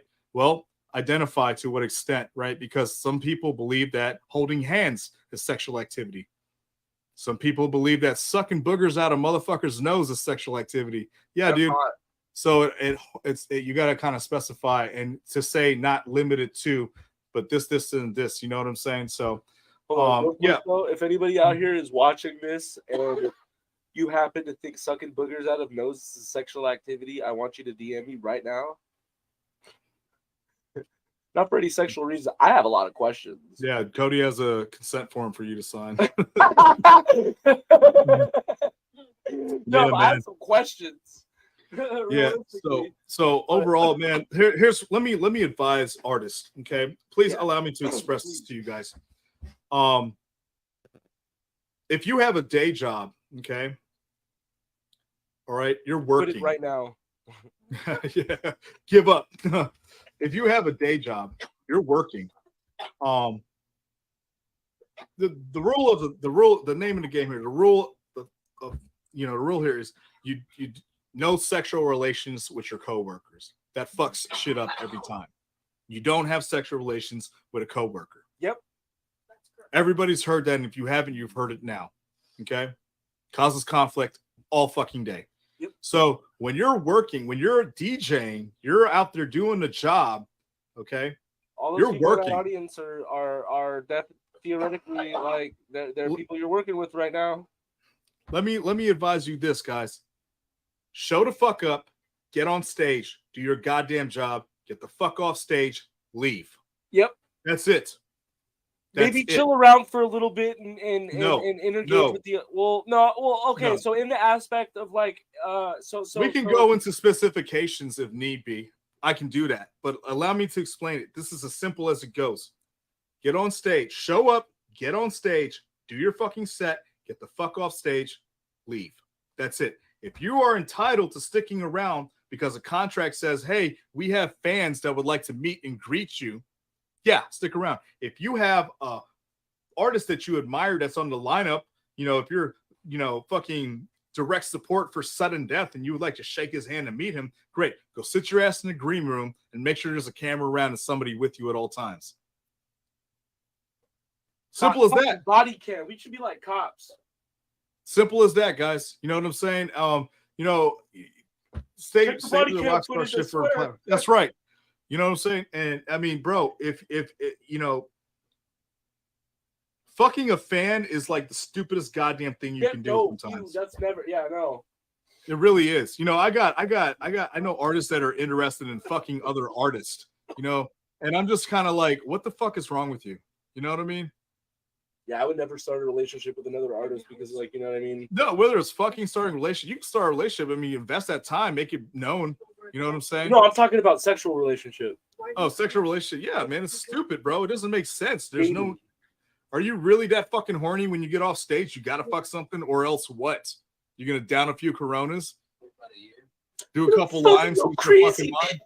Yeah, Rick, seriously. I'm stage, man. Step into the porta john, jack your dick off, and get the fuck out. You know what I mean? Right. It's not that.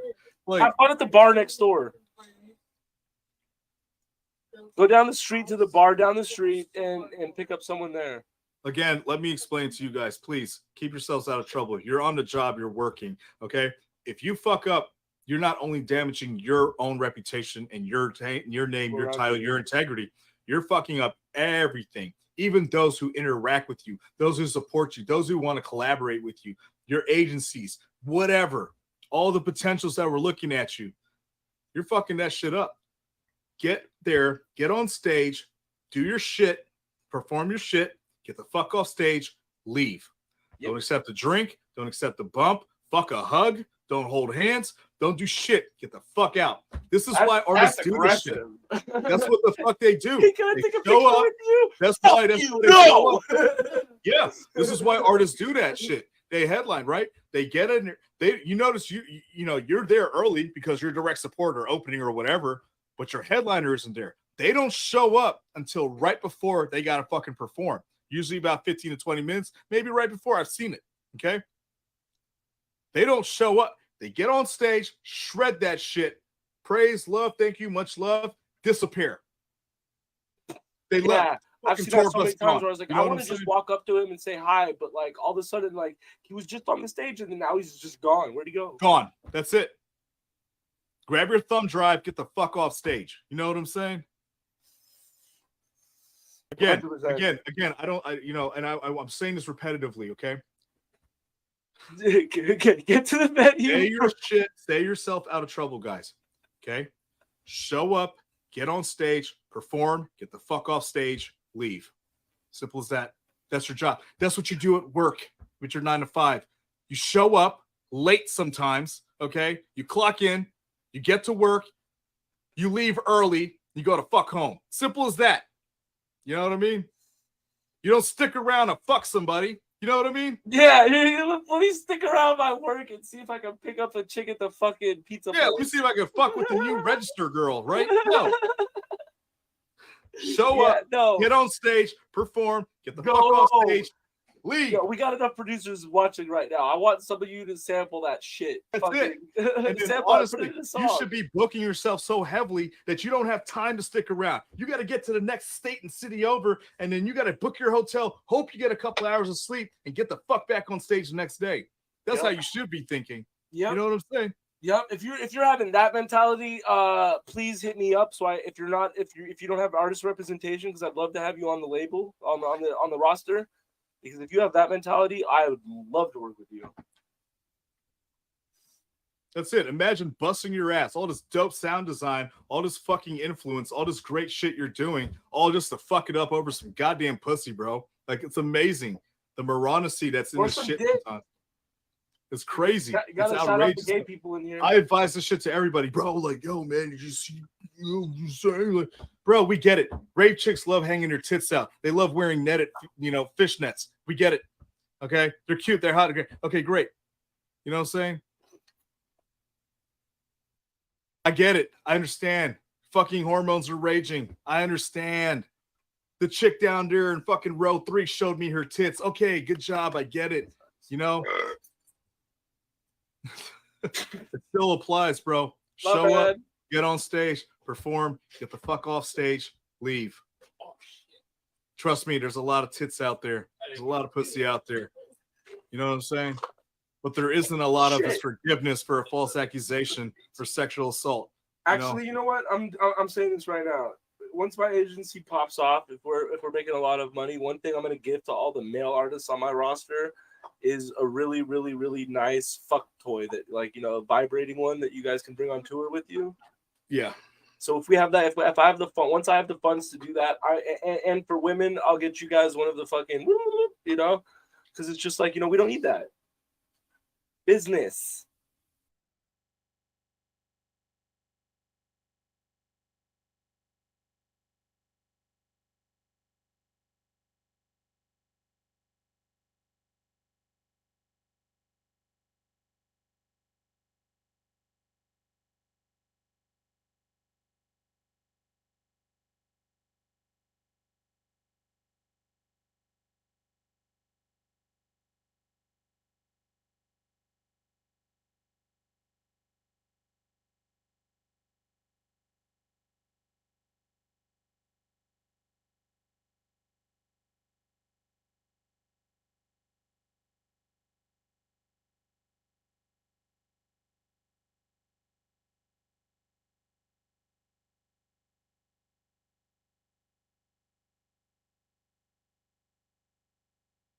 Doll right now, Ken.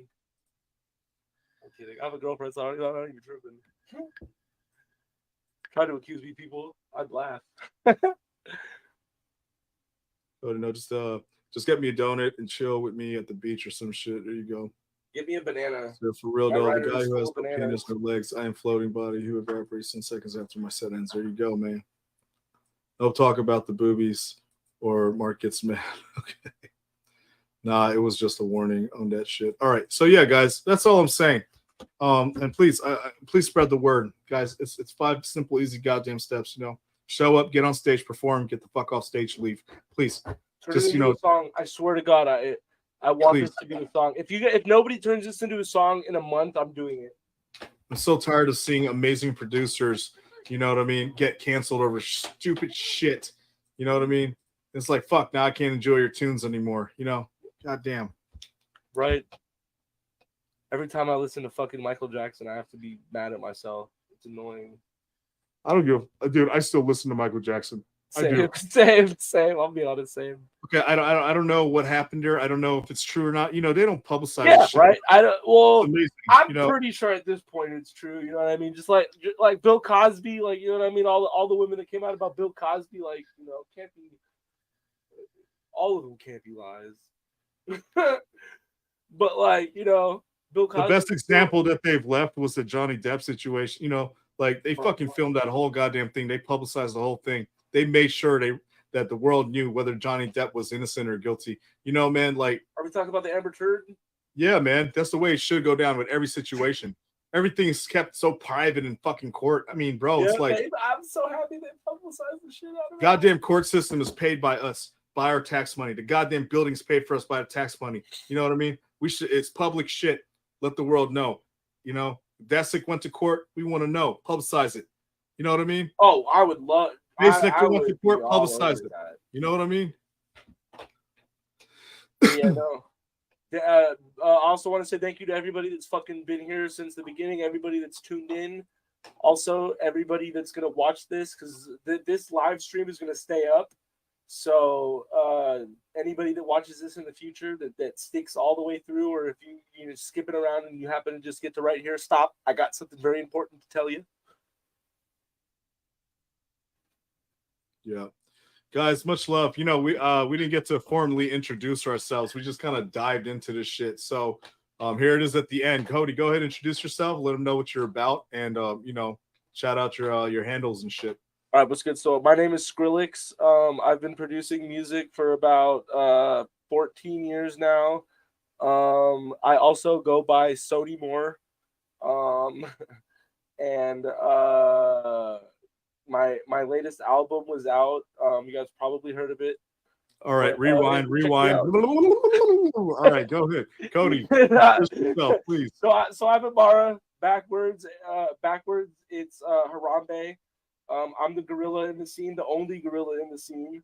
I make dubstep. I run a talent agency called All Things 140 Talent Agency, We also got a record label called All Things 140 Collective, which is right now, it has been on a little bit of a hiatus due to some personal reasons, but we are about to come back strong. And yeah, I'm just a fucking shirtless dude over here trying to promote people. What about you? Who are you?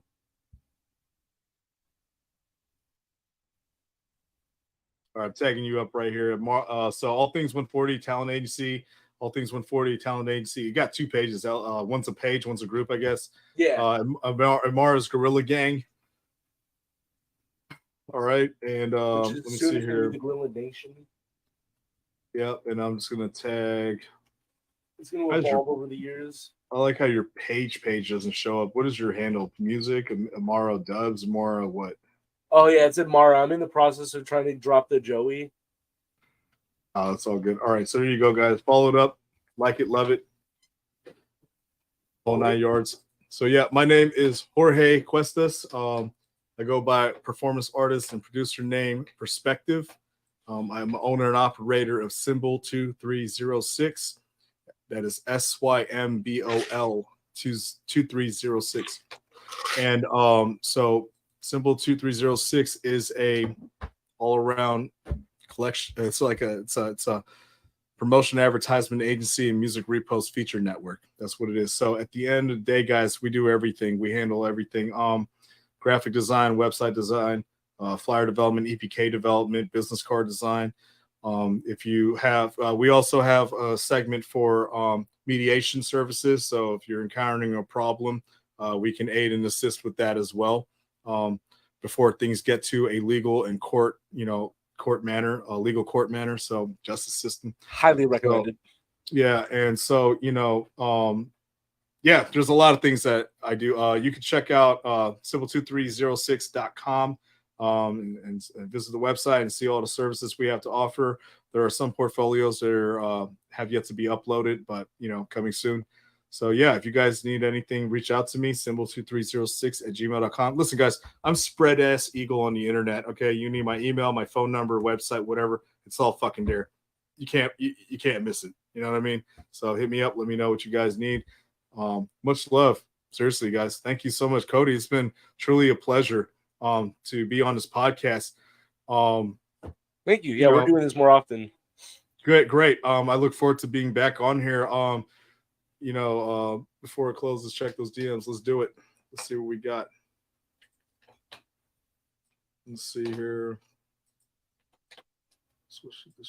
Yeah, I highly recommend this guy. This dude is fucking amazing. This dude's been helping me like for extensively for a while, and I could not thank him enough. And so it's just like, you know what I mean, when anybody whenever you guys need help with something as far as like fucking, you know what I mean, consultant work, reach out to this guy because he is the one to book.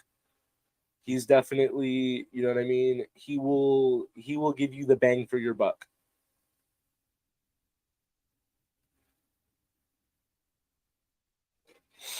Oh my God, Iple, you're fucking disgusting. I like this. I had to look down to make sure I didn't mute myself. Did I just say all that muted?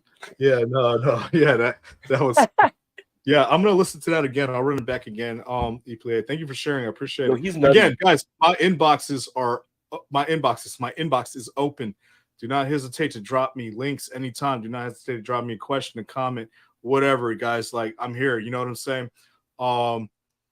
As far as services go too, I do documentation. I do create contracts and stuff. If you check my Facebook page, look at my banner, you'll see the shit that I can offer as well. If you guys need custom documentation, anything that is potentially, if you have a document, you just want to like it to look a little more aesthetically professional, let me know.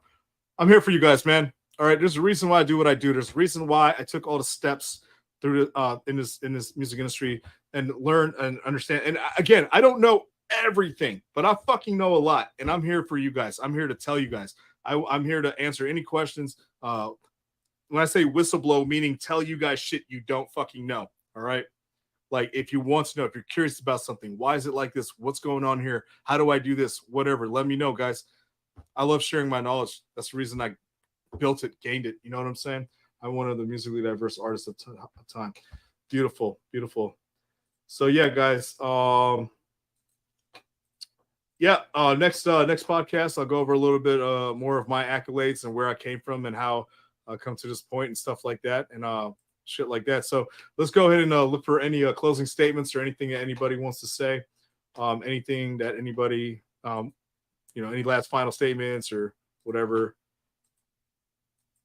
Hell yeah! Basically, thank you guys for fucking tuning in. Thank you guys for sticking around for 4.5 hours, and for the people that watch this, enjoy.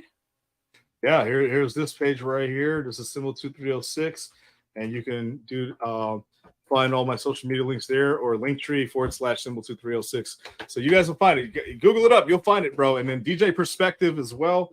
You guys can here DJ Perspective. There's my page. If you'd like to follow it up, I'd really appreciate it. This guy probably feels like I'm like not paying any attention to him, the DJ Perspective guy. Let's see here. Let's see if I can well, it won't let me tag my personal page for some reason, which is interesting. Maybe this thing is just glitching out a little bit, huh? Try this. Glitching out the entire time. I've been like, what the fuck? Official. Yeah, I think we did it for. I mean, it could have been worse. Could have done a. I'd say as far as the first stream podcast attempt, this was a huge success. Yeah, we could have shit, man. This could go on for hours, guys. I have a shit ton of energy when it comes to talking about all this shit. I love it, man. I seriously love it. My goal is to literally dive in and mold, shape this underground world, this amateur world, if you will, the new entry level world, and the up and coming into the right direction and path. Sometimes all you need is that missing puzzle piece or a little push, a little nudge, a little information, and you're like, oh, mind blown. You know what I mean? So, yep. But I also want to build a big stream out of this. So it's like if we section it out into different sections where we do this more often, because it's like we could sit here for hours. Yeah. Which we've already done that for 4, and the max you can stream on Facebook is 8. So it's just like I might eventually do 8-hour streams, but it definitely will be on like a weekend.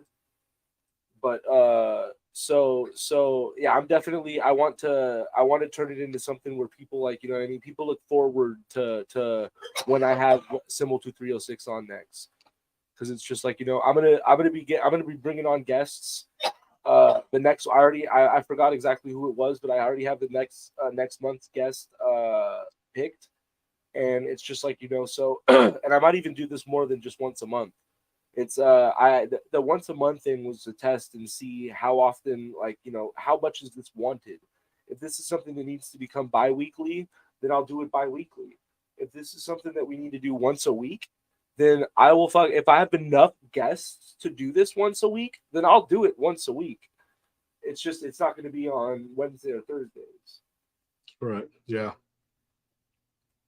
But yeah, other than that, this was super fun, and I hope everybody enjoyed this, and I hope everybody tunes into the next one. And even when this is over, spread this around as much as you can.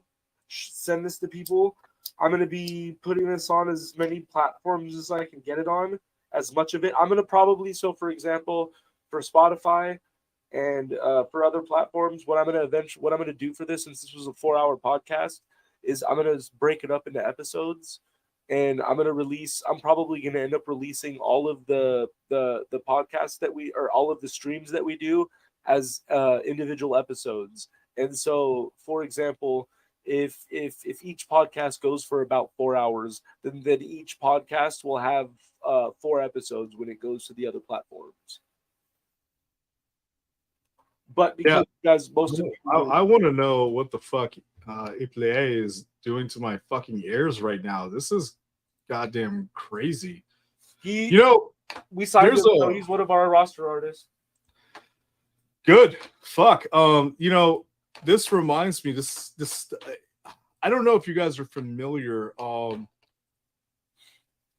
with an artist. You know, I wasn't going to single anyone out in this podcast or talk about particular artists. I like to show, you know, a level of love to all, but I definitely, this is not a promotional factor. I don't know if any, I don't even know if I should, I don't know. I think that they, let me see, let me just fucking look this up real quick. Let me see if they're not, if I don't see anything public for them, then I can't really speak on behalf of them, because once an artist, this is just professional etiquette, guys. If an artist has taken under shit, they're no longer a thing, or they're rebranding or whatever, or they are in a lost space right now and they're not too sure what they're doing, it's best to not announce them, right? So, but let me see if this person is live still and if they are doing things.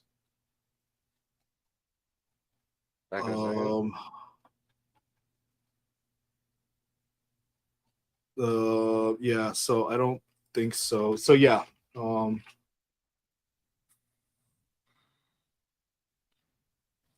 try this one more time. Let's do people. Yeah. Okay. All good. I can't really discover them so at this point or find them, so it's all good. I'll discuss it. Might be me. So keep it. Okay. Yeah. So here, I'll put it this way.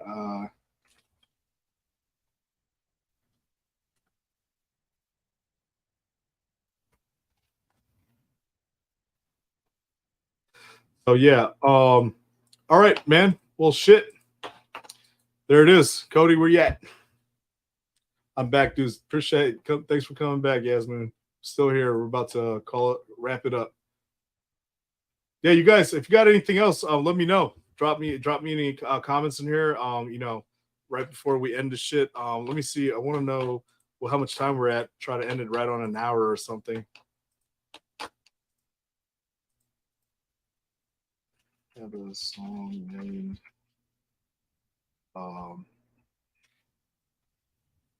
Decaf.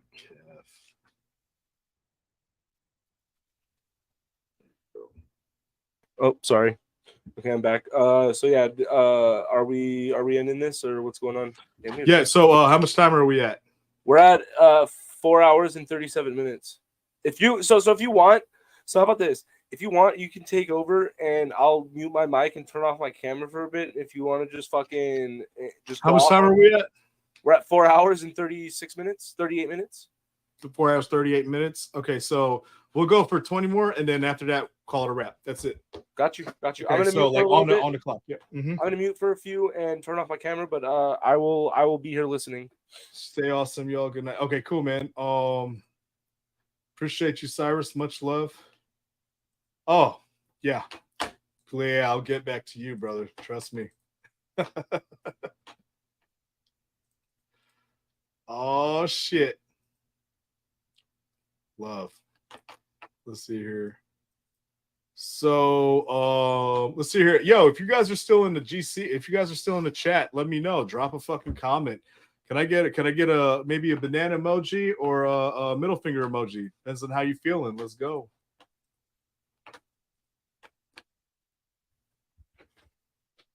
We got 20 more minutes to burn, guys. You guys come at me hard. Let me know what it is, you know? I feel, Yasmin. I feel. I wish that Cody would have at least left me with one topic before. A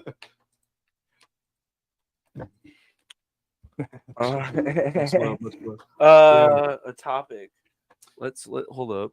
It's still up. Yeah, so 20 more minutes. That's what I we're didn't doing. think we even went on to feel the significance of having females on lineups. We have enough. Oh God, let me tell you right now, guys. If you're booking an artist just because of fucking gender, get the fuck out. Just leave. Don't.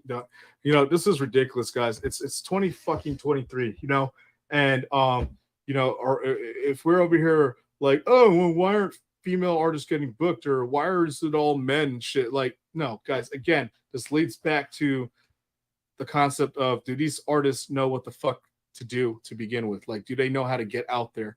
You know, this is a very much a male dominated industry, but that does not mean it's only for the men, you know? Sometimes these ladies are out here misguided. You know what I'm saying? Sometimes these ladies are lured in a very sexual manner just to get shit and, you know, just to get advanced ahead in their careers. And they're like, fuck that. You know what I mean? There's a lot of creepy McFucks out here, bro. There really is. There's a lot of, yeah, seriously. And it's just like, you know, don't book someone because of gender, and don't not book somebody because of gender. But also one thing you were saying before we went live is that that we have enough female talent in the scene that there is no reason for there not to be female talent on all these lineups. Excuse me. Yeah. Like I said, guys, this is creativity knows no boundaries. Okay, art has no boundaries. Honestly, guys, like, you know, if you're one for like being anti-female in this industry, you're a fucking idiot. You're a goddamn idiot. That's all I have to say. And you should. I'm not gonna tell you quit or give up what you're doing, but I will tell you need to reevaluate. You know, really, really dark thoughts right there. That's really fucked up. You know. Yeah, I know females that suck at DJing. I know females that are amazing at DJing, just like I know men that suck at DJing and men that are great at DJing. I know, you know, we shouldn't be segregating this shit. It's like, grow up, fucking grow up, everybody. Like, you know, shit.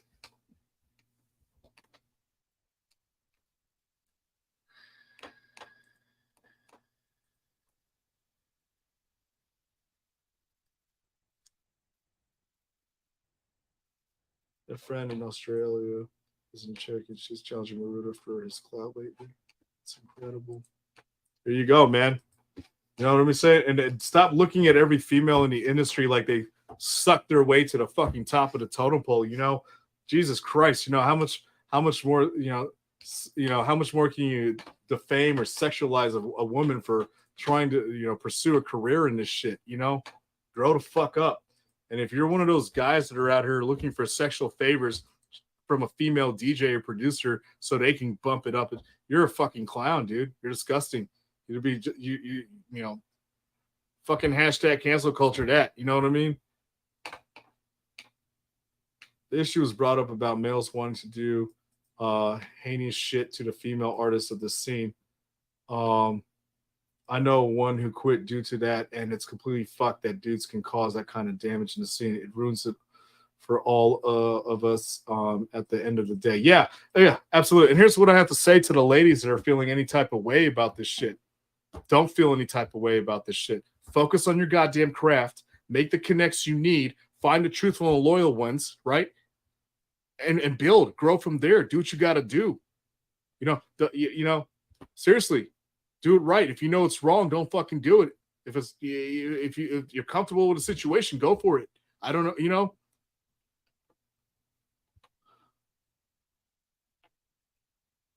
Let's see here. My dream is to be a rhythm DJ. Cody would be proud. Yasmin, I love that. I actually love this. Hit me up. I'll show you how to put a phaser on a square wave. Nice. Let's see here. Why take the fun away from one person because you want to just get your dick wet? Like, bro, that's bullshit. I got Ableton. I'm dead ass. Yeah, bro. Yeah, look, guys, I'm trying to tell you, man. You know, I'm trying to keep it somewhat professional and decent in here, but I'm trying to tell you, man. You know, my fucking jack off sessions are probably better than the pussy you get sometimes. You know, like I hate to say it like that, but it is what it is. You know. Motherfuckers, keep your dicks in your pants. Ladies, you know, fucking have some dignity, you know?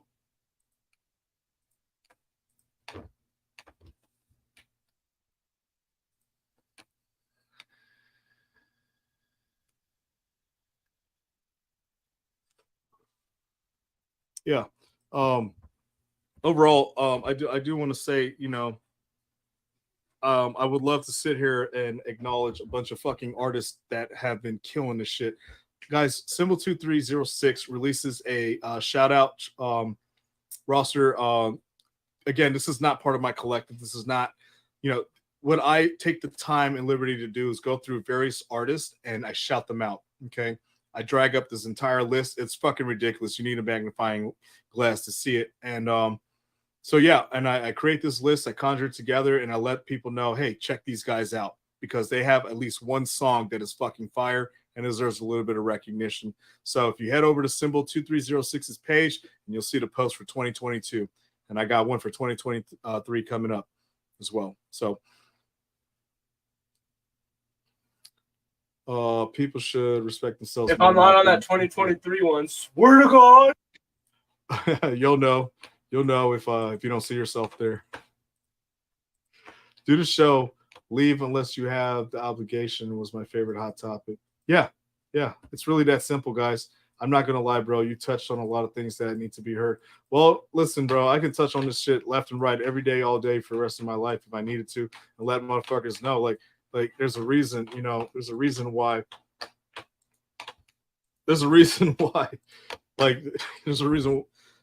why I'm fucking here preaching this to this day, because I know it's effective and it works. Okay, it's really that fucking easy, guys. It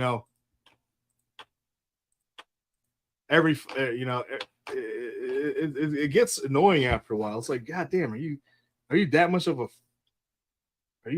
a fucking nymph that you have to fuck something everywhere all the time wherever you go? God damn, why are you a fucking producer and DJ? Go be a goddamn adult entertainment star. Go be a porn star. You know what I mean? Go wrong fucking career path.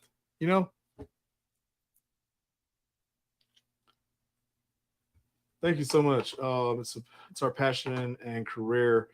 Don't destroy it. What we strive to create. Goddamn right, man. Taking all the fun out of it for everybody,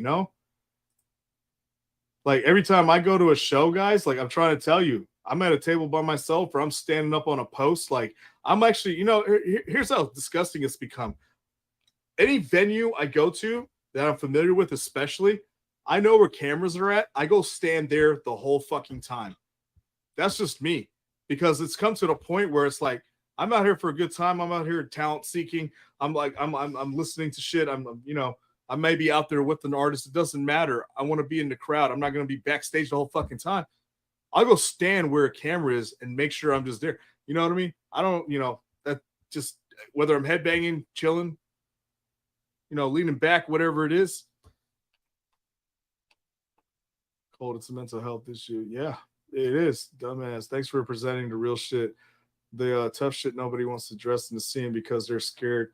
Well, yeah, you shouldn't be scared about preaching what the fuck is right. And a lot of people are afraid of it's gonna be bad PR or whatever. Fuck it, I'll say it for you. You guys have something you want to talk about or want me to bring up, I will happily say it every time. I literally, guys, I have nothing to lose and all to gain. There's nothing that I have to lose. I hate to choke it up to that, but these people are insecure and unloved. Potentially, to an extent. You'd be surprised. Half these motherfuckers have girlfriends or something of that nature, We had to do our due diligence to scrutinize these people for not acting their age and not let them in the club and to begin with. Well, to an extent, unless there was a database keeping track of names and shit like that, there's nothing we can really do. Identify by eye and say, what? Oh, hey, you're that guy. Get out of here. Okay, I guess. These fucking venues have a different security guard every time because those jobs aren't secure enough for them to pay their bills. Moments in the crowd makes our lives have a new meaning. Absolutely. Narcissism and sociopathy tend to be strong contributors to sexual promiscuity. Yeah, absolutely. People like to look back. It's literally like, it's disgusting. It's a demeaning act. It's almost like okay, I get it. No, what's the word here? No kink shaming here. I get it. If you have this Dom mentality and you're looking for a sub, go find that in the right place at the right time. Put a fucking Craigslist ad up. I don't know, but don't go to the EDM show looking to grab ass and tits and fuck somebody in the bathroom, do a line of coke, swap IGs and bounce. Like, it doesn't make sense. Chill. People look like past major issues. Look to past narcissism. Yeah, it's called the registered sex offender list. Half of them are on it. I know certain parts of the scene, like the Denver part, at least, has an entire group that tracks scummy artists. That's beautiful. I'm very curious to see how that operates and works. Honestly, Symbol 2306 as an agency, I would love to have a whole fucking, legal section, confidential, of course, to those who are authorized. And when I say to those who are authorized, to those who won't take it and try to get people in trouble. But those who are actually in trouble, passing it to these promoters, these club owners, and stuff like that, and letting them know. Honestly, if it's public, if you're on a sex offenders list, that should be publicized. People should be informed. You know what I'm saying? That's it. EDM events are not back page. Of course, don't groom exactly. Of course, but don't groom exactly. I know dudes that get to DJ and play shows, but they feed female drugs or get them drunk and taking advantage of them. Then everyone just turns a blind eye, or people refuse to cancel these nasty people. This comment made me look old. Yeah. Okay. Let me explain something to you guys about drugs as well.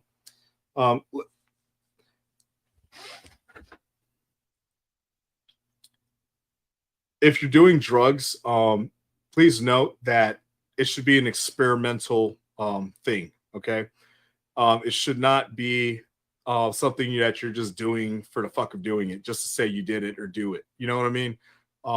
Drugs, please note that they are very energy based. They really fucking are. Having a bad day, it's going to be a bad trip. Having a good day, it's going to be a good trip. Even that can turn to a bad trip. At the end of the day, why the fuck would you want to be out in public, unsure of what the trip is going to be? I understand that it can enhance or emphasize the visuals, the lighting, the sound, all that shit. See sound and fucking hear colors. I get it. But, at the end of the day, guys, it's like, make that a fucking, borderline sacred thing. Make that something that, if it's part of your activity, your extracurricular, you know what I mean? Do that shit in private, or do that shit in an environment where you're more secure. You know what I'm saying? People get taken advantage of while under the influence all the fucking time. Hell, if alcohol can do it, anything else can do it. I'm just saying, you guys got to be careful out here. We can't sit here and just point fingers to those who are fucking around with people that are on drugs. Those individuals that are on drugs are doing it irresponsibly at times as well, So it goes both ways. That's all I'm saying.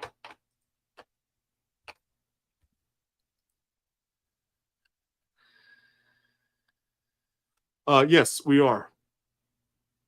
Is it fucking up, E-Play?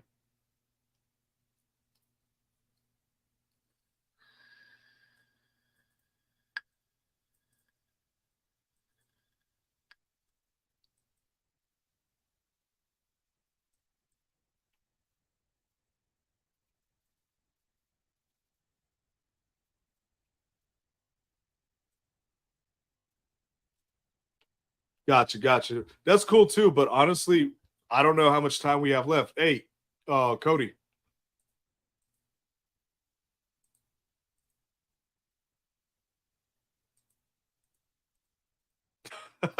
Yo, what's good? Yeah, what time frame are we at? We have like a little under. It's about to be 5 hours, so I was gonna cut it off at the 5 hour point. But it's about to be 5 hours. How much time? Like exactly minutes? 6 or 7 minutes. Okay, cool. Yeah. So yeah, like I said, let's have some alternative guests come up in here next time on the streams and stuff like that on other podcasts for sure. Because if we let anyone else up in here, we're gonna be here for like, forevermore. Unless it's up to you. So I was more thinking of a after conversation. If you guys wanted to chat like in here after the stream was done, that's why I gave him the ability to come in here. And also because I know I'm gonna want him as a guest. So is the pee pee poo poo, is that all caps, or and is it PEE? Yeah, it's all lowercase, no spaces. Okay, cool. Just making sure. Just in case anybody wants to know, if you want to, if you know what we're talking about. I was actually intending to end here in about 7 or 8 minutes because I actually have shit to do, so that's why. But I'm definitely down to have E-Play come up here. Are you, if you cam on, bro, that would be great too. You know what I mean? But at the same time, please do what you feel at your own discretion. So you should make this a cam on, mic open type deal also when you have guests up here, because we don't want anyone coming up here And not obviously we know ePlay, but I'm talking about randoms. Yeah, no, exactly. Yeah, coming up in here and Because I don't know how to change the fucking. yeah. So yes, let me know if it's working. ePlay, is it? I had no idea what it was. Oh yeah, bullpen sesh. Yeah, it works. But come on, I'm gonna start talking about synthesis as if it were theoretically physics. Yeah, dude. ePlay has always given me unique conversation. I'm not gonna lie. Like, yeah, I remember conversations, man. Very, very, very unique conversations. Yeah. How do I get rid of I shared my screen earlier and it's not going away. I'm gonna play around with this site at some point. Yeah. I can blur my background. Hold up. Oh shit. Yeah, that's pretty useful. Yeah.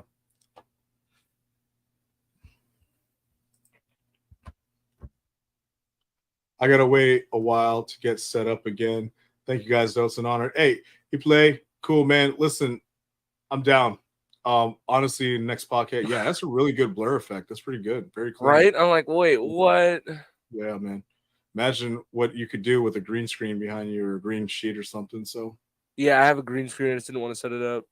Oh, yeah. I'm just chilling in a nice living room. Check it out. Yeah, man. I know you can do. I can. Oh, it's over.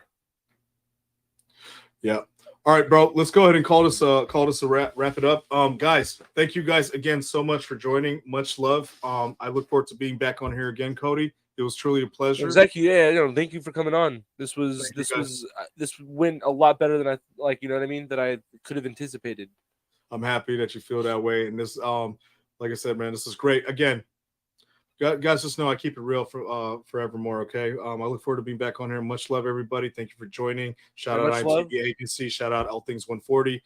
Shout out Tchaikovsky Bad Wolf. Shout out Simple 2306. And guys, see you guys on the flip side. Thank you, Cody. Much love. Thank you all for tuning in. Thanks for coming in. Thanks for always being around for me and dealing with the fact that I don't reply to my DMs very quickly. So sorry about that. But until next time. Peace, bro. Much love. Peace.